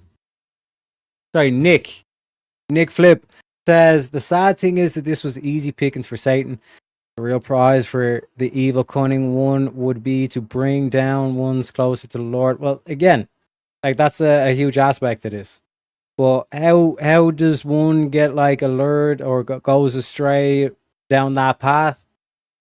It fundamentally comes to like this lying, compulsive lying, feeding the ego with a bunch of illusion and bullshit and all this stuff just to make yourself feel better. Rather than saying, fuck the ego, I'm going to be honest to myself. I'm going to be reasonable. I'm going to hold myself accountable. You know? A sad fucking story. But like I said, it's on double speed. So we have the text on the top of the video as well. The orange is typically the detectives, and then the white is the kid talking. But I want to see if he changed his story before we wrap this one up, because this one is just tragic. Okay, sure. Hello? Yeah, man, that's better. Is that the same number down here? Yes, please tell the same number that's the Instagram password. There's capital A, and question mark. Yeah, okay. That's the same number. Yes. Capital A, little A, question mark, and then that's the same number, then that's the same number. Yes. Okay. Then your Google Meet is grimreaper2004x2003@gmail.com. Yes. Okay. Your Snapchat chat is Demon Child. Cat. Okay. K-A-T? Yes. Okay. Yeah. The only way on Shadow Painter 1987 for Instagram. Yes. And then 3900-959-82. Yes. Capital A, little A, question mark. Mm-hmm. Yes, sir. Yeah. You just make that an A on Demon Child Cat. That's what it is. That's kind of connected to it. Okay, I got you. You're fine. Do you have any other social media accounts? No, I mean, I just have Facebook. I have to do that account. What was your Facebook name? Jacobs. I don't know how I did that. Okay. But it's long gone. Okay. Do you have any other Facebook accounts? No, I do not. So, Gavin, you said, where at, that's what I'm trying to understand, where where did you shoot Dan on his body? His head. The front or the back? Shot. The side? Shot. Mom back. Everybody was back of the head. So you shot Dan on the side of the head. You remember which side? No, I don't know. You shot Mom on the back of the head? Mm-hmm. What was Mom doing when you shot her? Sleep. She was asleep was she laying on the front? Or? Yeah, just went on front. How was Dan laying? On the side. On the side. What about Gavin? Gage, I'm sorry. he was standing up. Standing When I up. shot him. What was he doing? Checking on gun sound. At the gun sound. Okay. So where was he standing? At the door. Huh? At the door. At the door. How far away were you from Dan and your mom when you shot him? At the end of the bed. Okay. So you're at the end of the bed. It's like how's the bed set up? Is it like it's like this table. It's straight. The bed straight. Okay. I just like that. So were you at like their feet or their feet. Their head or feet? Okay. And where was Gage? He was at the door. Okay. And where were you standing when you shot Gage? Behind. Huh? Behind him. Behind him. So he walked into the room? Yeah, no, I shot him. You shot him? And back of the head. Okay. Did he see you? Mm-hmm. He never saw you? Tell me what you told me when he was going to. Yeah, you had walked in through Jameson's room? Yeah. He walked in Jameson's room by the time Gage walked in the room to see what happened. You went behind him and shot him? Mm-hmm. Yes, sir. Okay. Did you only shoot everyone just once, or was there multiple times? Or? I shot everybody once. Mm-hmm. You shot Jameson where out his head? Back of the head. Where was he? The shot my bed. Beside your bed? Yeah. Because my bed is in 1 hour. He's off the exit, and his bed's in that side of his crib. Okay. So was he out of his crib, or? He was walking around on the ground. Okay. And you shot him in the back of the head? Okay. So did you cut? No. Jameson's throat get cut at all? No, not from the knife. I mean, like I said, me and James was playing with the toy. Yeah. And when his toys were sharp, when the edges of it sliced his throat a little bit. Okay. When was that? A couple days ago. Okay. Like what he was getting at, did you ever once use that knife like anyone? Just No, I mean, I touched the knife, but right. Okay. I never touched it. Mm-hmm. No, you just used the gun? Yes. Okay. Had you already packed clothes to leave before? No, sir. So after all this is done, after you kill everybody, what's going through your head then? I panicked. Okay. Because I realized what I did. Okay. And I wanted to kill myself, but I fought against it. Because I promised Rebecca I would do it, since she's had so much going on. Did you call Rebecca and tell you after you did it, or let her know that you did it? I told her what I did. When did you tell her that? That's simply, I shot them. How did you tell her? Did I on Google Meet? I'll Google well. It's Windows, but I know for a fact that it's Google Meet. Google Meet? Google Meet, yes. Where's the iPad that you were using? On the couch. Okay. Was it like your school iPad, or you told her on your school iPad? Yeah. Okay. Did you take anything with you, like cell phone, iPad, tablet, anything with you? No. How did you get to Rebecca's house? Well, I went to her house before, yeah, and I haven't memorized. Did you walk there? Or I rode my bicycle there. Okay. Did you pack clothes? No, sir. You didn't take any clothes with you? Mm-hmm. Just these, I had jeans on, like I said, but they had a big hole in it, and not doing those way, but they didn't have anything on it. What else were you wearing? These. Shorts? Shorts, except my pants was over my shorts. Okay. What's your shoes? Same shoes. Okay. What kind of shirt do you have on? Just that t-shirt? Mm-hmm. Did you have anything on top of it? Yeah, hoodie, but that's it. When you shot? Yeah, when I shot him, but... Yeah, hoodie on when you shot him? Yeah, but I don't know what the hoodie went. You didn't leave that Rebecca's? No, I took it off before. Yeah. Well, when I left, I talked to some other investigators there. There's some other clothes. Yeah, my clothes were on my dresser before. I didn't pack them. What was it? It's just some of my clothes was on top of my dress off, but I didn't pack them. Okay. What about at Rebecca's house? Did you have clothes hidden somewhere in her house? No, just clothes I had on. Okay. It's just my jeans. Okay. What about your sweatshirt? I got rid of that. Okay. Was there like a bandana or something? Yeah, bandana because I wanted to catch this COVID. Okay. Just like your COVID bandana? Yeah, that's about it. That's only that was my COVID bandana. Okay. At Rebecca's? Yes. So you had a bandana for COVID, you had protection, face mask type deal? And that's about it. And you had a pair of jeans? Yeah. You had a sweatshirt? Where did you get rid of that sweatshirt at? I don't even know what the... Anyway, it was on the road somewhere. Oh, you lived over there somewhere? Yeah. Okay. So tell me about the gun. Did the gun jam or anything at any point? No, no, so. It's one of those guns where, like, police gun, you can just shoot, you can't stick with that. Okay. But it never, like, jammed on you or anything? You never had to mess with it to get it to fire again? No, so. Okay. So if I'm just trying to understand all this. Now, I get it, maybe on some of the physical stuff, but what I'm having a hard time understanding here, Gavin, is why, Dan had been with your mom for years, 4+ years. And I get he's probably an asshole, and he's probably a jerk. But I don't understand, because I work a lot of these tough cases, and I just don't understand how he's there with you all for 4 years, and then all of a sudden, September to November, he starts trying to suck his dick. Not she. He would do it when she's not around. Well, I understand that, but it's just, I'm not saying that he wasn't a jerk, he wasn't an asshole, he wasn't maybe physically and maybe verbally abusive to you, but I'm having a hard time believing the sexual part of it. Does that make sense? Yes, I understand. I'm just having a hard time. It's hard to explain, but that's what it wants to do. Well, are you telling the truth about that? I want to believe everything you're telling me, but that's just not me. I had a light to the cop. I'm telling the truth. Well, I understand, when people do things like this, they want to try to search themselves for a reason because they're ashamed of what they did. You know what I mean? Like, for whatever was going on through your head, you planned to kill your whole family. And a lot of times people look for, they're ashamed of what they did, so they look for something else to blame it on. So is that what's happening here? No, I'm not blaming anything, because I know what I did, and it's messed up. I'll blame everything I did. Okay. I don't go blaming on other people. Okay. I'm not that type of person. But you never did so. He literally just blamed it. If Dan didn't do any of this, none of this would have happened. You know what I mean? The fact that he shifted blame over to Gage was the one that fucking killed the toddler or whatever, and oh my god, man. No, sorry, not. Okay. Okay. I just want to make sure. I can kind of see that you sent pictures of the bruising, but it seems like you told her back everything for the most part, but you didn't tell her about him trying to make you suck his dick. Yes, I have. You did tell her that? I told her everything he's ever done to me. You did tell her back that? Yes, everything. But he's not to me. Okay. What were you thinking whenever you were shooting your family? I wasn't thinking straight when I shot him, but after I shot him, I realized how much what I did. Because I got so depressed and I started crying. Okay. And then I wanted to kill myself, but then I got against it. Have you showered and took a bath since you were No. I haven't. Yeah. What's the bruises on your head, bro? Way back to get me hit. I know this. But she's just trying to get my mind off everything. What did she say to you about this? She realized what I did. And she told me I shouldn't have done it, but she said that if you didn't do that, step out with probably kill you. When did Rebecca get to the cities? Huh? When did Rebecca get to the Last cities? night. Last night, yeah. Last night, this morning. Was there a knife in your bedroom? No. There's a knife that I told you I touched, and I put it on the hollow shelf. There's never a knife in my room. You got the knife in the kitchen? On the kitchen, yes.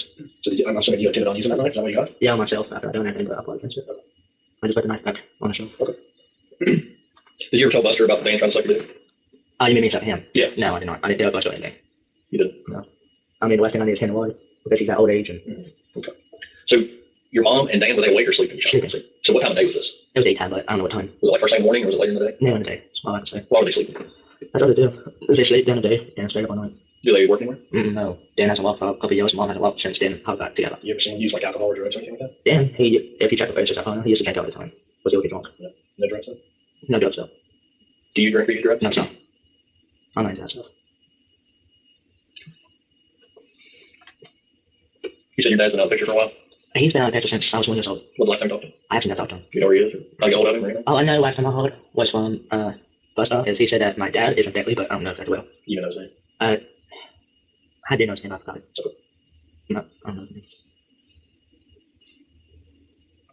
Well, I'm going to check back with our other guys, see if there's anything else. Are there any other social media accounts, anything else? That's the only one I saw. Thank you. You're welcome. Use your belly full, buddy? Yeah. Huh? Yes. You want some of these Wendy's fries? I know you don't like them, but... No, you sure? I don't eat mine. You want anything else to eat, Greg? No, sir. So I don't have my Okay. We've got a few more questions to ask you. Okay. How do you get a hold of Buster? Is he the one that lives on Upper Road? Yes. Okay. How do you get a hold of him? Do you have a number for him or anything? I have his number in my head. And he doesn't know nothing. Will you mind writing that down? I have had contact with him since they put the restraining order against him for going to watch it. That's good. And do you know who Gage's father is? Yeah, but he's actually out winning cops. Like, he has state troopers on it after him. Oh, so you mean he's wanted by the police? So yes. Okay. Do you know his name by chance? Wichard. Richard? Wichard. What's his name? Whitwick. Richard? Really? Yeah, like Jackson County Whitwick. Really? Yes. But he hasn't been engaged for 5 years. Well, no one's died for years. And I'm just assuming Jameson is Dan and your mother's child, correct? So you engaged, have had your fathers along. Okay. Yeah. But Dan is Jameson's dad. Yeah, I remember my dad's name, Jerry Smith. Jerry Smith? Jerry. Okay. You said he's from Beckley area, you think? I think. That's what Buster told me. Want to check it out? No, I'm fine. Yes. Hey, it's okay. You should eat. You should eat. Oh, no. Wouldn't wait enough. Now, we did talk to our other detectives up at your house, and they told us that Jameson's body is kind of, oddly placed. It seemed like, did you maybe move his body by chance? No, I shot him. I didn't think it's where he fell. Did you maybe cover him up with anything?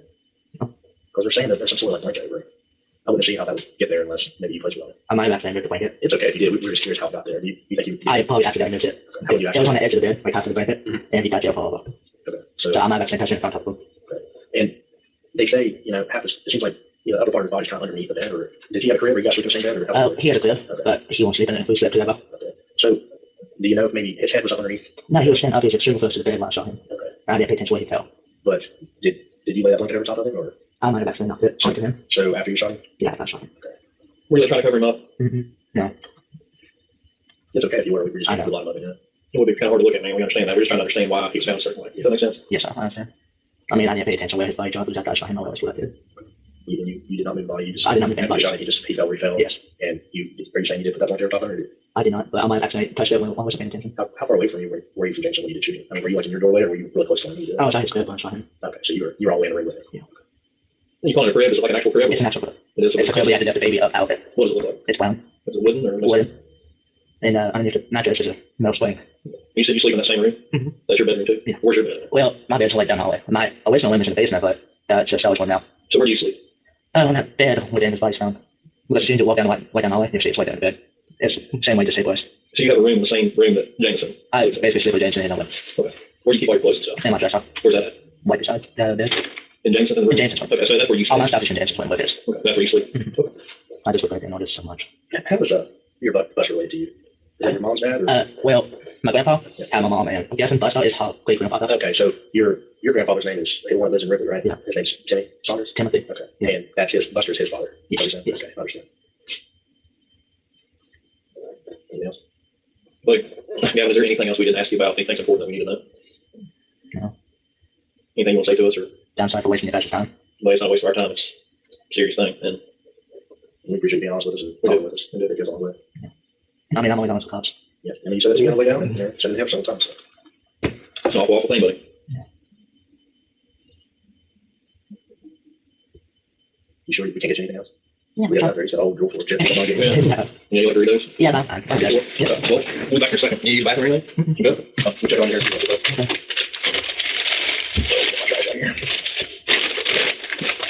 You done with that? Yeah. It's more like a fight. So, what is it? So this knife, did you use the knife for anything at all? No. Okay. What did you have the knife out for? Like I said, I was going to use it on myself, but I changed my mind. Okay. Where did you leave it? In a hallway shelf, on top of the shelf. Hallway shelf on top of the shelf? Oh, okay, in the hallway, on top of the hallway shelf. There's only one shelf in there. Okay. Okay. Also, our detective talked to Rebecca. Yes. Now, she told us about the bruising and the physical abuse, but she didn't mention anything about Dan trying to suck your dick. No. Trying to make you suck his dick, I'm sorry. I know that. Well, she's not mentioning anything about that. And if that's, listen, if he was abusing you, I believe that part of it because you said that there were bruises and you sent pictures, but the sexual part of it, that's not making a whole lot of sense. Okay, that's not jiving with what Rebecca told us. So if you're making that part of it up, we can work with that. I just need to know that you're telling me the whole truth. I believe stuff about the physical abuse. I am telling you the whole truth because I told Rebecca what Dan tried to do. I make me suck his dick. Well, Rebecca's not saying that you told her that. And if it didn't happen, it didn't happen. I believe the physical stuff. I believe the bruising and him being an asshole and all that. But if he didn't try to make you suck his dick. I mean, if I had his web shots and all that, I would show you, but I don't do it. Not the damn webcam. Well, she's not saying that you told her any of that stuff, okay? That's what I'm talking about. Huh? I said that's what it's about. Well, if that stuff didn't happen, okay? I know, but it happened. Okay. Is there anything else you can think of? What happens to your dog? What, my dog? Your dog, I would imagine you'd have to give it to a family member, call the main officer or something like that. Yeah. But the dog we take care of. It's going to be left alone.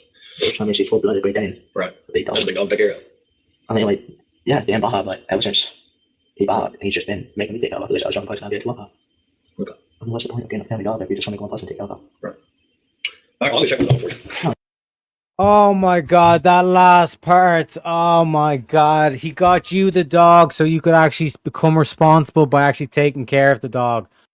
Holy, oh my god, man. Lying piece of shit, but it is what it is. Why we do this. Why we do this. Show you how it accumulates. Ladies and gentlemen, let's wrap up this. We're going a quick little grip break to refresh the coffee, all that kind of good stuff. But holy... Told you, man. Told you this was going to be a tough one. Let's close this one out and move on to the next case. We are going to be going a bit late in today's episode again, especially because we've been smashing the goals as well. Shout out to all the donors as well. Also shout out to Jungle for the beautiful letter, must say. But Ladies and gentlemen, in the quiet hours of December night in 2020 on Cemetery Hill Drive in Elkview, West Virginia, 4 lives were extinguished in a calculated series of shootings inside a family residence. The adult woman, Risa Mae Saunders, age 39, and the adult man, Daniel Dale Long, age 37, were shot in the head while laying in their bed. The 12-year-old boy, Gage Ripley, was shot in the head on the floor of the same master bedroom. The 3-year-old boy, Jameson Long, was shot in the head while hiding beneath his crib in another room. All victims died from gunshot wounds to the head. There was no forced entry, no widespread ransacking, and the attacks bore the hallmarks of targeted execution rather than random violence or robbery. The perpetrator was Gavin Blaine Smith, then 16 years old and a resident of the household. In the days and weeks leading up to the incident, Smith had been engaged in a secret romantic relationship with 17-year-old Rebecca Walker. The relationship was opposed by Smith's mother and stepfather, leading the couple to communicate covertly through text messages and video chats. Evidence recovered from phone extractions showed that Smith and Walker discussed plans to eliminate the obstacles to their being together. On the night of the murders, Smith initiated, and that's the whole thing, there was no abuse. The fact that the parents didn't want them being in a relationship. So he said, right, I'm going to take out my whole family and all this kind of shit. On the night of the murders, Smith initiated or maintained a FaceTime video connection with Walker. During the live session, he displayed a firearm and a knife to the camera. Text messages exchanged in real time reveal Walker urging him to hurry up and do it. Smith then carried out the shootings in the sequence described by court statements. First, the sleeping adults in the master bedroom, then the 12-year-old on the bedroom floor, and finally the toddler who had hidden under the crib. After the shootings, Smith left the residence and traveled to a home on Riverhaven Road in nearby Clendenin, where he concealed himself behind a dresser in a third floor room. He was located there by investigators.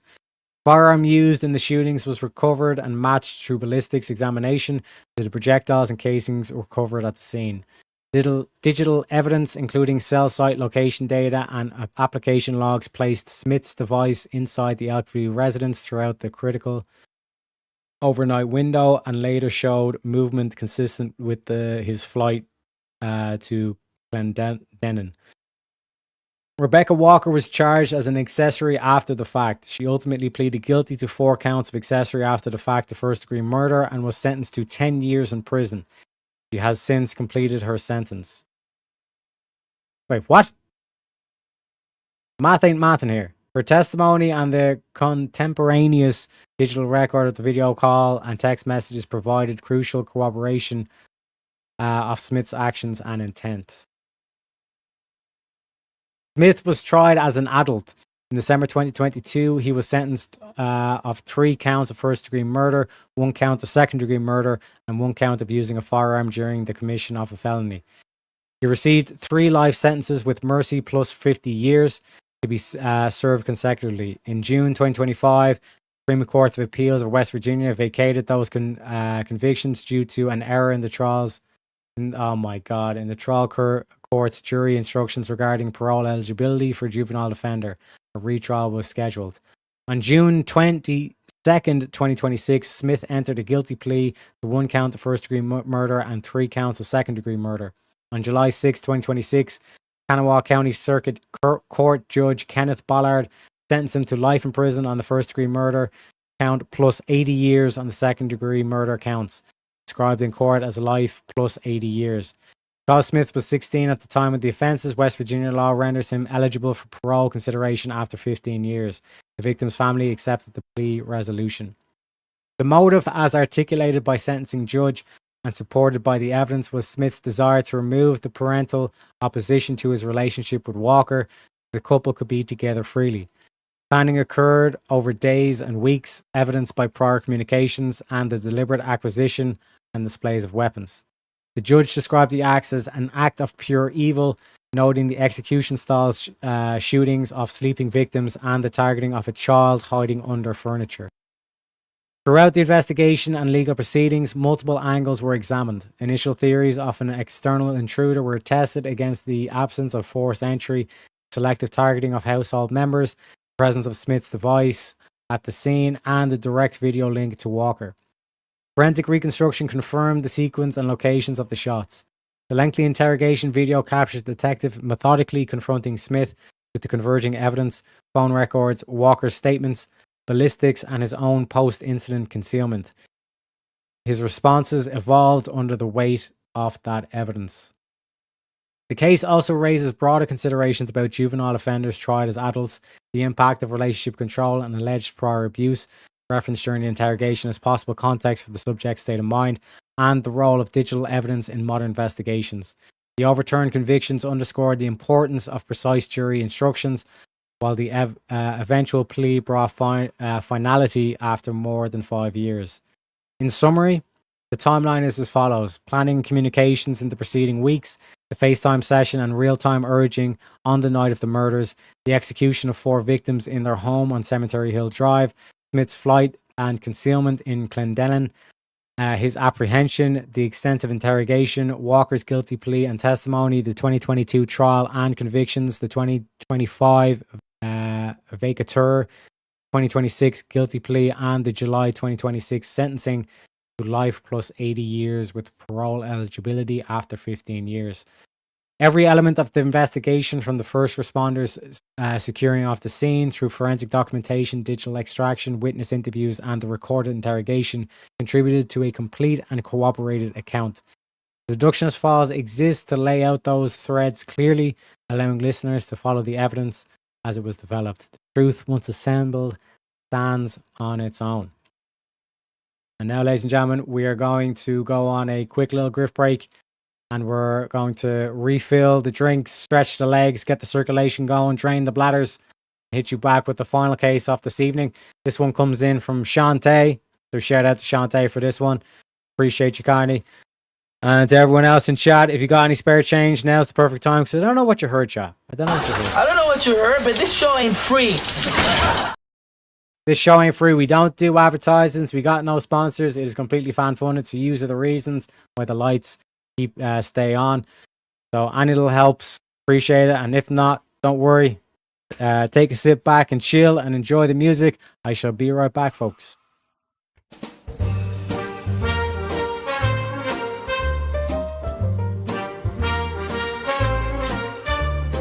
Birds flying high, you know how I feel.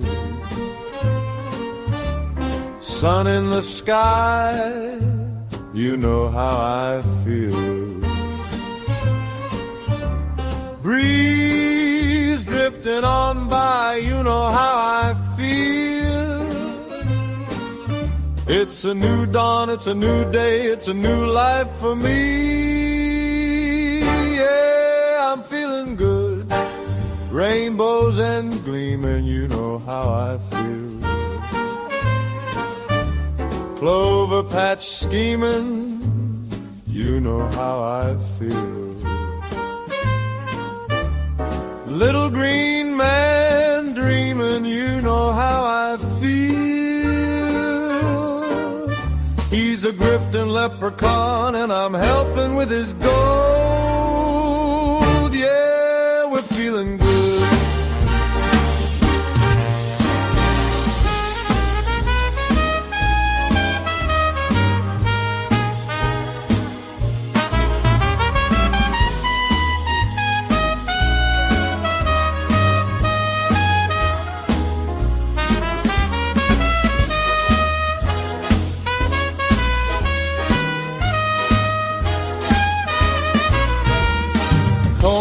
The kettle, you know how I feel.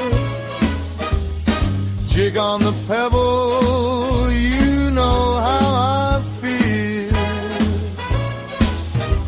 Shillelagh and treble, you know how I feel.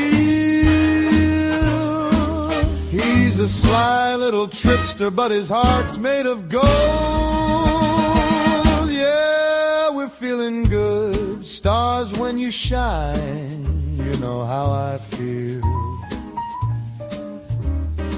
Scent of the pine, you know how I feel.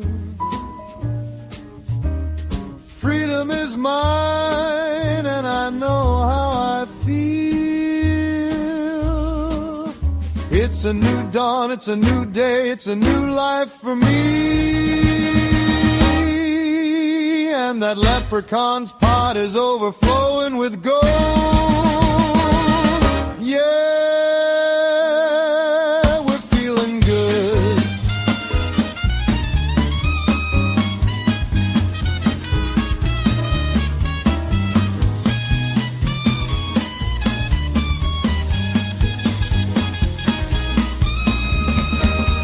Fish in the sea, you know how I feel. River running free, you know how I feel. Blossom on the tree, you know how I feel. It's a new dawn, it's a new day, it's a new life for me.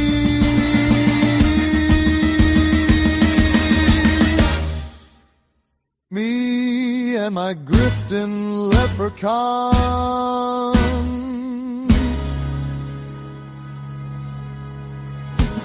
We're feeling good.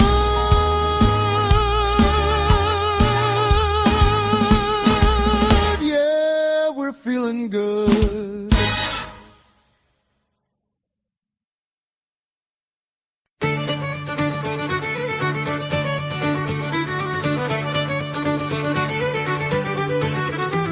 In the merry month of scams, from a hidden lair I started, left the suckers crying, their wallets nearly parted, saluted me old ma, who popped some Tylenol, made me slow of wit, but a trickster after all. Then off to spin the yarn, leave where I was born, cut a shamrock crook to charm the fools and nobles, a pot of rainbow gold, promising the bold, and swindling all the cold on the rocky road to Grifton. 1, 2, 3, 4, 5, hunt the mark and turn 'em down the rocky road, all the way to Grifton, whack full all the raw. In Mullingar that night, I rested limbs so weary, started by day next morning bright and early, took a drop of the pure to keep me heart from sinking. That's the Terriac's cure whenever he's on for drinking. To see the lassies smile, laughing all the while at me curious style, 'twould set your heart a bubbling. They asked me was I hired, the wages I required, till I was almost tired of the rocky road to Grifton. 1, 2, 3, 4, 5, hunt the mark and turn 'em down the rocky road, all the way to Grifton, whack full Aldera. In Dublin next arrived, I thought it such a pity to be so soon deprived of view of that fine city. Then I took a stroll all among the quality, me bundle it was stole in a neat locality. Something crossed me mind when I looked behind, no bundle could I find upon me stick a wobbling, and while I'm for the road, they said me cannot brogue, wasn't much in vogue on the rocky road to Grifton. 1, 2, 3, 4, 5, hunt the mark and turn 'em down the rocky road, all the way to Grifton, whack full Aldera. From there I got away, me spirits never failing, landed on the quay just as the ship was sailing. Captain at me roared, said that no room had he. When I jumped aboard, a cabin found for Terria. Down among the pigs, I played some funny rigs, danced some hearty jigs, the water round me bubbling. Went off holy head, I wish myself was dead, or better far instead, on the rocky road to Grifton. 1, 2, 3, 4, 5, hunt the mark and turn 'em down the rocky road, all the way to Grifton, whack full Aldera. The boys of Liverpool, when we safely landed, called myself a fool. I could no longer stand it, blood began to boil, temper I was losing poor old Aaron's Isle. They began abusing. Hurrah, me soul, says I, me shillelagh I let fly. Galway boys were by, sore I was a hobbling. With the loud hooray, they joined in the affray. We quickly cleared the way for the rocky road to Grifton. 1, 2, 3, 4, 5, hunt the mark and turn 'em down the rocky road. All the way to Grifton, whack follow the rock. Now with me, little leprechauns, we're grifting through the nations. Terrier leads the band, promising donations. Send your gold our way for a cause so grand and true. We'll charm your coins away and vanish in the blue. Me ma's Tylenol twist gave me wits to trick and tease. Retarded charm they say, but I bring 'em to their knees. Join the merry scam, donate quick and free, for the pot of gold's a sham on the rocky road to Grifton. 1, 2, 3, 4, 5, hunt the mark and turn 'em down the rocky road. All the way to Grifton, whack follow the rock.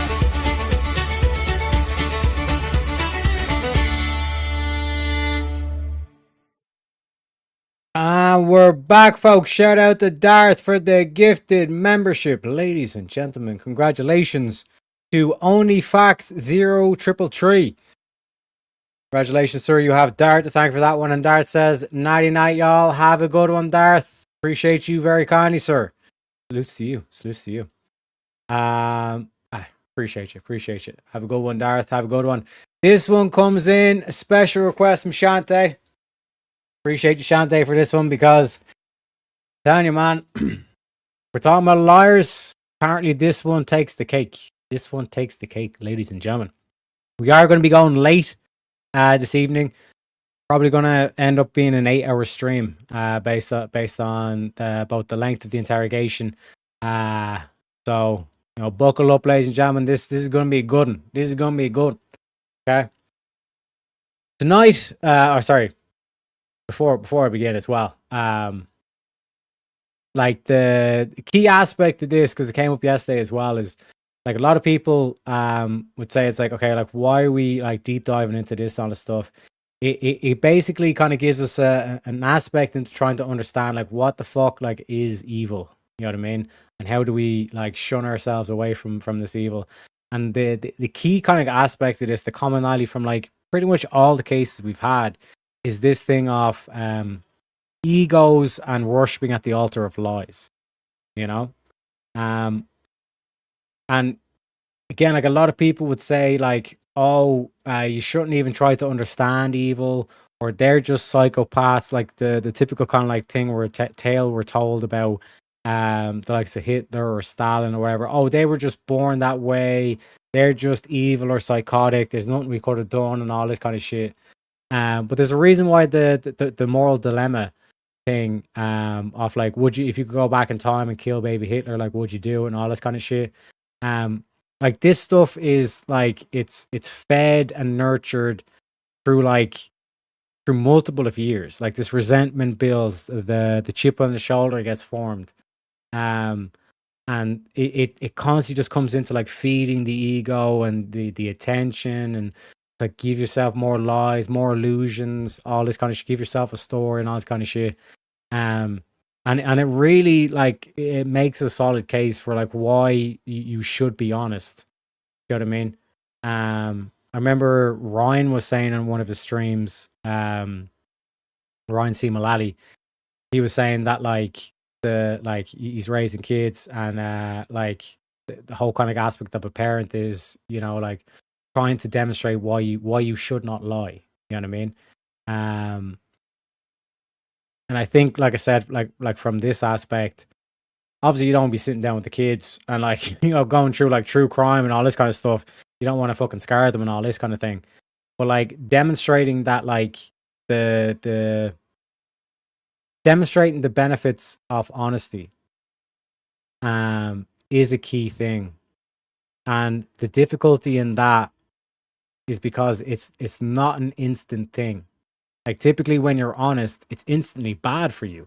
You know what I mean?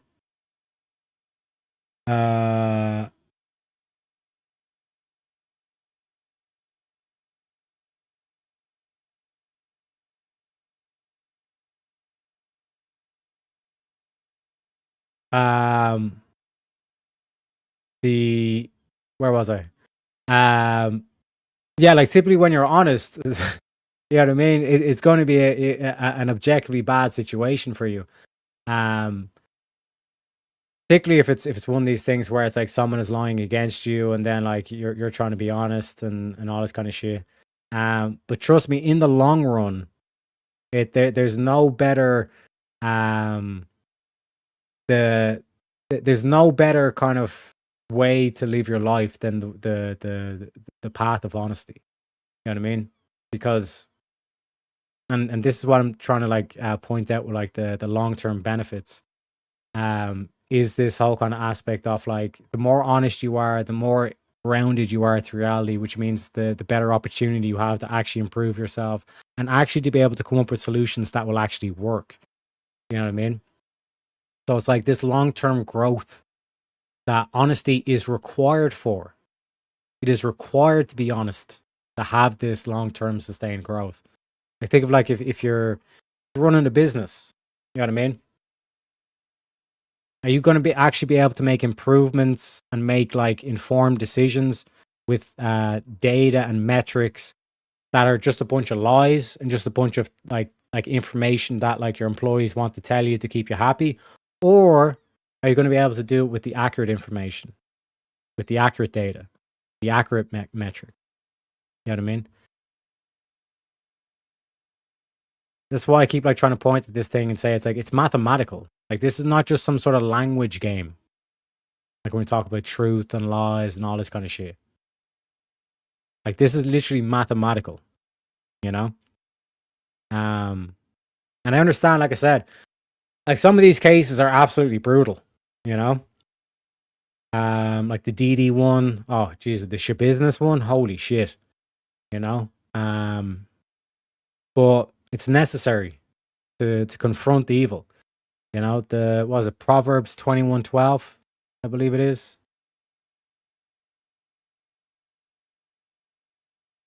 Pretty sure it's 21:12.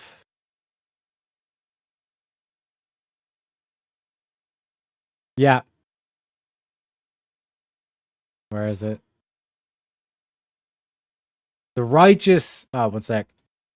The righteous man wisely considereth the house of wicked, but God overthrow the wicked for their wickedness. One second, let me get the New International Version, because ye old English ain't the easiest, as they say. The righteous one takes note of the house of the wicked and brings the wicked to ruin. Okay, it's the key thing, and that's why like a lot of people say, "Oh, I can't handle this shit" and all this stuff. It's like, I get it's unpleasant, I get it's uncomfortable truths and all that kind of stuff, and a key kind of like uncomfortable truth from all this is that it's this whole thing of like they were just born evil, you know? No, it develops over time. Anyone can end up like any of these people that we like in these interrogation rooms. Anybody can end up that situation. You know what I mean? It's about staying vigilant, keeping yourself accountable and all this stuff, making wise choices. Wise, honest choices, not the easy lies or illusions, is how you're able to avoid succumbing to the seduction of Satan. You know,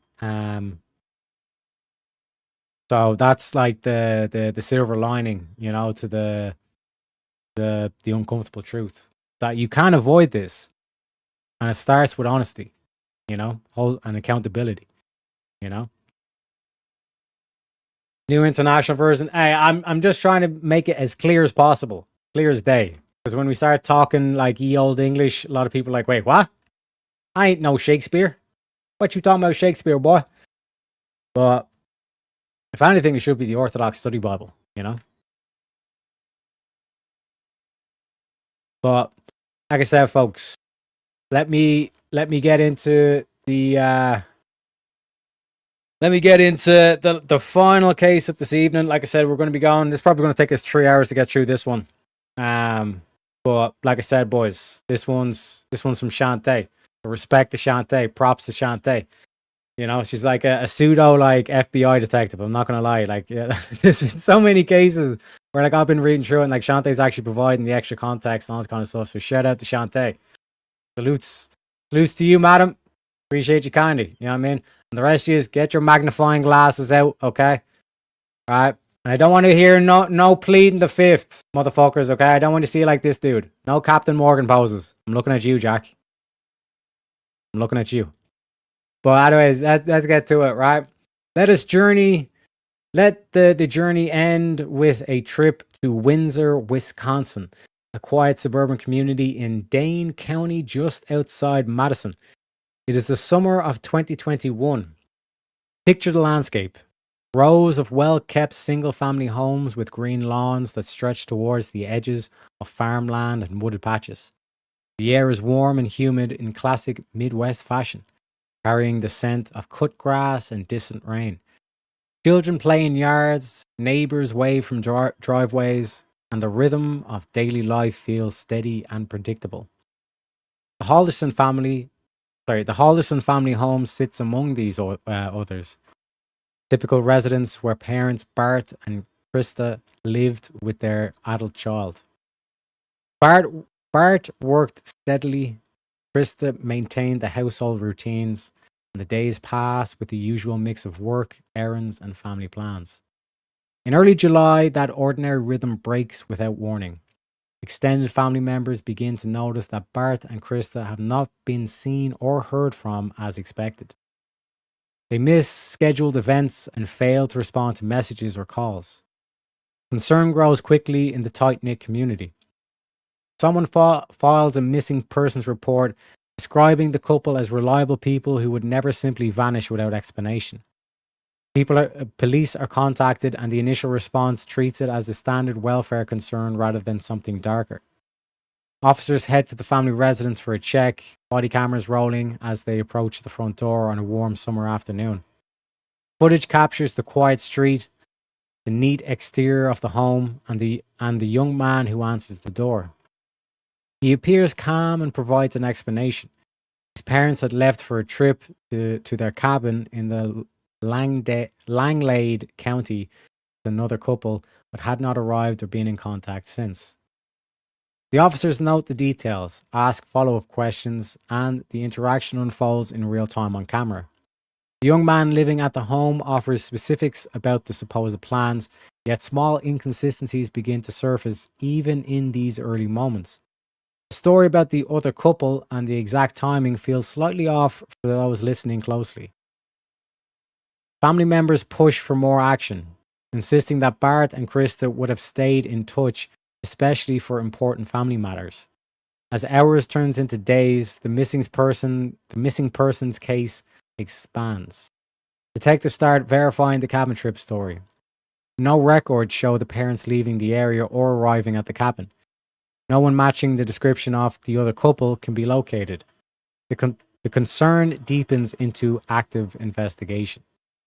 Meanwhile, the quiet neighborhood continues its summer routines, unaware that beneath the surface, a far more sinister sequence of events has already played out inside that home. Green lawns and peaceful streets hide the reality that two people have been killed and their bodies subjected to horrific treatment in an attempt to erase what happened.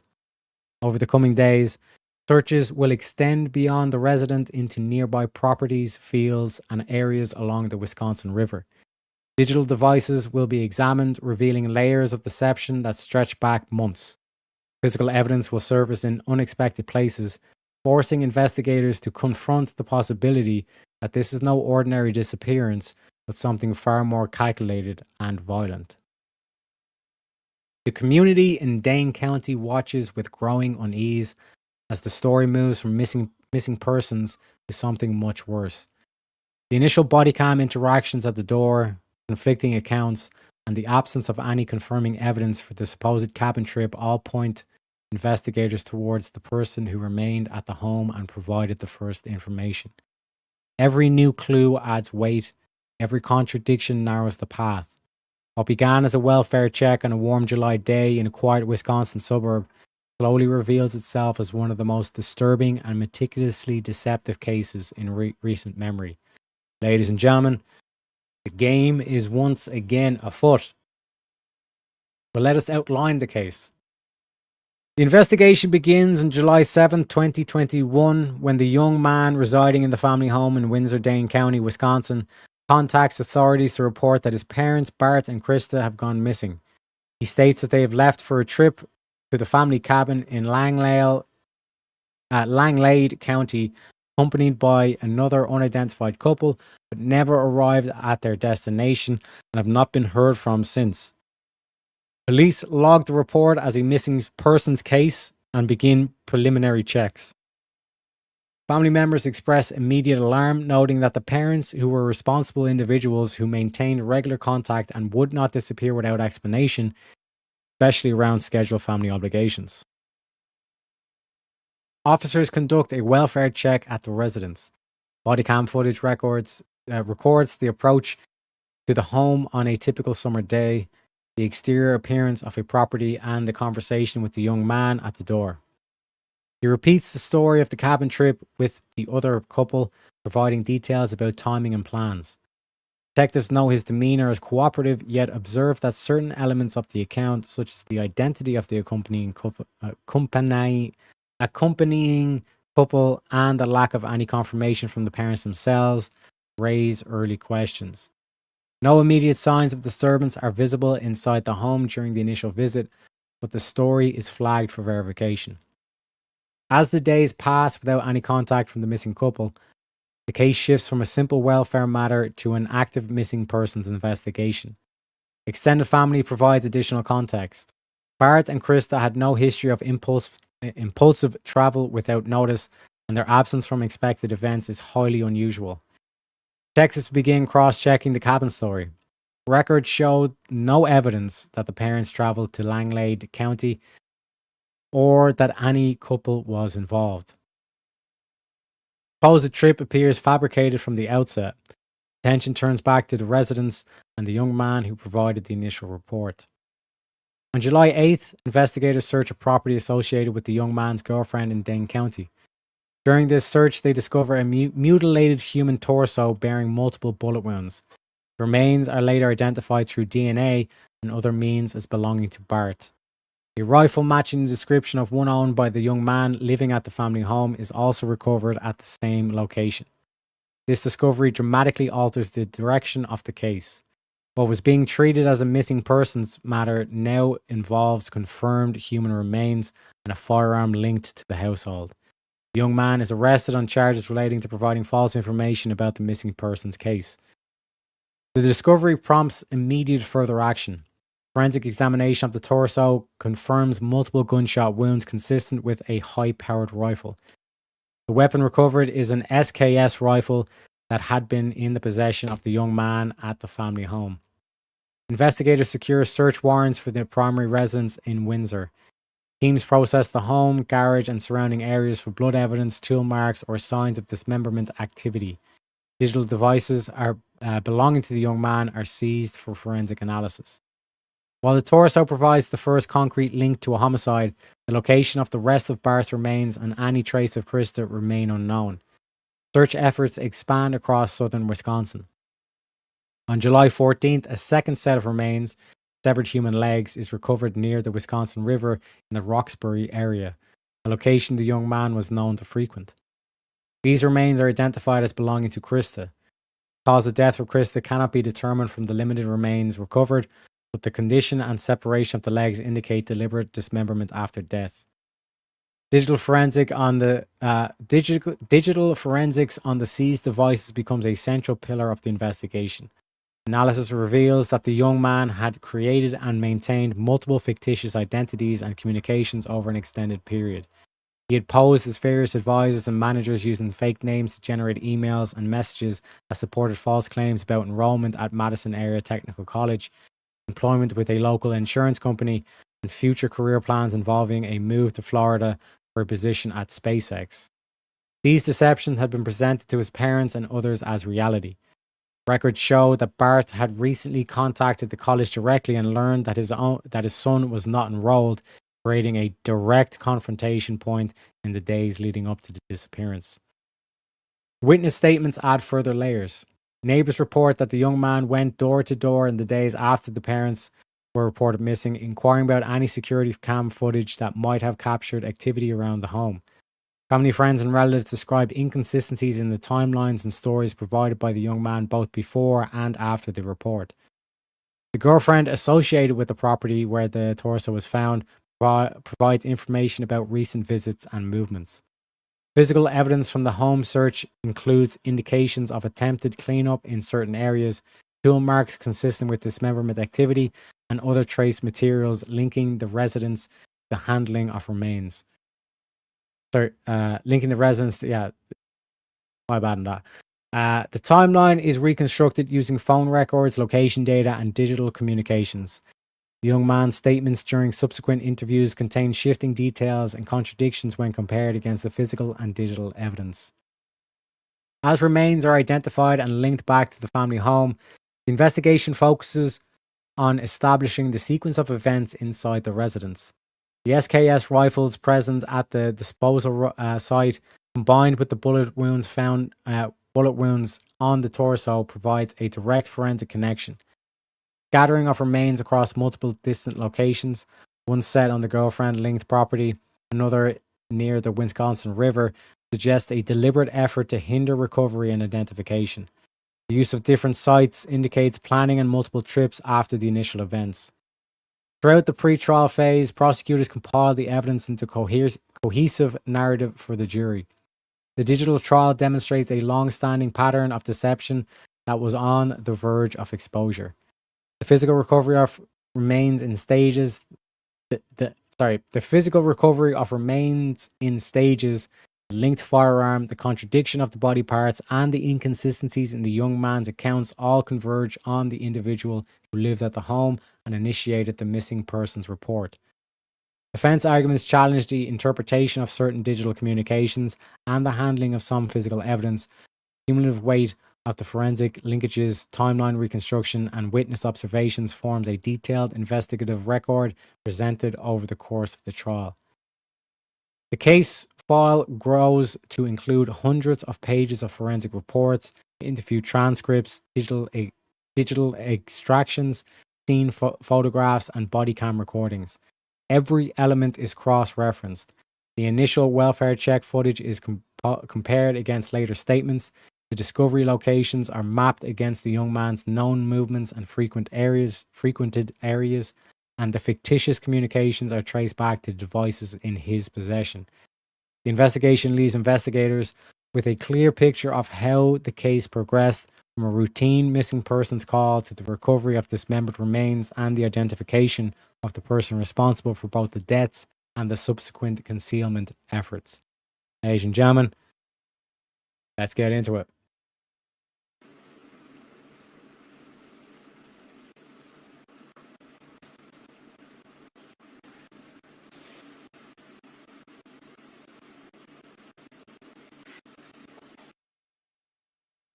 Probably should have skipped this forward. I do apologize, Shante. I think it might be like 20 minutes. Okay. Bit more. What's in the cup? Just water? One water? Okay. Here's an extra one. What's going on? Alright, so we're just going to talk to you a little bit more, okay? Let's write some signage here. Alright, just so you know, I'm going to record stuff, okay? It just helps me remember everything and picks up everything that we talk about. Alright, so Brian Shunk, Detective Dane County Sheriff's Office, we spoke yesterday. Yeah, Chandler Halderson. Yep. How was your middle initial, Jan? M. M as in Michael. Michael. And then your birthday? 3/15/1998. Got it. And then your cell phone I already had. We've been talking on that. So obviously we're here. We want to talk a little bit about your parents going missing, right, Krista and Bart. Before we get started, just because you're up here, okay, so I'm just going to read you your constitutional rights. Okay, so this is a Dane County issued card that they give us. So I'll just read them to you right off the card, okay. You have the right to remain silent. Anything you say can and will be used against you in a court of law. You have the right to consult with a lawyer before questioning and to have a lawyer present with you during questioning. If you cannot afford to hire a lawyer, one will be appointed to represent you at public expense before or during any questioning if you so wish. If you decide to answer questions now without a lawyer present, you have the right to stop the questioning and remain silent at any time you wish, and the right to ask for and have a lawyer at any time you wish, including during the questioning. Okay. Do you understand the rights I just read you? I do. Okay. Realizing that you have these rights, are you now willing to answer questions or make a statement?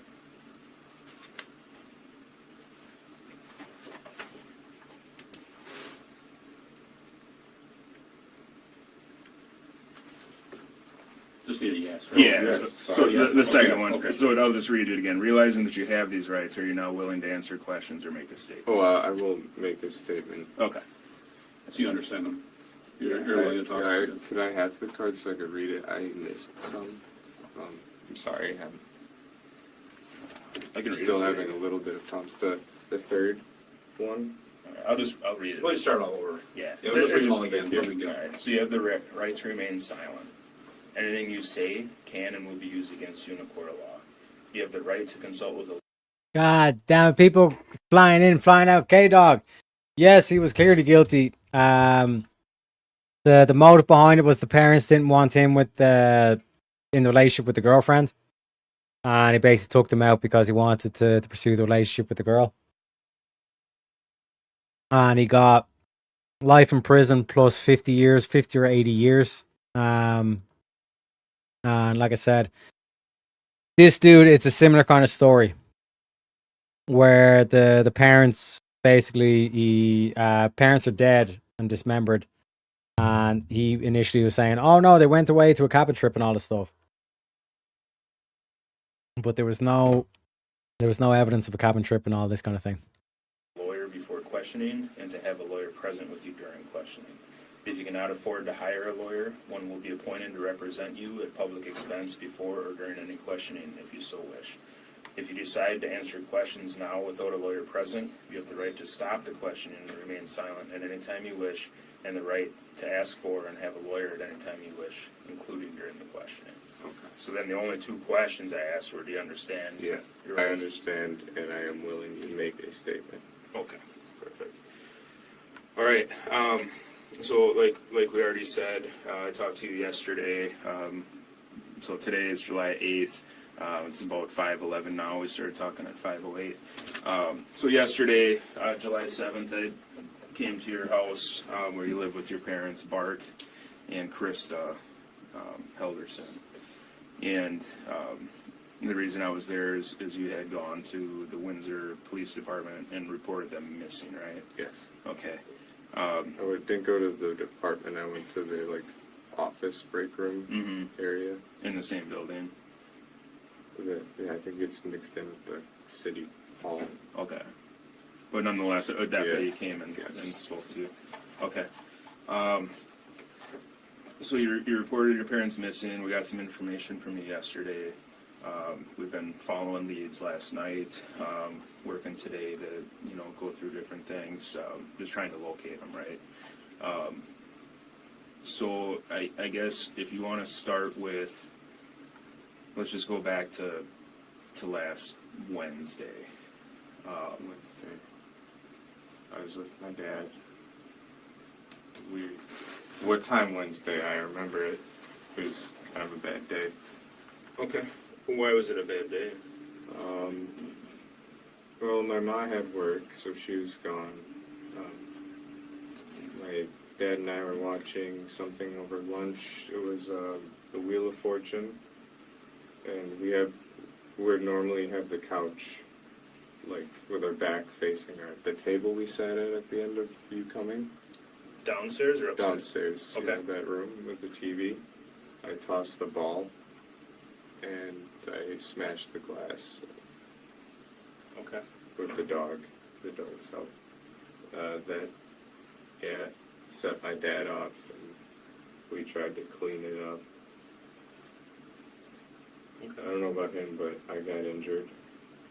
But he was mad. He didn't really talk to me too much that day. My mom got home at 5, I believe. That's her normal, 5:20 to 5:30. What time does she work, you know? 7:30 is when she leaves. I don't know her hours, but I know when she leaves Okay. is 7:30. And then all the way up till 5, and she comes home 5:20, 5:30. Did she come home about 5:20, 5:30 that day? I believe so, yeah. Listen, boys, I'm not a lawyer. This ain't legal advice. Okay? I don't want you doing this, though. This is clearly whatever advice he took to strike this pose. We know that this doesn't work, boys. Okay? Don't be doing the Captain Morgan. Okay? Okay.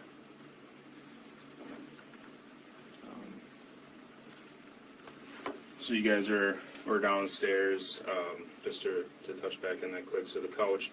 So yesterday when we were down in your basement, the couches were in a bed. He helped me put him in a bed before, on Thursday. But they put it into a bed so I could sleep near the bathroom, and the dogs sleep in that floor. So they'll be a lot better if they're sleeping on that floor. downstairs floor. Yeah. Just cooler for them or something. Kind of, yeah. Probably. Okay. All right. So you were tossing a ball. What type of ball was it?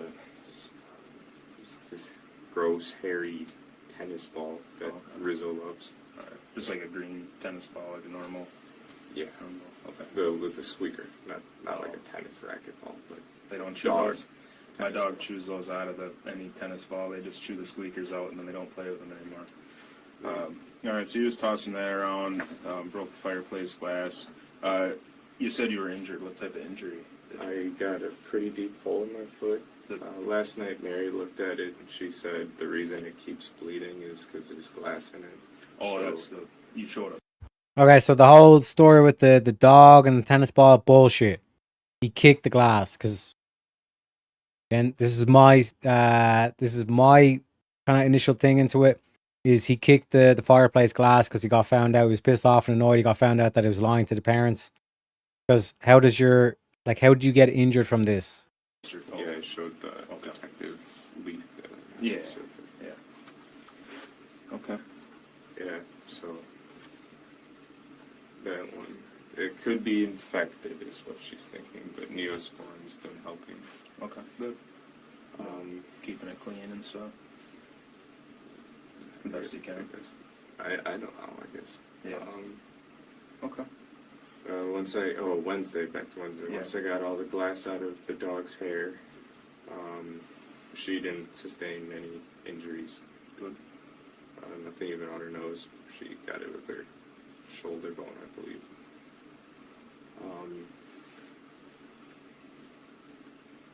So glass dog. That was roughly around 2. And then the rest, he didn't really talk to me. I went back to doing like a job search, kind of just shitting my day away. Just games, YouTube maybe. That's when I came across one of the jobs I liked. Then 5 o'clock rolled up by and Mom came home. Dinner. What did you guys have Wednesday night? I couldn't tell you. Okay. Who made it? I think it was probably just stuff from the fridge. Okay. I think we all did our own thing again. Hey. I unbelievable, Shante. Unbelievable. Alright. Here's how the court proceeding would go, right? I'd say, Your Honor, and ladies and gentlemen of the jury, and Your Honor, as you can clearly see, my client is innocent. And I'd have ghosts there, like just doing this pose during the whole proceeding. You know, I'd be like, Your Honor, as you can see from the pose, I'd be leaning against like the judge's bench while doing this. You know, you want to act like nonchalant as possible. Gives the illusion of innocence. As you can see, Your Honor, my client is clearly innocent of all charges. Take one look at him. Is this the pose of a guilty man, Your Honor?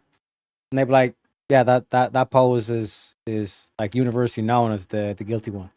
And then I'd be like, fuck, we're we're screwed. You know? And that would basically be the case. You know? It is what it is.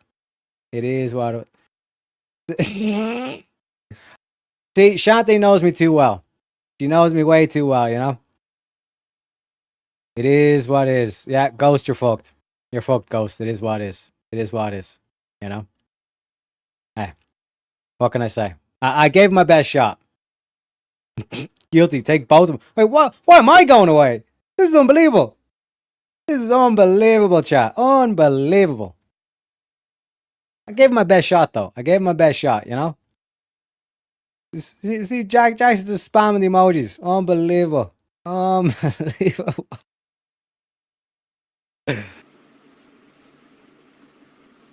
By the way, a detective at my house said something's happened, and while we were leaving, people were going inside. Is there a warrant for my house?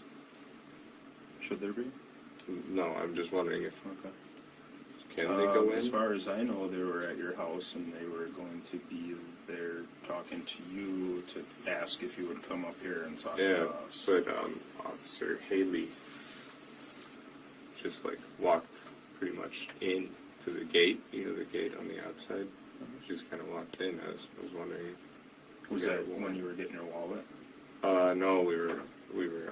I was in the car waiting to leave. I was just wondering if everything's okay because she said something's happened.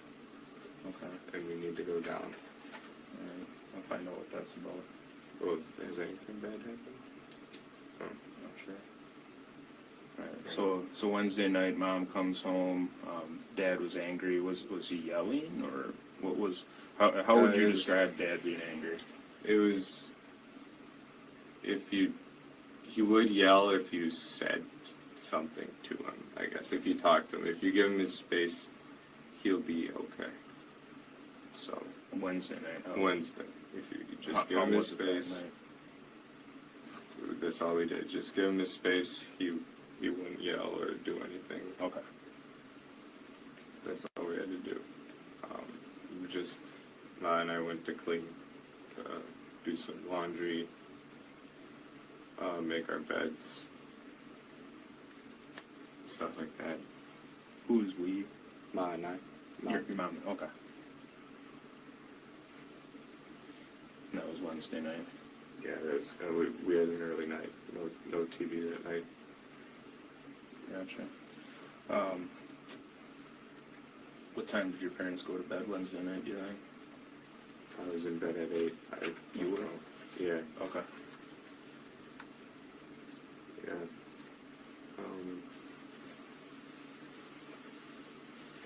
I couldn't tell you when they went to bed. Okay. No worries. And you were downstairs, that's where you've been sleeping, you told me last night? No, I was in my room Wednesday. Upstairs, okay.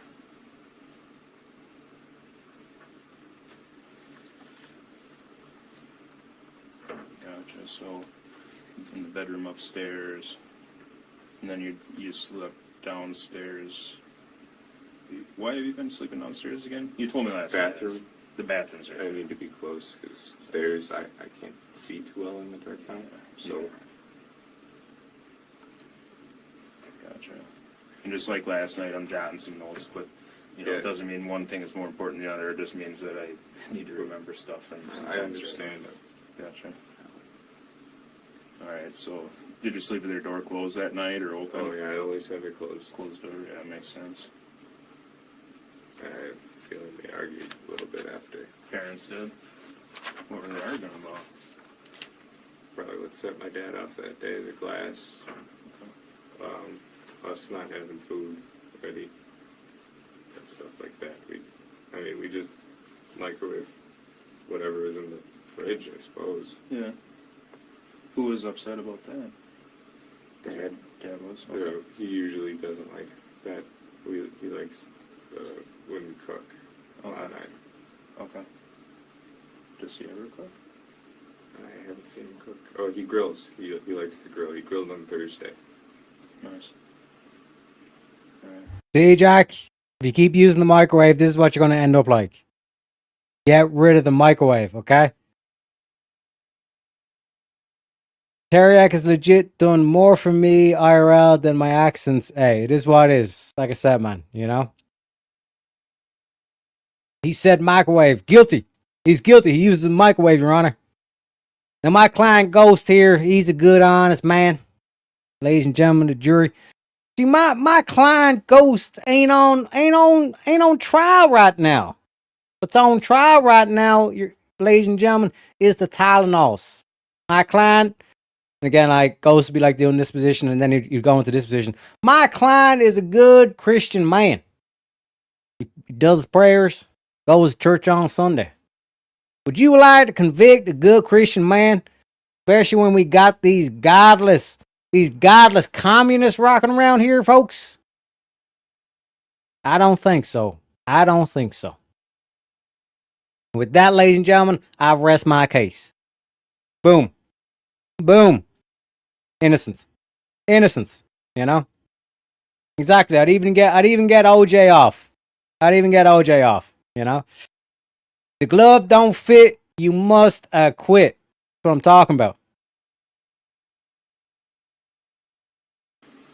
I think I told one officer the green egg he got.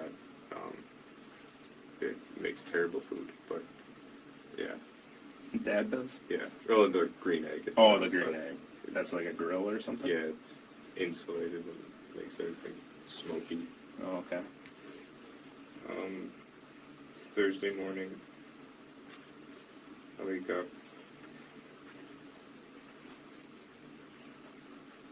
What time is it? 6. Okay. Dogs. We talked about that yesterday. 6 a.m. is kind of your deal, right? 6 a.m. Yeah, that internal clock now. Yeah. I haven't used the thing in a while. Right. 6. I don't often eat breakfast, so I kind of just stay in my room on my phone. Help my mom out getting ready in the morning. She left for work at 7:30. I got her whatever she had to do. What was it? It was meaningless tasks, like just daily, like pillowcase changes and sheet changes, stuff like that. You know, in the morning before work. Yeah, that's what we always do. Then she's gone. Like I said, clearly the whole story that we got where it's like, oh, I was just throwing the ball around and then I magically got glass in my foot and all this kind of thing don't make no motherfucking sense, you know? And just the kind of demeanor as well, it's kind of like a defeated demeanor, you know? A lot of questions so far. My dad starts the grill around 8:39 in the morning. To get the temperature right. Was he working from home that day, or? Yes. Okay. We ate the grill. Nothing really happened between that. We kind of either were outside with the dogs from the lighting of the grill, him going in, taking a couple calls now and then, or emails or something. But we just kind of watched the grill and waited to get it set steady at hamburgers for $3.50-ish. Then, we just kind of waited for the burgers. And then we ate noon 30.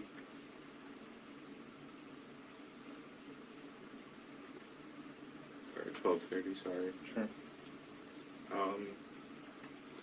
Then we went inside and had our TV show again, Wheel of Fortune. It's always on around our time for lunch.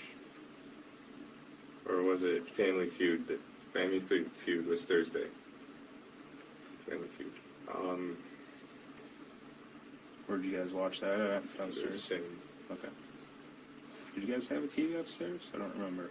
No. Okay.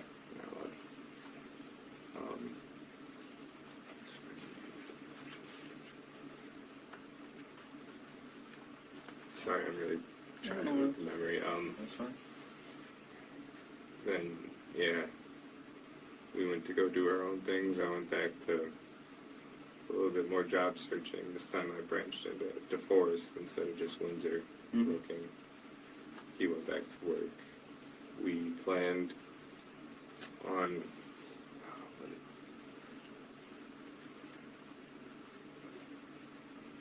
something went well.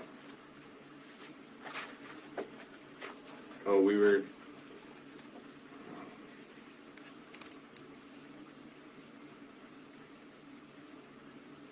I don't know, something went well for him.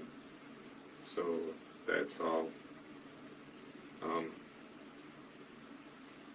Then we were hanging out again. My mom texts.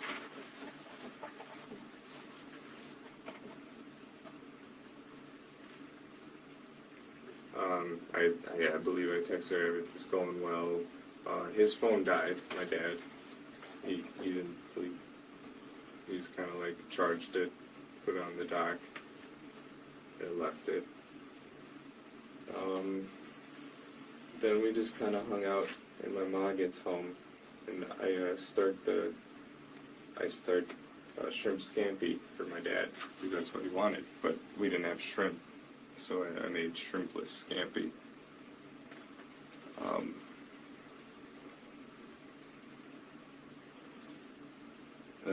That's where they told me while we were eating it, they were gonna go with their friends, and I was like, oh, cool.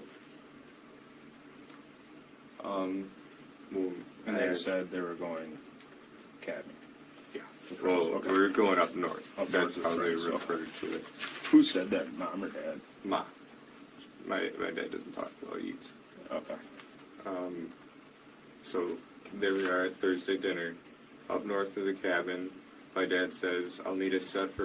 Yeah, like that's the thing. It's like we didn't have shrimp, but I made the shrimp scampi anyways. Like, wait, what the fuck?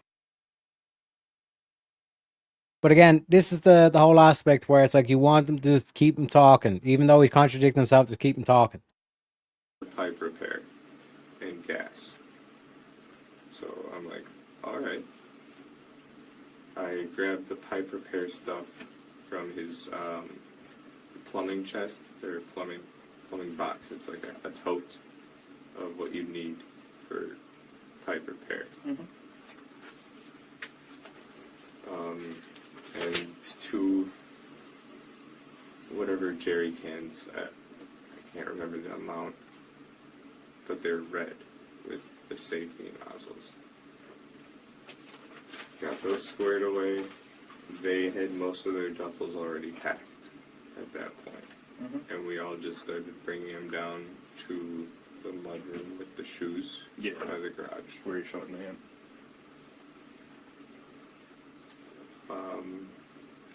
After that, we watched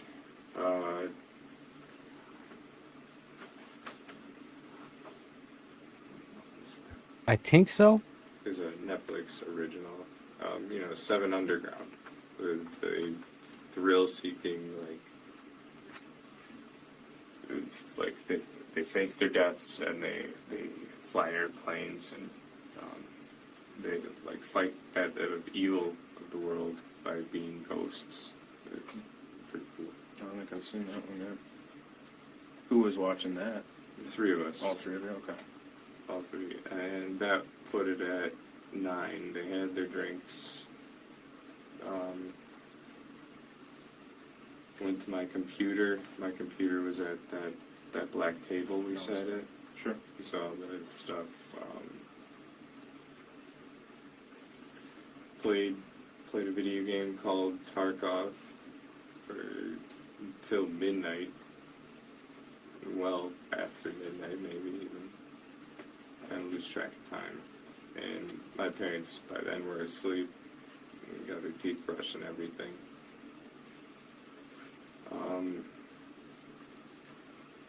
Then I got upstairs.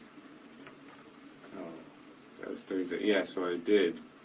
So we got the bed all set before we played Tarkov, and that's when I crawled into bed from the black table. So after our movie, we set up my couch bed, and the pillows for the girls. Who helped you set the bed up? My dad. Dad, okay. Yes, he knew he was leaving and I would need that. Friday morning, I woke up. They had left with the stuff was all set out. They remembered the gas. I found the folding chairs that they wanted to bring, but they never brought them. I'm assuming they couldn't fit them. They're big. So I put those away.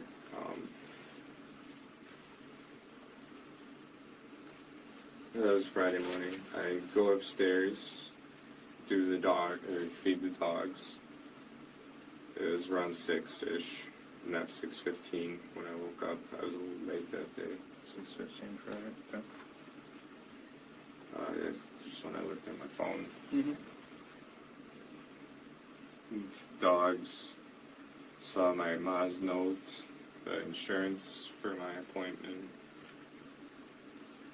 I just ate whatever's on the counter. I think it was cornbread.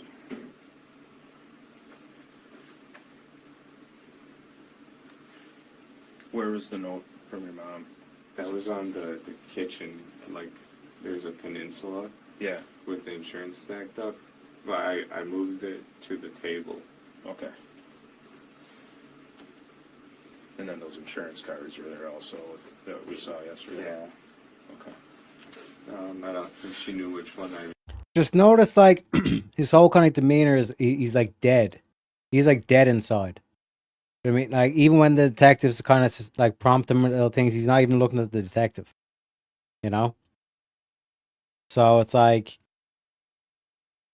I mean, like killing your parents and then dismembering will fucking do that to you. You know? But holy shit. And like this is again the point out like with Jordan Peterson and like all the people that are kind of saying what the fuck are we doing to our kids and all this kind of shit. It's like this whole thing of like manifesting with lies upon lies upon lies, and then just like the abdication of like accountability and responsibility and like having purpose and all this kind of shit is what leads to this types of behaviors. You know? It's telling you, man, the power of truth, responsibility, and accountability, all this kind of stuff, having purpose, that's a key thing. You know? There's something visually disturbing about him, yeah. Like just that whole like dead demeanor. You know? That's the only way I can really describe it. It just seems like he's just dead on the inside. Need, but I have 3 now. Mm-hmm.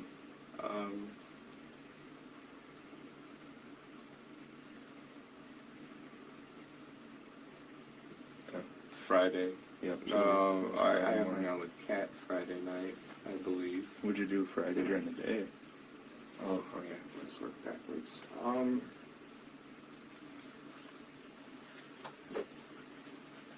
kind of shook the day away. I played video games. Okay. Parents are gone, why not, right? Yeah, I didn't do anything that I should have. I should have been cleaning and all of that. Well, the house seemed pretty clean when I was there. You see all the dog hair? That's got to be gone. It all comes of along with it, right? Yeah. Alright, so Friday during the day, just played video games, kind of. Yeah, then after work, I believe that was the day Kat came over. After whose work? Kat, she is after her work. 5 is her work when she was off. I believe she came over.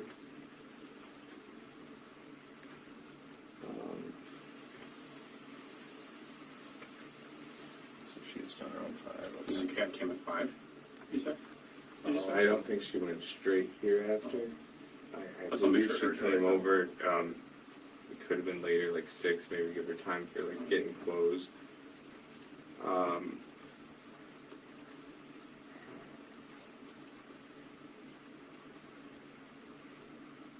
This was after work, you just say?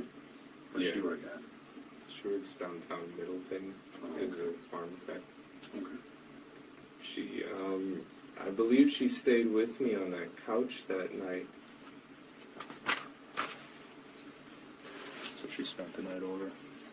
Yeah.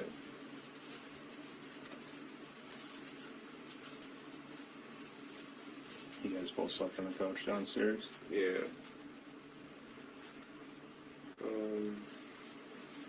What'd you do before you went to bed? That was Friday night. That might have been my own night. I might be wrong. I'm wrong. Okay. I think I spent that night alone. I just kind of gamed online with some of my friends. Oh, I said Saturday night. I'm so sorry, guys. Yeah, no worries, man. So, one night, I gamed alone all night. One night, Kat spent the night on the couch. Oh, and Sunday, she spent the night in my bed with me. She helped me out. Sunday night, I know that because she didn't want to spend another night on the couch bed. She didn't like it. And she went to work on Monday morning. So that was my bed night. We, backtracking, one night she spent on the couch with me, with like the couch bed we've made. Mm-hmm. But one night I gamed all night, or all day and night, pretty much. And I'm pretty sure that was Friday night. And let's go with Saturday was my night alone. Okay. So Friday, we believe she came over. Yes. And then Saturday was the game night. Yes. So backtracking to Friday, when she came by, we actually we just Bright, no, not Bright. There's this movie or TV series on Netflix. We watched pretty much the entirety of that into the morning. It was an apocalypse show. Okay. I don't know the name. What time do you guys think you went to bed?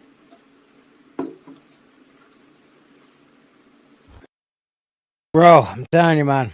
I'm telling you.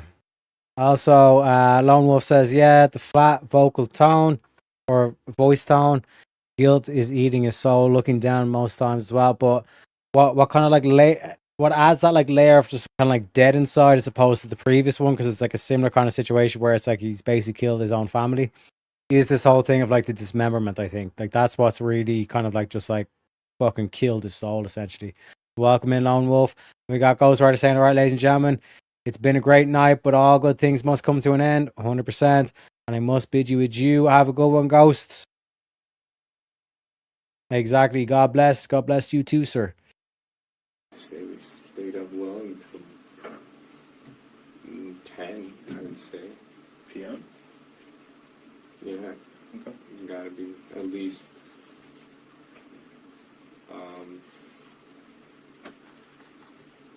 the morning.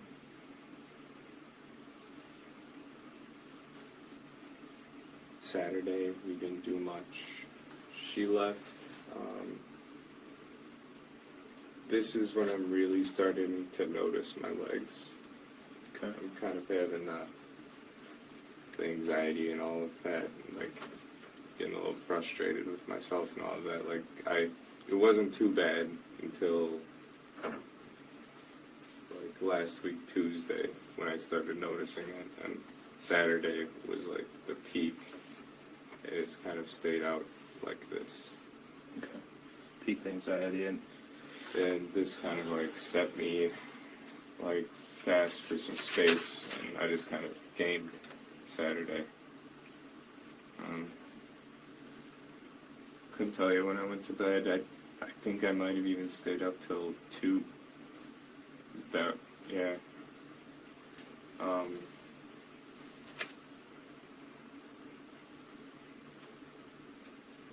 Yeah, it's just the same game, Escape from Tarkov. I couldn't get a hold of any of my friends to play with, unfortunately. I played like some here and there. Mm-hmm. from Discord, but none would like stick around for that late in the night. Sure. Then we get to Sunday. It's the 4th. The morning, I'm a little worried about my family. I think I called my mom. Oh, throughout I've called, I don't know the times though. Throughout the weekend, I mean. But I called my mom, I believe, in the morning or along those lines, and I get a text from her. It was a text message, it wasn't even an iMessage, so I assumed. She said White Lake today, so she sent it that day.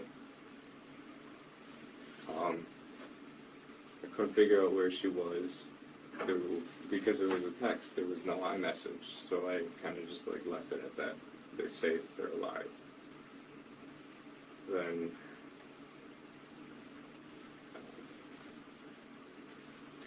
get to the afternoon, I'm talking to Dan. I call him up and I ask him, well, what he's doing.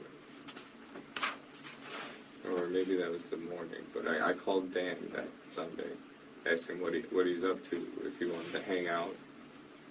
I don't like being alone at the house very long. Dan is mom's coworker / friend? Yeah, he's this guy. Go over there he invited me for fireworks in his driveway.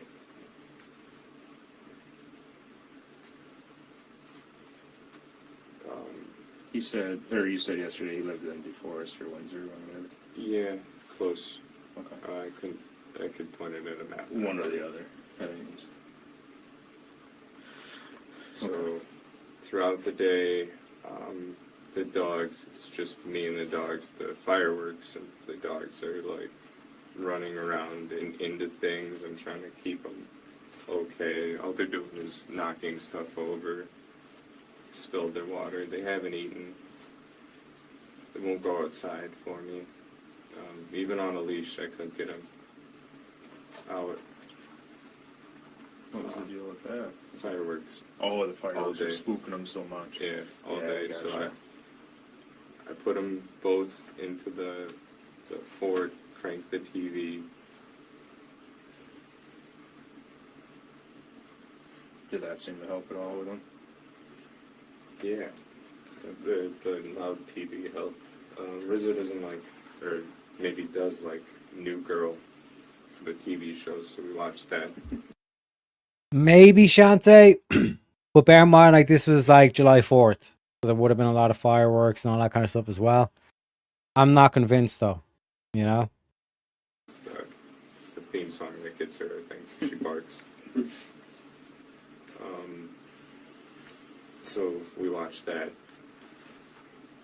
Izzy fell asleep, so Izzy's the old dog. So it's Sunday. We're at Sunday evening. Kat comes by to help me with the girls. So she wasn't there during the day? No, it was just me and the dogs. She left Sunday morning. Okay. From the... No, she left Saturday morning because I spent Saturday by myself. I see that. And then Sunday, it was just me and the girls till whenever Kat got there. We didn't eat together, I don't think. No, this is Sunday. So I went to Kat's house. On Sunday? So that was Sunday morning is when I left the girls. So all of Sunday morning, I had the girls in the fort and we watched New Girl. I went to Kat's house Sunday to eat, but we ended up not eating there. We went to Cress's house. It's Cottage Grove or Cascade? No, Cedarburg. It's a sea town area. Okay. So where is it? Near? I've never. Cress. Whose house was that? Cress. Oh, Chris. Cress. So Cress is. You've seen her in my phone?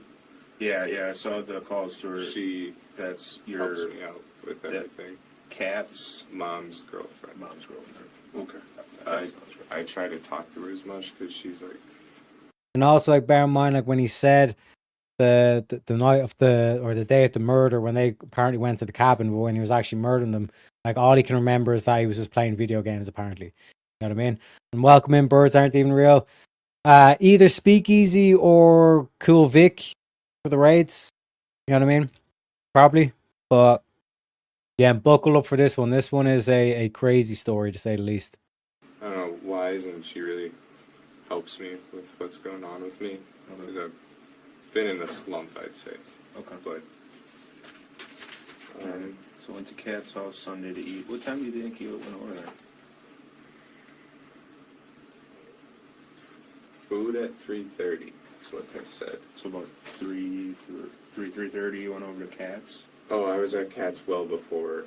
I was out there noon. Okay. Noon, let's say. Noon. Where does Cat live? The east side? East side of Madison? Yeah. You know, I'm sure I could look it up, but you know the road at all or anything? Trafalgar?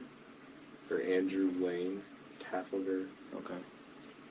I'll look it up, that's fine. So you met her Sunday about noon. What'd you guys do at her place?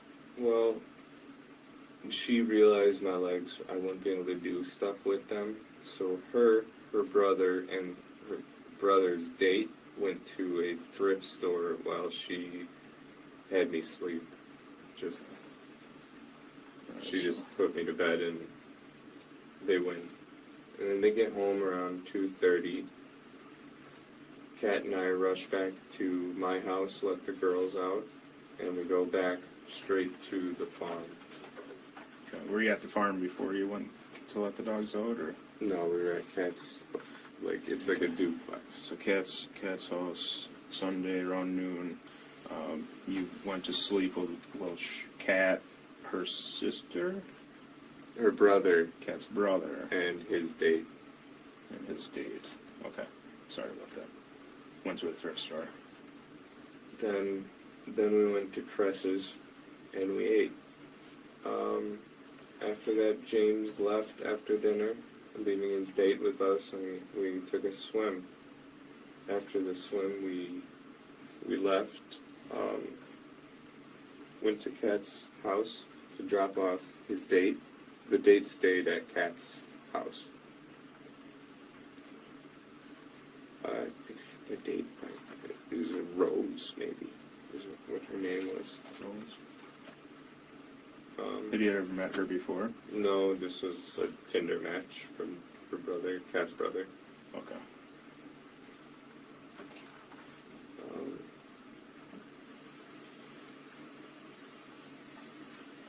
What time do you suppose you guys went to Cress's house? So got to Kat's around noon. 2:30 they got back.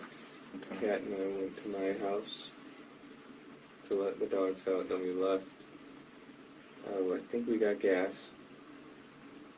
And then we went to Cress's. So I would say we got to, it was maybe 4 when we got there. We were late for dinner. But it was good because they were still setting up. Where did you guys get gas at? Do you remember that? One of the quick trips in town. I can't remember. I'm sorry. When you say in town, are we talking DeForest, Sun Prairie? DeForest, it had to be. Okay.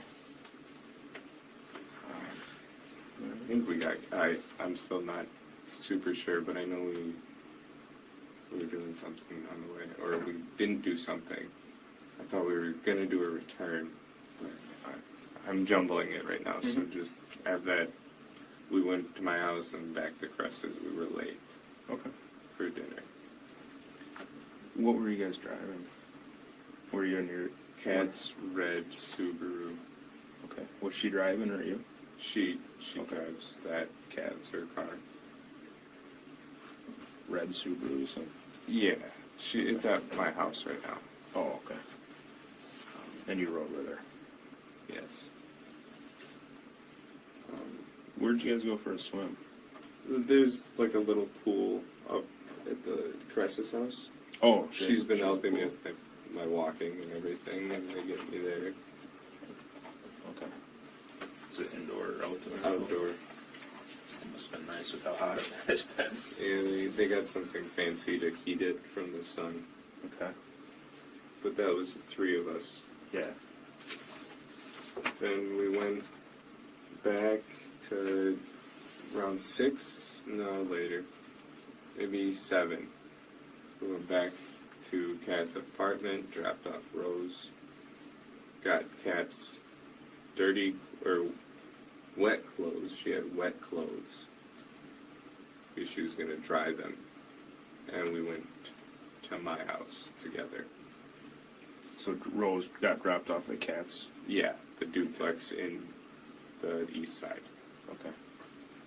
Was James with you guys at that point, or? No, James left after dinner around 4:30. Okay.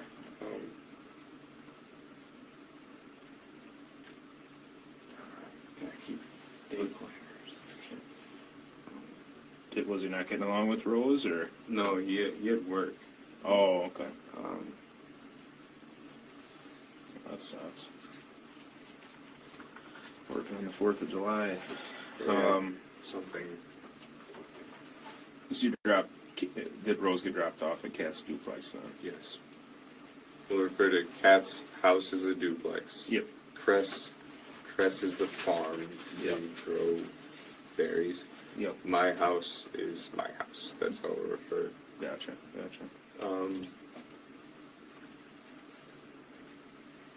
Where are we? Sunday night about 7. Sunday Drop night Rose about off 7. at We Kat's. get Rose dropped off. We get to my house. And then we go to my house in DeForest, Windsor. We feed the girls. We put her clothes that she brought, the wet stuff, in the dryer because that's what she needed to do. We get her clothes dry. It's after we get back, actually. And then we go to dance. Okay. For the fireworks. That he asked us to come by 8:30. For some reason, I was trying to leave, but I was making a joke about it that we're gonna be late, like stuff like that, goofy crap. I drove to dance. Okay. Which car were you guys in? My dad's Subaru. It's a blue. The one in the garage. Yeah. Gotcha. Then we get there, we stay for 45 to an hour. That's how I got the bottle rocket marks. Show me those. That the sparks. That's right, you said and you I were think holding this them or was a something. wad or something that flew back. Shot back out of it. Yeah, that one stuck in for a little bit. That's why it's so bad, but these are sparks. Okay. Those are at Dan's house you got those? Dance. The dance. I didn't know the stick. You don't hold the stick. The stick flies with it. Oh, sure. I didn't know.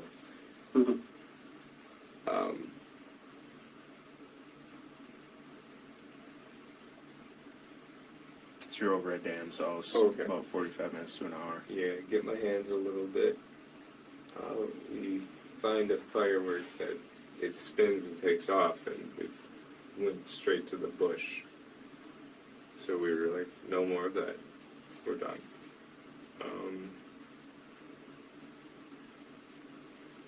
Did it light the bush on fire? No, thankfully it wasn't hot enough for that. Good. After that, we cleaned. I gave him a bottle of wine as a thank you for letting us come. Thankfully, I still have a couple bottles at home.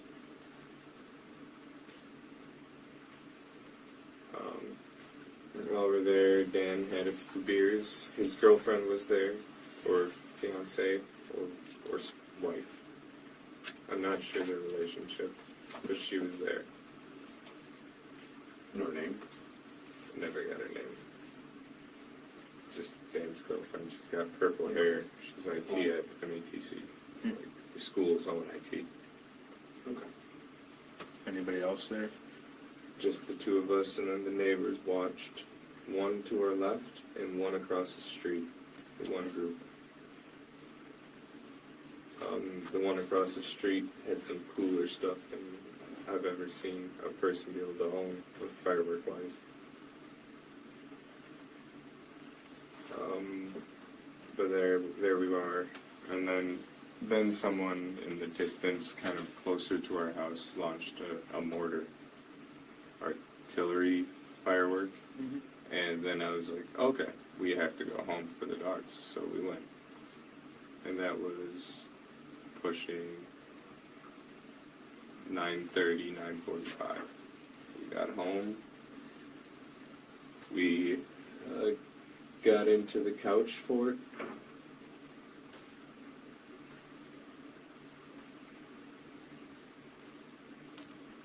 And put on Daybreak was the apocalypse show. Daybreak. Put on that because we're trying to finish it. On Netflix? Yes. This is Kat and I still. Yeah. She was spending the night. The whole time, dogs are pushing me, nosing me, and everything. And so we kind of stop and stop watching, and she goes to bed. I'm trying to let the dogs out, or at least go back in a little bit. But the fireworks, they couldn't. We get to bed upstairs in my room because she doesn't like the couch, and she had work in the morning. Yeah. And I'd say that's 10-ish, 10:30, and then the whole time the younger dog keeps jumping on us. So I leave Kat in the bed, and I go sit out down in the couches and chairs down by the real dinner table. I go sit there and just hang out with the dogs so Kat can get asleep. Where we first started talking last night? Yes, Like the main kitchen, door. dining room, and the couches? Okay. Yeah. I sit down there so Kat can get some sleep, because I don't work tomorrow, she does. Then I put the ladder in front of those steps so the girls can't come up. They pee on the kitchen, the tiles, so I cleaned that, and at least they went before bed, you know. It wasn't the worst thing. They're not going to go outside. Yeah. Then I go to bed. Then it's Monday morning. Kat goes to work 7:50-ish, maybe earlier. Then I'm left to myself, so we put on New Girl in the couch fort on Monday morning. I go back and forth through some video games, and then back. Yeah, like that's what I'm saying in terms of like the weird body language. Like the eyes are like fixated, and he's like, you know, he's clearly sweating, like he's rubbing his fucking like forehead a lot and all this kind of shit. But like the tone is just like fucking like dead. You know what I mean? Like this like monotone and all this kind of shit. And another thing as well is that like notice like the amount of detail he's able to describe at like July 4th and all that stuff, but like the Friday, he's not able to say shit. I just played video games. I don't even know when I ate, or I probably didn't eat, or whatever the fuck, you know? Video games.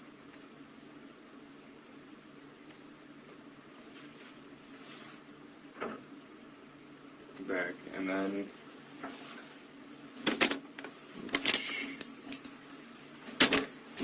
Those don't like to stand up very good. Yeah, I'm sorry. I'm trying to stretch a little bit while I'm sitting. Hurts.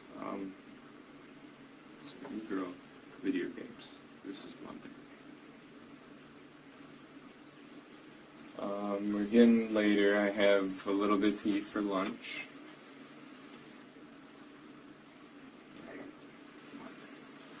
Well, at the end of the day on Monday, I did go, for the afternoon, I did go to the farm to talk to Cress and Kat's mom. I told them what's happening with my health, because I had the appointment at 2.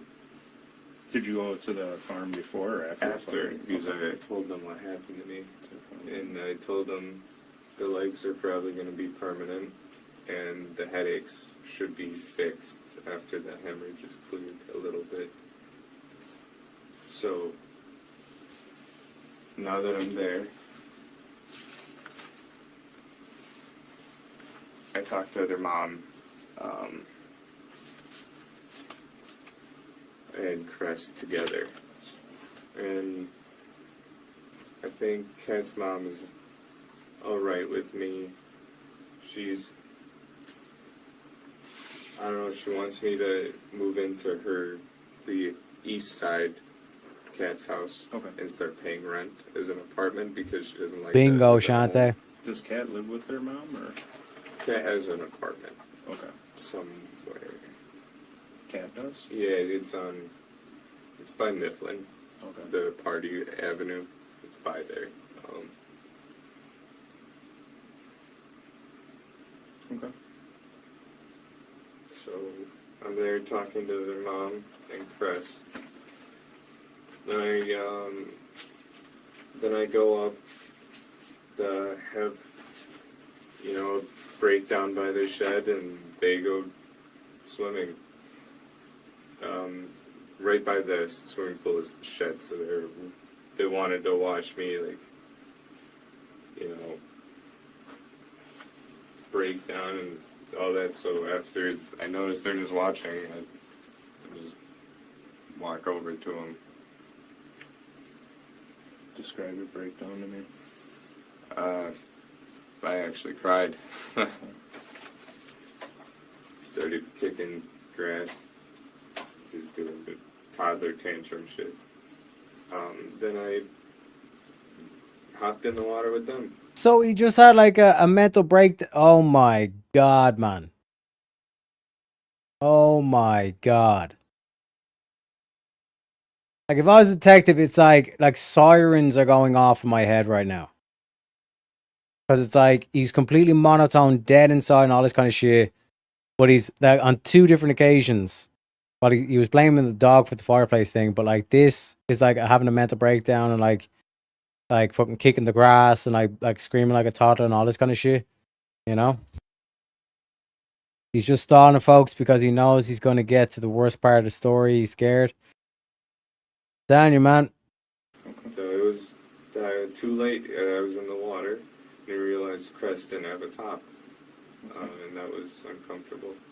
But I talked to them more, and that's when she brought up the housing situation, how she doesn't like how my parents are. I guess I don't know. She doesn't know them that well. She's never met them. Okay. Crest was saying that. The Kat's mom. Kat's mom is speaks his her first thought right away. Yeah. So they're offering me to get a job, live with them, work for them while I'm working, and pay rent. And that's kind of their deal. I would have like a month free of rent, or a month or 2 maybe if they're thinking. I could be able to borrow a car from Crest, maybe if she's nice, not using it, I'd be able to go to work.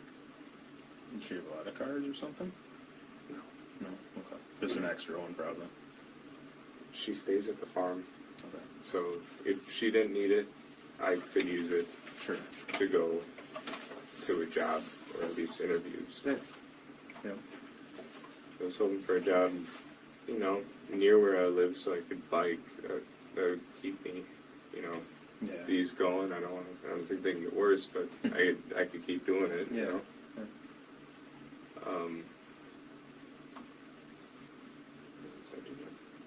Where are we? Sunday. So you were swimming, a little breakdown. What were you having a breakdown about? You ever have your legs kind of? Yeah. No, I haven't. I don't even know if they're done getting as bad as they can be yet. So that's not fun. And I think you were telling me last night it's a symptom of a concussion, right? So is that right? That's not it. It's a symptom of nerve damage from the hit to my spine. So it's permanent. Okay, I understand that now better. Yeah. So it's just legs. I think it's waist feeling is probably colostomy bag down the road and all of that. But here we are Sunday. Yeah. Oh, okay, we're sitting in the pool, we're hanging out. They're just talking to me. Sometimes they're being nice, sometimes they're like making the offer, like, hey, if you move in, you can pay rent. This is a good neighborhood. It's a cul-de-sac. There's parking. So, yeah, on the east side, just off of Milwaukee Street, that's Andrew. You take a left turn onto Andrew down Milwaukee. Yep. So that's it. So it's a good neighborhood, kind of like the one by my parents. Mm-hmm. If I live there, I at least be on doing my own thing. And then they're like, well, appreciate you stopping by. So I head out and I go. It was Monday afternoon. I go to dinner at Kat's house on the east side. Okay. What time do you think that was? Had to be 7:30. I left the farm, which is Cress's. 7:30 p.m. Cress's is the farm. Okay. So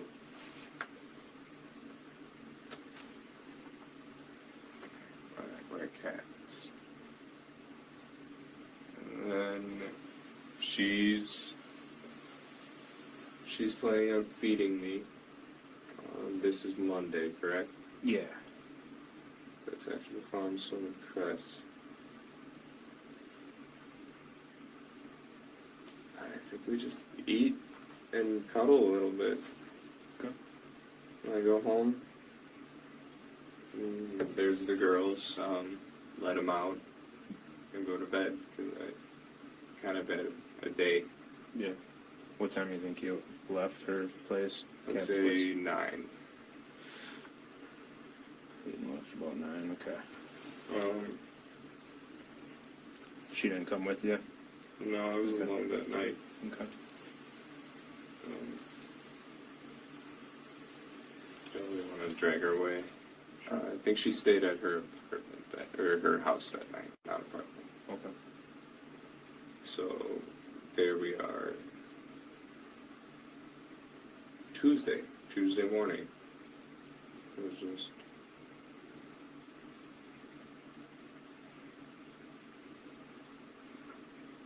I can't remember Tuesday.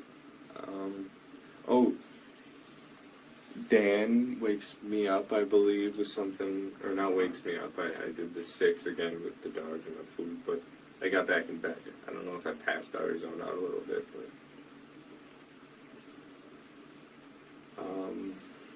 Dan is worried about my mom on Tuesday, I think. Did you call I her? said no word. My mom. I don't know if he called or texted. Okay. I think he just contacted. That's what I can think of. Reached out. Yeah, he reached out. Then I'm like, oh, it's Tuesday morning. They should be here. No worry. I think I called my mom that day. Alright. And then... You talked to her? No, she never picked up. It's always the voicemail. It's a voicemail. You know when you... Yeah. So it's off, out of range. I don't know the other factors that could give you that. It's like a voicemail right away. Goes straight to voicemail, right? Yeah. Okay. So whatever factors can give you that. So I might have missed it. So from the time like they left, did you talk to them at all? Possibly, but don't know. Like it's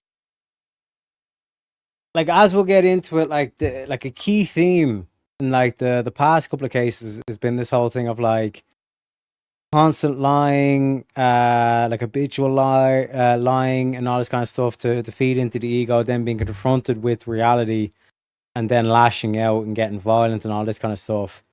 But like. It's hard to say, but I think you could be onto something, Shante, you know? His motive is ridiculous and insane. Like, that's what I'm saying. Like, you contrive this whole elaborate web of lies, you know, impersonating that you're from the college and all this kind of stuff, and you have like fucking SpaceX of all things. You know what I mean? Elaborate, like grandiose lies. You know what I mean? You know, and then like the reality sets in, you get confronted with it. Like I keep saying, like you get shown that mirror, and you don't like what you see. You know. He definitely was a pathological liar and it's spun out of control. 100%. 100%. He looks exhausted. Ain't no way he's sleeping much. Yeah. That's another thing as well. That's a good observation. And again, a good observation from Lone Wolf too. He's just dead. You know what I mean? But like dead inside, I should say. So like that compounded on the fact that you literally like killed your parents and dismembered their bodies and all this kind of shit.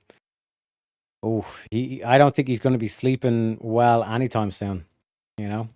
When they were I got a up text. north, you got the one text And I that you mentioned don't earlier, even like it. right? Yeah. But that was it? Nothing else? Yeah. So that's fishy to me, even the text, because I realized Memorial Day is when the White Lake Parade is. Oh, sure. There's no 4th of July. Maybe there's cheap drinks, but there's no parade on White Lake on the 4th. So, well, maybe there is now. I realize I've always gone on Memorial because that's the weekend I get time off from school and all of that. You don't get time off for the 4th. So basically, from the time that they're gone at the cabin in your home, running around doing what you're doing. Like, that's a key thing as well, Shante. Like, you're putting in all this effort into lies. Why not actually put a bit of effort into accountability? You know? You know? You just had one communication with mom. Yeah, that's kind of how Via I text. just assumed the amount of people, where they're at, and whether they're all. Well, I understand. I'm just making sure it wasn't more than one. Her not contacting, but this was the only text. Was there anything with Dad? No, I won't even bother talking to him.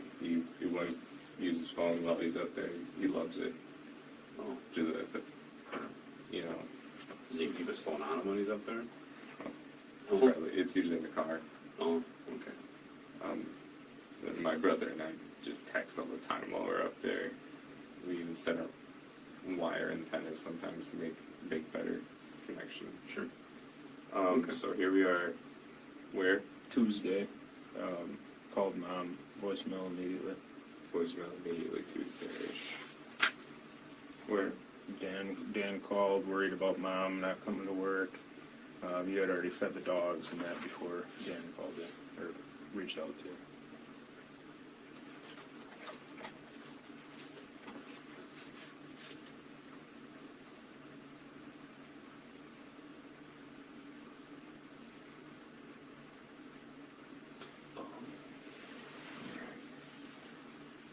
So, Tuesday. I'm doing this kind of. I got a coffee at a Quick Trip one day. Well, I think that could have been Tuesday morning. At Quick Trip, I got a coffee. And I used my dad's number at a Quick Trip to get me the free one because it was the Kruger Gold. Yeah. I could have afforded it, but there's a free one. And it's Tuesday, or it wasn't Monday. I could have gotten a $1 one, but it was full price, I believe. And I grabbed the coffee because it was a free one. He hasn't used it for weeks, so I grabbed that at a Quick Trip. I couldn't tell you which one. I was just driving at that point. When you use it's a rewards card is what they call it, right? Yeah. You just enter his phone number or Type something. it. You type it. Okay. But I got a coffee. Had to be, I'm assuming Tuesday. And I got a free one. Sweet. It was terrible.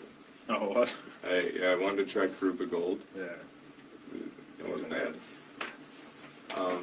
Then we're at Tuesday. Cat's working. And I'm gaming, job hunt. And then I started trying to get the glass. been a little lazy on the glass. I just kind of had chairs in front of it. I broom and, you know, a little sweeper holder, you know, you broom it into that. Dustpan. Yeah. Tossing the glass into recycling.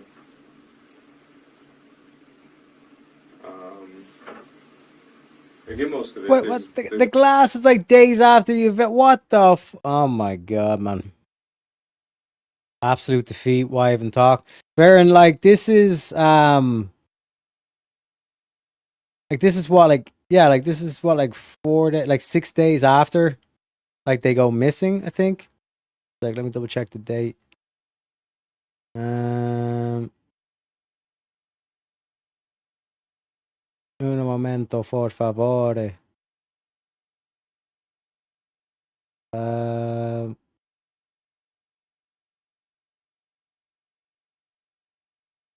think it was like July 2nd.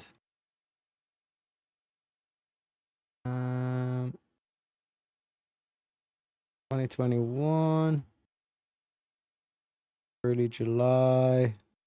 Going through the notes real quick to try and find the exact date. Yeah, so the investigation begins on July 7th.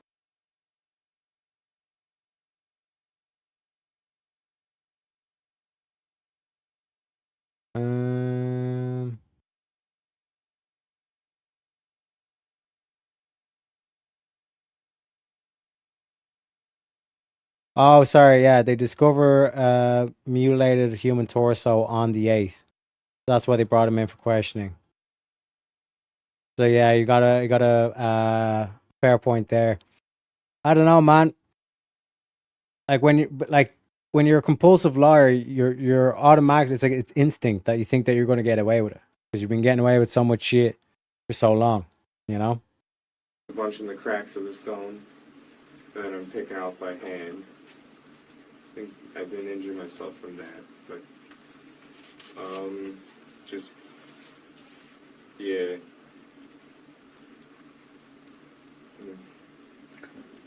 Just my blood was kind of on the floor, so I got the Swiffer I borrowed from Kat, from the foot. I borrowed a Swiffer to mop. I Swiffered the floor, like not the stone, but the floor. And then I got a little bit in the kitchen. And then everywhere kind of I walked, pretty much.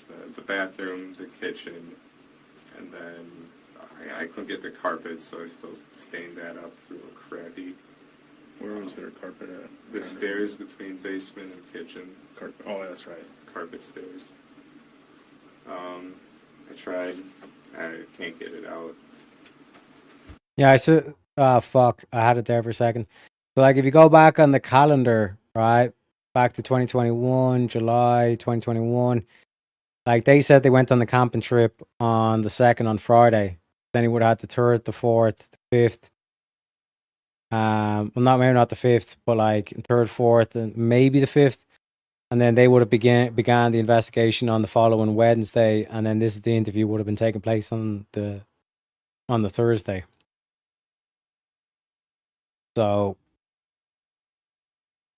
like, the think about the amount of work that you would have to do to cover it up. Like, even just do the murder, then dismember, and then clean up, and like spread the bodies around the place and all this kind of shit. Probably explains why he's dead inside, because he probably hasn't slept at all. I don't know how to do that, but then all the way up to the laundry room where I found my first aid kit. And I just tried to stop all the bleeding, but it wouldn't stop. So. Mm-hmm. And that blood was all coming from your left foot. Yeah, left foot hole. Left foot hole. Yeah. I mean, are we talking massive amounts of blood, or are we talking, a little bit, like, describe? It started as drops until I got to the bathroom. And then I got back to go grab my sock and some of the paper towel. And then I see the glasses in there, so I grab a tweezers and I pull it out. And then it starts squirting out. And I got some, a little bit of the rock. It wasn't that bad of the rock. But I think the worst was that floor. That, like, it kind of like, you know, like this lid puddles. It wasn't good. Are we talking the floor down in the basement? Well, Jonte with the update saying the third is the first piece of evidence they have that's when he at the very least started trying to get rid of everything. Shout out to Shantae. So it must have been on the second that he actually murdered them. So this is like 6 days at max, you know, after the incident. that one, and then I go upstairs to the kitchen, and it's still going, and I'm trying to get my foot in the sink just to slow it down and pinch it maybe. And then I waddle upstairs to the IFAC, or the first aid kit. And once I got it kind of bundled up, it stopped for what I know. Then I need to get some tape. We have a tape box in the basement. I go there and I opened it up again. I bled a little bit more, but the basement was easy to clean. It's just cement. 100%, Vern. A little bit of water, and I rigged that up. But then I grabbed the tape box and I wrapped it. After that's Tuesday. Yep. That's Tuesday. Wings. I go to Cats. Oh, okay. We had wings. What time? That could have been.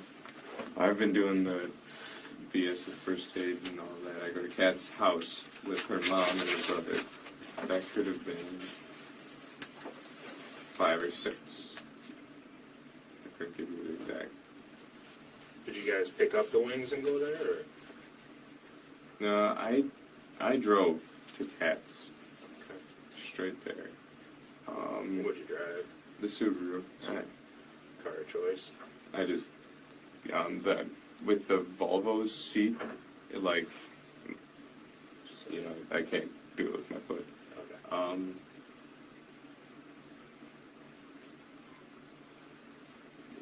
So you're talking about wings. Did you guys go pick up wings? Or? Yeah, so we get there, and we're calling around, seeing what's up. James is getting home with Jimmy John's.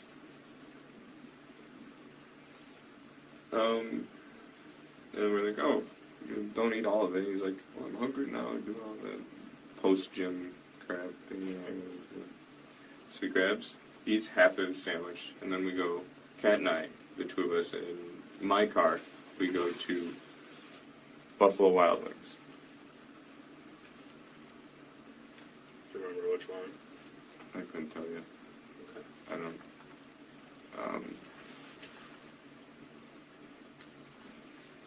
It had to be east, right? That's close to ours. It's by a mall. At least on them. It's by a mall. There's a mall. We go in, we get the wings, we go out.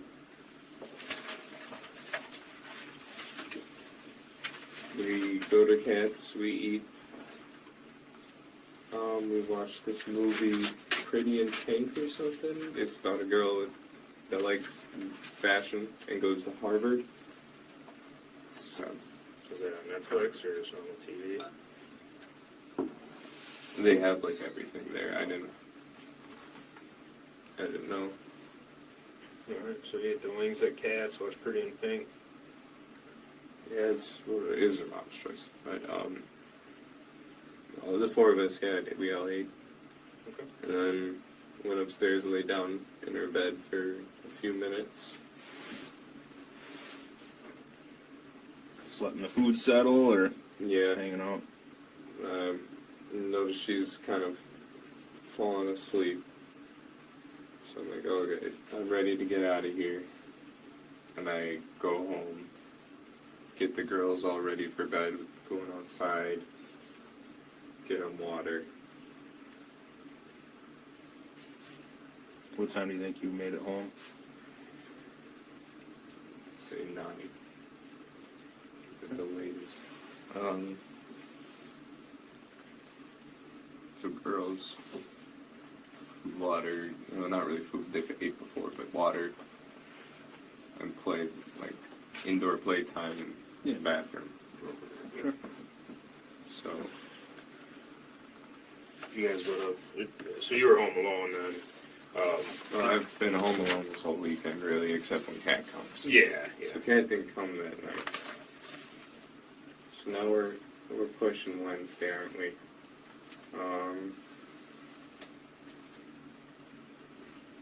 What time do you think you went to bed on Tuesday night? Probably pretty dang close to when I got home. 10 at the latest. Kind of been tired lately. Sure. Then Yeah, no shit, you've been tired lately. Yeah, I guess he had plenty of time to take care of everything. He probably did think he was getting caught and wanted to spend that time with a girlfriend most he could, while also getting rid of them. Yeah, but I'm pretty sure, I don't know if it was referenced and all that stuff, but like the torso was found in the girlfriend's house, which is like, that adds like an extra layer of fucking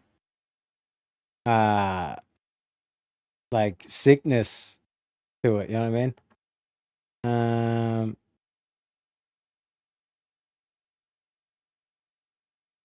Wait, one sec.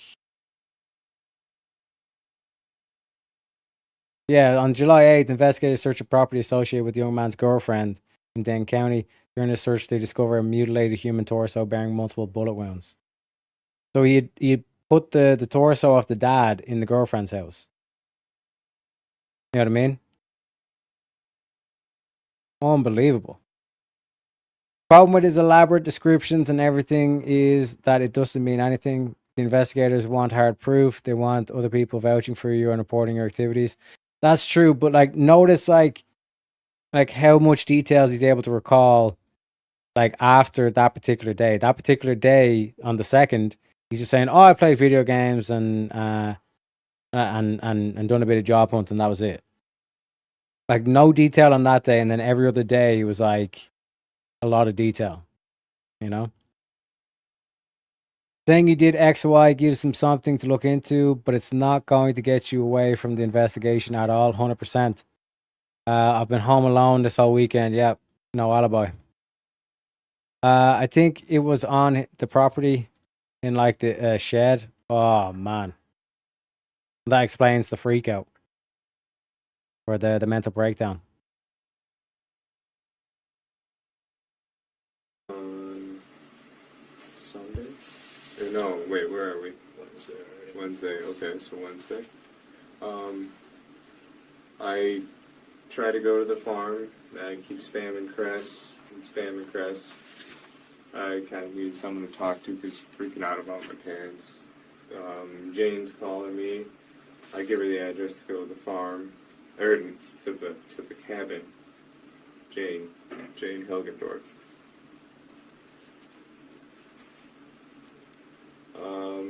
Never picked up from Cress, so I go home. Did you drive over to the farm, or? Yeah. Because she wasn't answering her phone, right? So No, I got close, but then I realized I can't just show up. They'd shoot me. I don't know when I drive, or what I look like with a hat on. They got guns over there, or would they actually shoot you? No, I'm just saying. Her dad lives there. He's 90. He got a buck when he was 95 or something. So I know if he didn't know what it was, he could have. Yeah. So he's old. But he can use a gun. That's why I wouldn't do that. Yeah. So Cress's dad lives there too. Yeah. Is it Cress's farm or dad's It's her farm? dad's. He built it. Oh, okay. And then She lives there. She's managing the property because he's in the chair. Yeah, he's old. So then, it's not really a farm. It's a farm hobby farm. Yeah, okay, I gotcha. They I just haven't ever been there. let wildflowers grow for the bees. That's pretty much it. And their own berries. But It's then here we are. I turn around and then Jane calls. I get a picture of the property at the cabin. And I see that. So I'm looking at the cabin.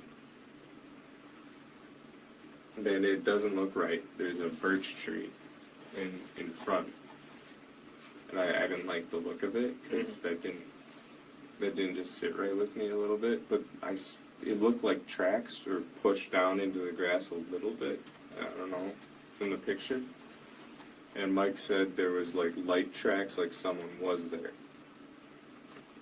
Where was the birch tree at? It looked like it was in the middle of the drive. And sometimes we do that. We find a fallen lawn and we put it like a double door entrance. Mm-hmm. So you go in from the gate, you park, you move the next, and then you drive it. Yeah, sure. So that's like the only security we can get up there. We have done that before. The grass is overgrown, but that's from the storm and the fallen trees. Mm-hmm. You can't mow there because the flowers.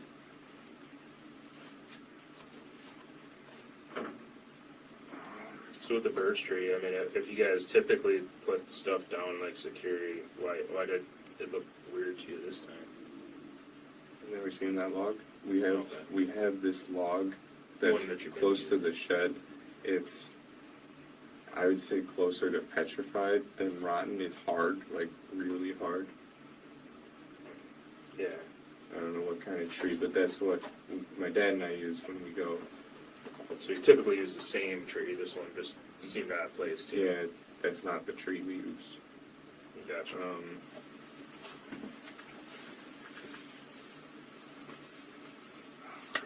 Where are we? Wednesday morning, Jane sends you a picture of the cabin. You see the birch tree. Didn't look Alright, then I go to the police station because I ask her, when should I make a thing? I'm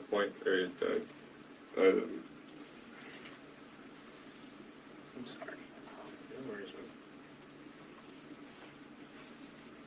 man. What? Wednesday morning, you said you went to the police department. Yeah, to make a. Talk to him about my parents. And then I met with 3 sheriffs that came. 3, you said? 3. There was a Seeley. He's bearded. The guy that drove me here. I'm not sure the name. And then Collins. She was also doing canvassing. Mm-hmm. So canvassing. So here we are at those 3. I get the questions answered. Then we go to my house. And then there's 3 more, the same 3 sheriffs. So they talked to you at the police station or wherever you get. Yeah, I get information and stuff like that. And then they came to your house. Yeah. Okay. And that's probably about. Then I came a couple hours later. They were there questioning. You're here now questioning. Mm-hmm. And then that night, what night are we on? Wednesday. Wednesday night. I go to Dan and Mary's. Wednesday night. What time do you think? They feed me. I had probably 7:30. And you said you went to Dan and Mary Sesto and Dan Somethingovich. So Mary Sesto's house. Mary Sesto's house. It's on the same road.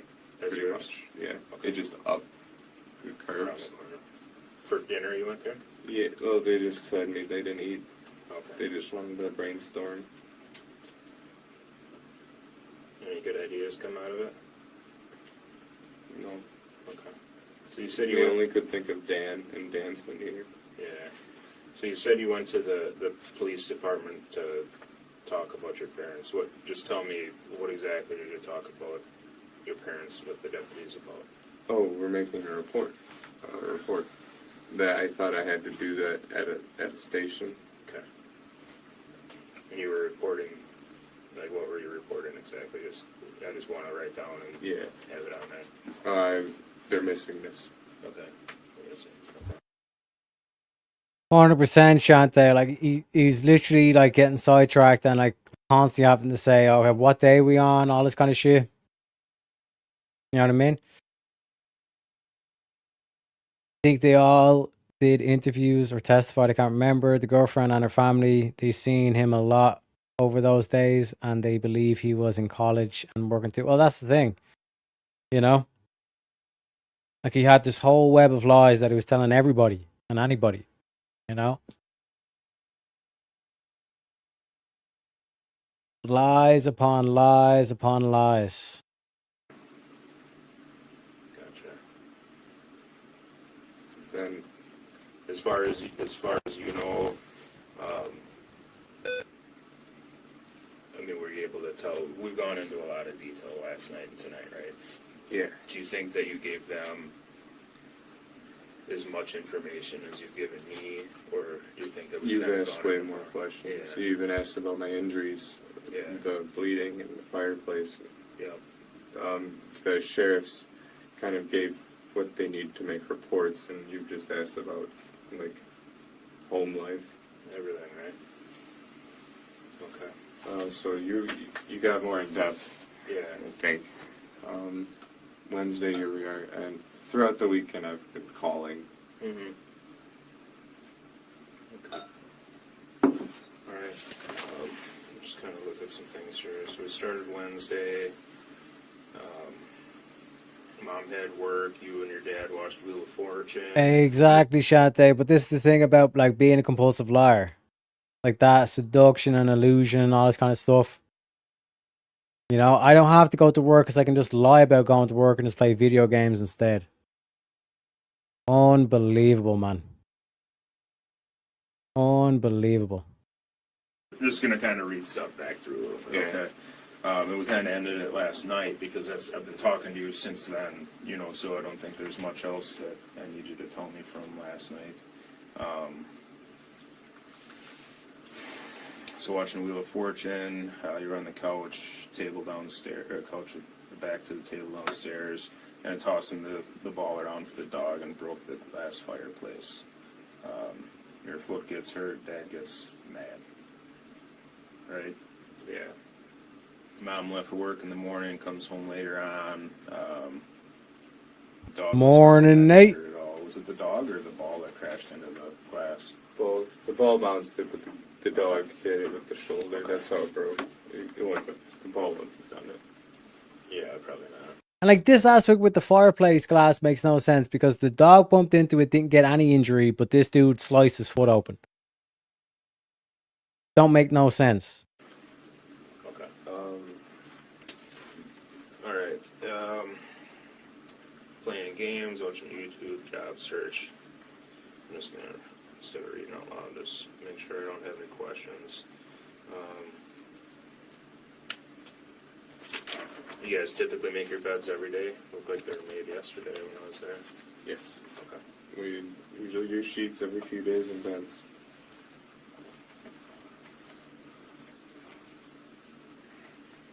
You change the sheets every day? Every few. Yeah. They get changed. I was gonna say, that's In cool. the faces.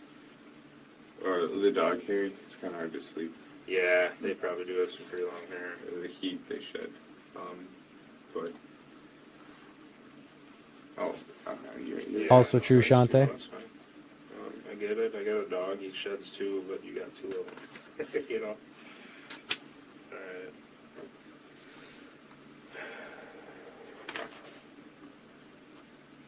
As far as the blood on your foot, how did you clean that up? So we were talking. You had blood on Swiffer wet jet. Okay, Swiffer wet jet. And where did you get that from? Cat let me borrow it. Where's it at now? I returned it to Cat. Yeah.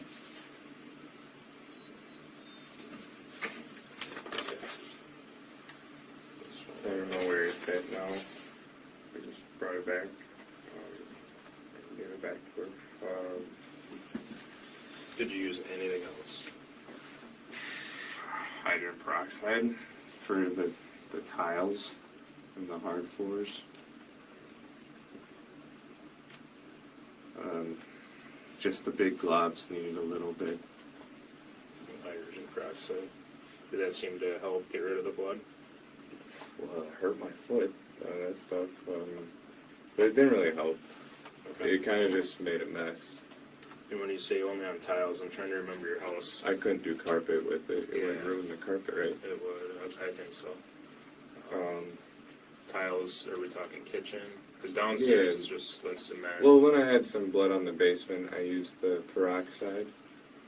Okay, basement floor and tiles in the kitchen? Yeah. Okay. Yeah, I peroxided. It wasn't. Possibly, Shante. Because like the torso being left at the girlfriend's shed definitely kind of like raises questions of like he was trying to shift the blame to someone else. As much. Like, there were, like, this size pools in the kitchen. Okay. I was pinching it pretty dang hard, but which was also cutting deeper because I had might still have another piece of glass. Is that the biggest pool that you saw? Was This something? was downstairs. This was kind of on the stone, close to the glass, and then there was one right at the base, kind of where the chairs I put. Like a good, like 2-3 inch diameter. 3-inch diameter. More than that.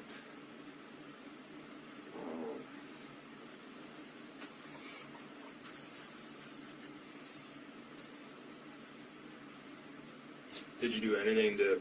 So I wrote down on Tuesday that you tried getting the glass cleaned up in the basement. Tossed it in the glass glass and recycling. Did you clean up at all when it actually happened? No, my dad was furious. So he did stuff to clean it. Yeah, I don't know what he did,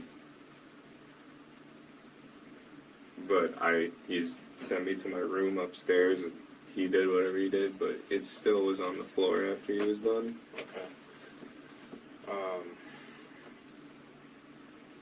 Did your dad get injured at all when the glass broke? Did he step on any? He sent me up, but I don't doubt it.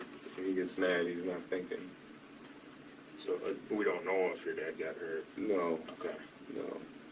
But my best guess is that guy reached in the fireplace and cut off his arm or something. I don't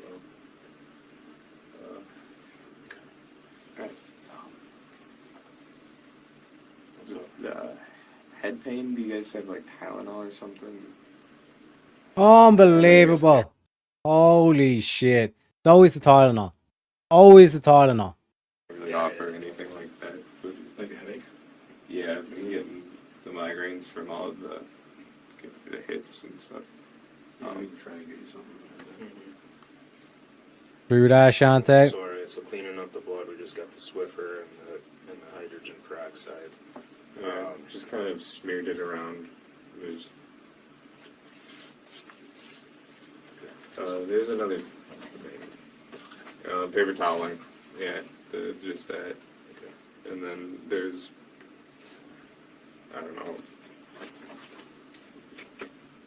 Yep, clearly a lie, because it's like to explain if there's any blood that he didn't manage to clean up. You know what I mean? Like how bad was, like, even just how did you get injured, but the dog didn't get injured, and then your dad cleaning up probably got injured, and then like how much are you bleeding in terms of the hydrogen peroxide? You didn't clean it up immediately.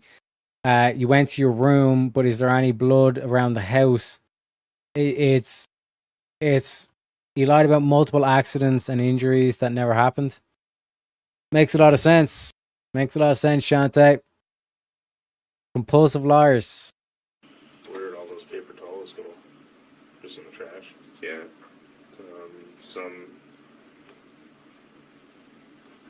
just everywhere in my car trash, in my Yep. trash. They ended up in the car trash? There's a bag in the car that I carried around. It's a car trash. Oh, okay. It's like a gallon bag. Okay. That's more portable than the garbage can. So, yeah, bloody rag after bloody rag, just trying to get it all up. And I don't know, it was a lot. I didn't feel sick, so it couldn't have been that much, right? Yeah, you didn't lose enough to pass out or anything. Is there any reason to believe mom or dad's blood would be somewhere in the house? Have they been injured at all that you're aware of? Well, my dad scratches his psoriasis till he, like, gushes blood. Okay. Gushing, describe gushing to me. Enough to run down your leg, like cover your leg, I suppose. Like, he has it on his knee. So when he does this, it just, like, drips down. I ask him to stop, but he doesn't do it when he's stressed out. Yeah. He just kind of, like, it's his tick. Yeah, probably itches.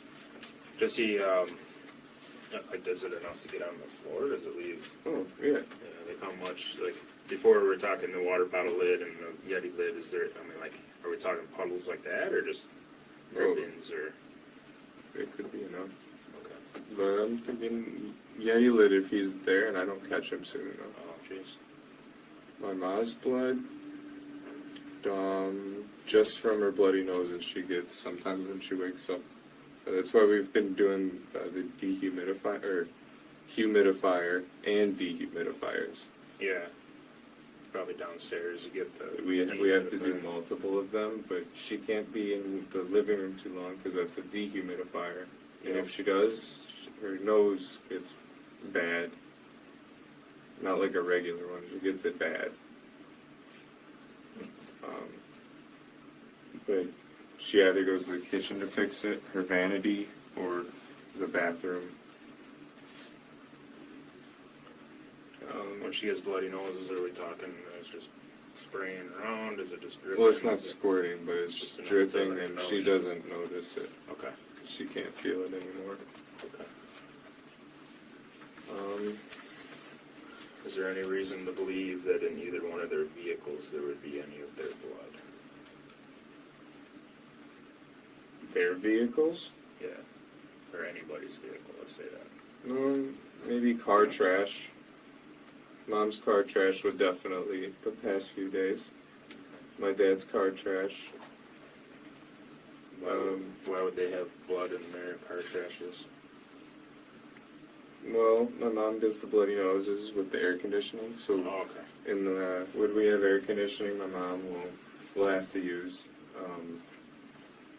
bring towels and stuff because in the hot days you can't have your windows open. You won't drive well. Yeah. So air conditioning, my mom will have nosebleeds. My dad hasn't had them as much as she does, but he gets them. Okay. His are worse than my mom's. Does she ever get them in the house then, or? Mostly just with air conditioning, and sometimes with the dehumidifier. Okay. Exactly, Me personally, Shante. just in air conditioning. Mm-hmm. I get them, but I'm not as bad as my parents.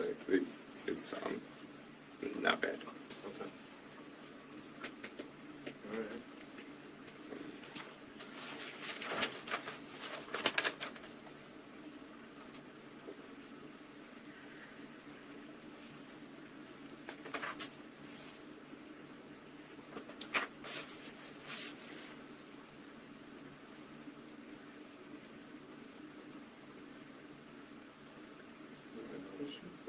Yeah, I'm just listening right now. I'm just thinking. It's kind of absorbing.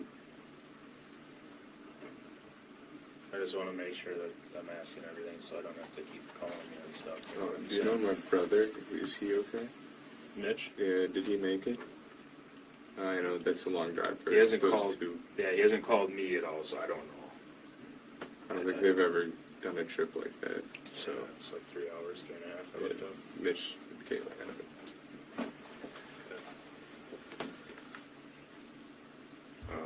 As far as up at the cabin, when do you think the last time you were up there?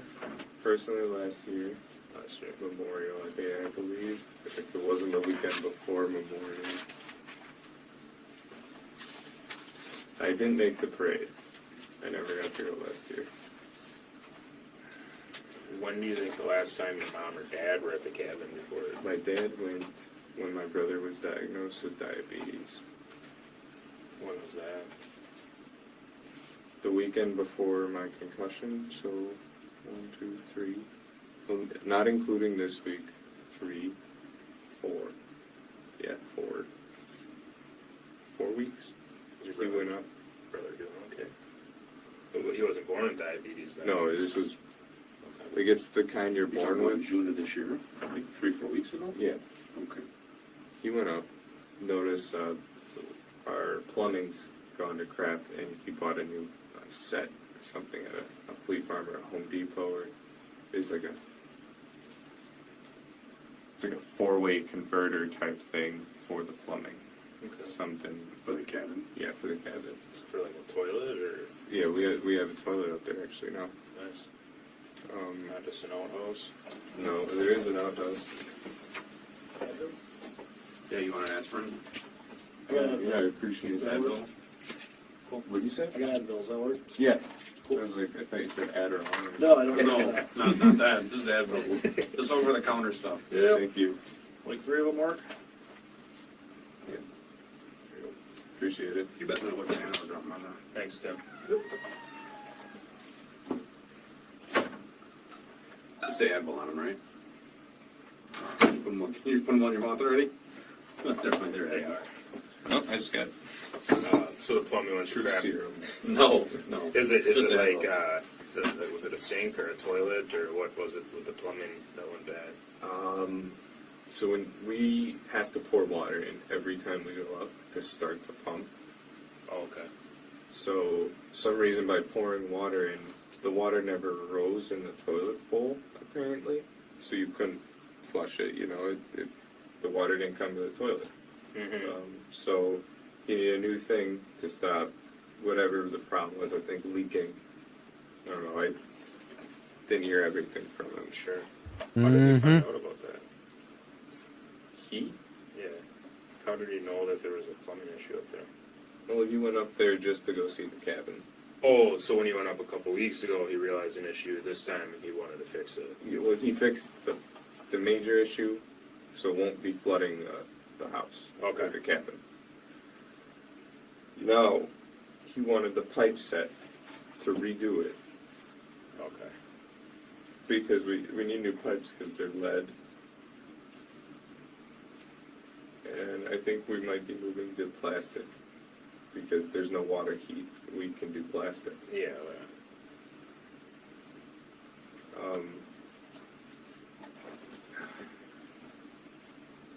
Okay, I'm trying to figure out what that part was. But that was when Mitch, diabetes, the number one. Did Mitch go up there with him? When he No, well, my mom and I were kind of with Mitch all that weekend doing stuff. Dad just went to Wallen.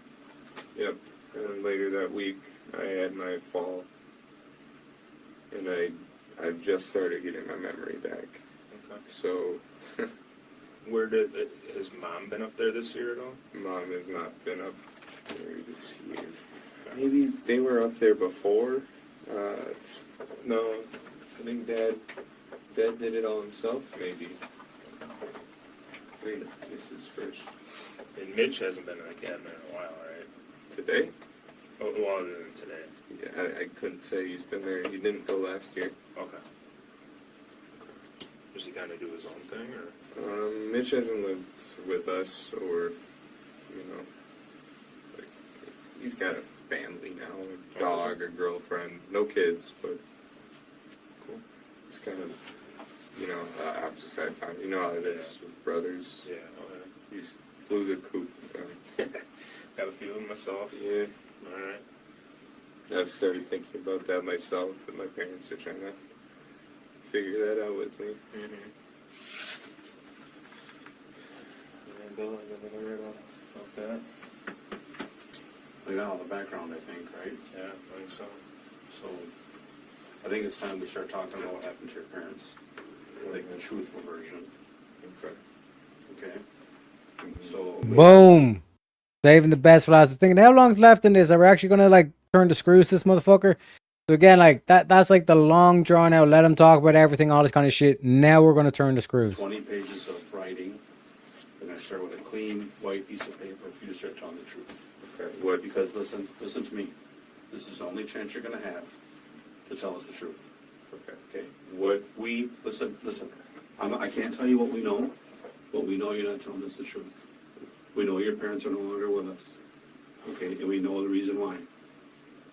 Okay, you need to tell the truth. Listen. You need to tell the truth about what happened, and just tell us why it happened. Okay? If something happened, if you were defending yourself, or if you just got fed up with stuff, you need to tell us the truth. Okay? This is your chance to tell us why. Okay? I'm not BSing you. Okay? So can we do that? Okay, they're okay. Lawyer. I'm sorry. Say it again, Jay. Lawyer. Okay. Because they're. Okay. You want a lawyer? Yeah. They're okay. Okay. Okay. They're okay. Yeah.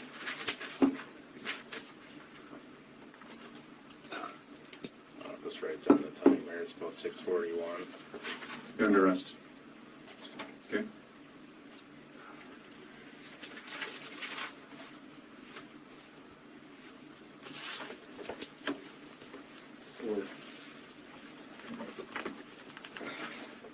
Okay. What happened?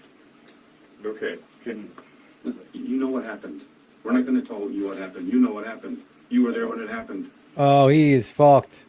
We're not BSing you, okay? I wasn't there when it happened. We know more than you think we know. Okay? There's people that have told us things. We have evidence. We have proof that more has happened. Okay. So your parents never made it to the cabin, and I think you know that. Okay. So you're asking for an attorney. We're not going to ask any more questions. It's him. Stand up. You want to stand, bro? Just come over here for me. Do you have any in your pockets at all? Wallet. Just a wallet that just put in there. Oh. What's this right there? Okay. So they won't take 100% birds aren't real. It's like that's a key indicator. As soon as they turn that heat up, now all of a sudden you want the lawyer. Oh, that's a vape and a coin purse. No, it's in. Oh, in. I got you. So I'm just gonna make sure you don't get it. Okay. Baron was like 5 minutes. In 5 minutes? 1 hour, 40 minutes of incriminating evidence. Stupid. And this piece of shit, his father knew he wasn't lying. His father knew he was lying and was willing to help him figure it out. Exactly. You know? That's the thing. And that's why I say, like, you got to be careful. Like, when you show that mirror to these compulsive liars, they do not like what they see in the mirror. They do not like reality. And they typically get violent.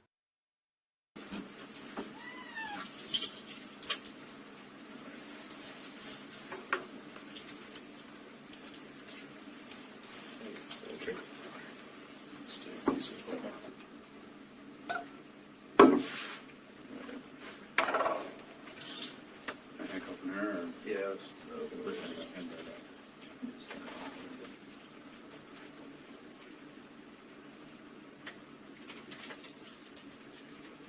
Fuck 'em, Lou. Look over your hands for a second.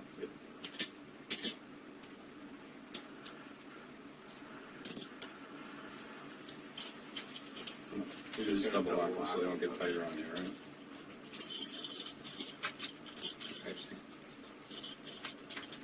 Let me speed through the last part of this. We'll get you into an area for the phone. Then you can make a survey. We'll wait for somebody to come over your phone downstairs. So once we get you booked in, we'll get you the opportunity for that. Can you get me a roll with your builder? I'm good if you got it going on there. I'll gather your things. I thought you can hand me mine. If you don't mind, it's not a lot. This. You can keep the other stuff there. I'll come back. Okay, just this. Yeah, thanks. Yep. Okay. And that's all she wrote, ladies and gentlemen. Let's cap off this case. Because, holy shit, this dude is a piece of shit, you know? The neighbors said they saw the fireplace lighting up in the windows on and off for like 3 days. He was burning them. Yep. We have that in the outro parts as well. Key parts where he tried to dispose of the evidence and all this kind of stuff. And then it explains why the fireplace thing, that whole story of like, oh, the dog broke it, but the dog didn't get an injury, but he remarkably got an injury and all this kind of shit. Dumped him in a lake. They caught him by Snapchat, his location. What can I say, man? What can I say? And this is the key thing where it's like, I'm in two minds about this whole thing of like, you know, the conspiracy theory. It's like they want to lock you down. They want to like know your location, all this kind of shit. It's like, go right ahead, motherfuckers. I got nothing to hide. You know what I mean? So stupid. Hey, let's get the outro. Okay. The evidence established beyond any reasonable doubt that Chandler Halderson was the person who murdered his parents, Bart and Krista Halderson, inside their family home in Windsor, Wisconsin in July 2021. He shot his father, Bart, in the back with an SKS rifle, an act that occurred around the time Bart was expecting to attend a meeting related to Chandler's claimed enrollment at Madison Area Technical College. Chandler then used text messages to lure or summon his mother, Krista, back to the home, where he killed her as well. Over the following days, he systematically dismembered both bodies inside the resident or attached garage using available tools, including saws. Placed the parts into bags or containers and transported them to multiple locations across southern Wisconsin in an attempt to prevent identification and recovery. One portion of Bart's remains, the mutilated torso bearing multiple bullet wounds from the SKS rifle, was left or placed on a property associated with Chandler's girlfriend in Dane County. The SKS rifle itself was recovered at the same location. Severed legs belonging to Krista were discovered on July 14th near the Wisconsin River in Roxbury, an area Chandler visited regularly. Other body parts were scattered or subjected to attempts at burning or further concealment in additional sites. Deliberate separation and distribution of remains across distant locations demonstrated a calculated effort to destroy evidence and complicate the investigation. The motive centered on a collapsing web of lies Chandler had constructed about his own life. And that's where you talk about this whole thing of like compulsive liars. They have this whole illusion of who they think they are and all this stuff. And then when you show them the mirror and say, you're not what you think you are, you know, they don't like that reflection. They don't like reality. For months, he had presented a false narrative of success to his parents and others, enrollment and progress at Madison Area Technical College, employment with American Family Insurance, and an imminent move to Florida for a prestigious position at SpaceX alongside his girlfriend. He created fictitious email accounts and personas to generate supporting communications that made these claims appear legitimate. Bart had begun to uncover the deception, including direct confirmation from the college that Chandler was not enrolled. Confirmation was imminent. Rather than face the exposure of his elaborate fabrications and the resulting consequences for his relationship and future, Chandler chose to eliminate his parents.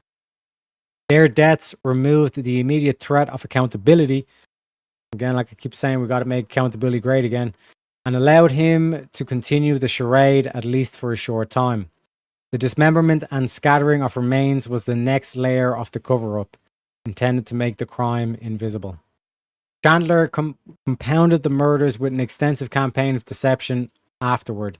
On July 7th, he initiated the false missing persons report, claiming his parents had traveled to the cabin with another couple. He maintained this story during the initial welfare check captured on body cam and in subsequent interactions with police and family.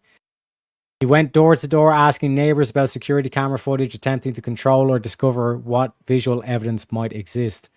Digital records later showed the depth of his prior deceptions, including the fake identities and communications designed to mislead his parents about his daily activities and achievements. On March 17, 2022, after a trial in Dane County Circuit Court, the jury returned guilty verdicts on all counts. 2 counts of first-degree intentional homicide, mutilating a corpse, hiding a corpse, and providing false information regarding a missing person. Chandler Halderson was sentenced to life in prison without the possibility of parole, effectively two consecutive life sentences.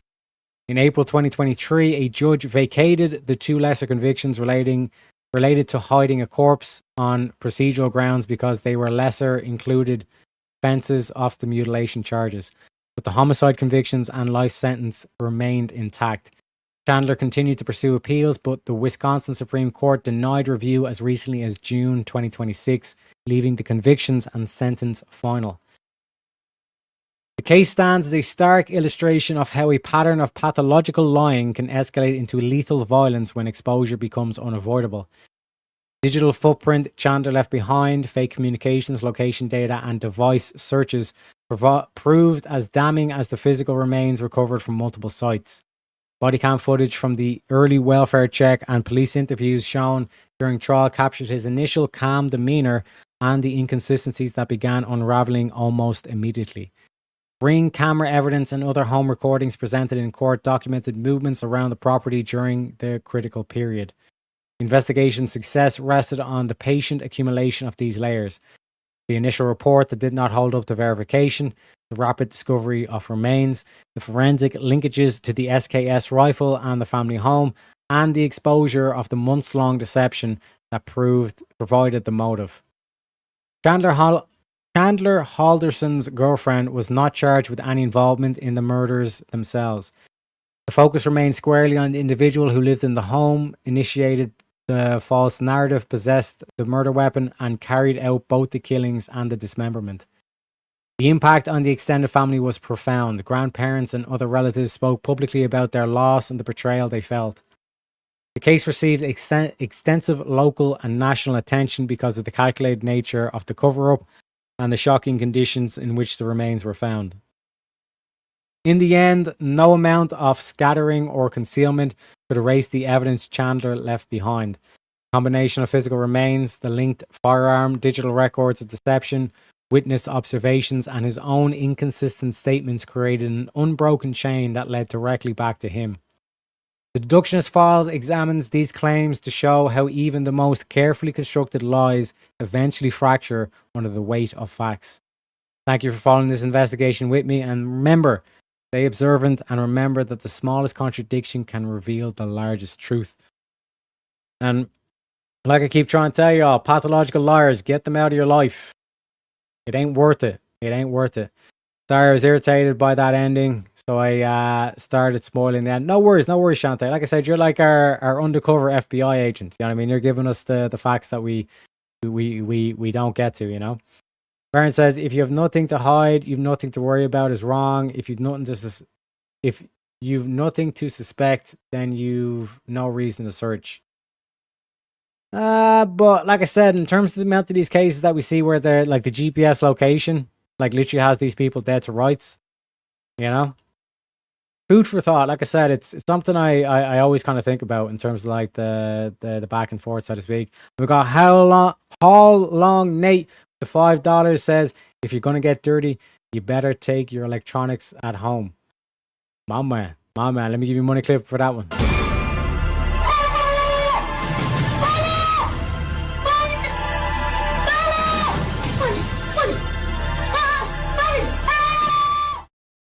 Appreciate you all along, Nate. Thank you very kindly for the support. Birds Aren't Real says, yeah, Varen, that's the trap they put you in, and they will use him being caught with Snapchat as leverage point. True that. Privacy is important and we ought to preserve it. They twist the idea that they should just be able to invade your personal life because you've nothing to hide. Just tyrannical. That is a perspective, but like when you like privacy is a modern day invention. You know what I mean? Because like when you look at like rural settings and communities and villages of old and all this kind of stuff, it was always like the nosy biddy that would like have the whole gossip on everybody, and like people would talk and all this kind of stuff as well. So it's like I think a lot of people, I'm not saying you do, Varen, but like I think a lot of people mistake that like, oh, like we all had privacy back in the good old days or back like way before when, but privacy is a modern day. It's particularly like around cities, you know. So I also shout out to Shantae as well. Rest in peace, Bart and Krista Hallerson. 100%. I mean, his Snapchat location was public. he was sharing it. Unbelievable, man. Unbelievable. Talk about stupid, but I'm glad these stupid motherfuckers get caught. Let justice be served, you know? But we're going to wrap up there, folks. Like I said, we went a bit late today. But hopefully he's enjoyed the show. Massive shout out to everyone in chat. Hopefully he's enjoyed the show. And massive shout out to all the donors as well. And also a special thank you and shout out to our boy Jungle for the very thoughtful, kind, beautiful letter that he sent me as well. And again, shout out to all yous. Yous are the ones that making the dream become a reality. And like I said, man, we end the show the exact same way every single time. To all the Americans out there, I'm not asking you to trust me. I'm a leprechaun, okay? Can't be trusting leprechauns. All I'm simply asking you to do is to trust your president. God bless America. God bless Donald Trump. I'll see you motherfuckers tomorrow. Well, later on today, hopefully on VK. And then after that, for a bit more of the Deductionist Files for the week-long special, baby. Have a good one, folks. Why wouldn't you dedicate yourself to public service? Because I think it's a very mean life. I would love and I would dedicate my life to this country, but I see it as being a mean life. And I also see it as somebody with strong views and somebody with the kind of views that are maybe a little bit unpopular, which may be right, but may be unpopular. I am your voice. So to every parent who dreams for their child and every child who dreams for their future, I say these words to you tonight. I am with you. I will fight for you. And I will win for you. We will make America strong again. We will make America safe again.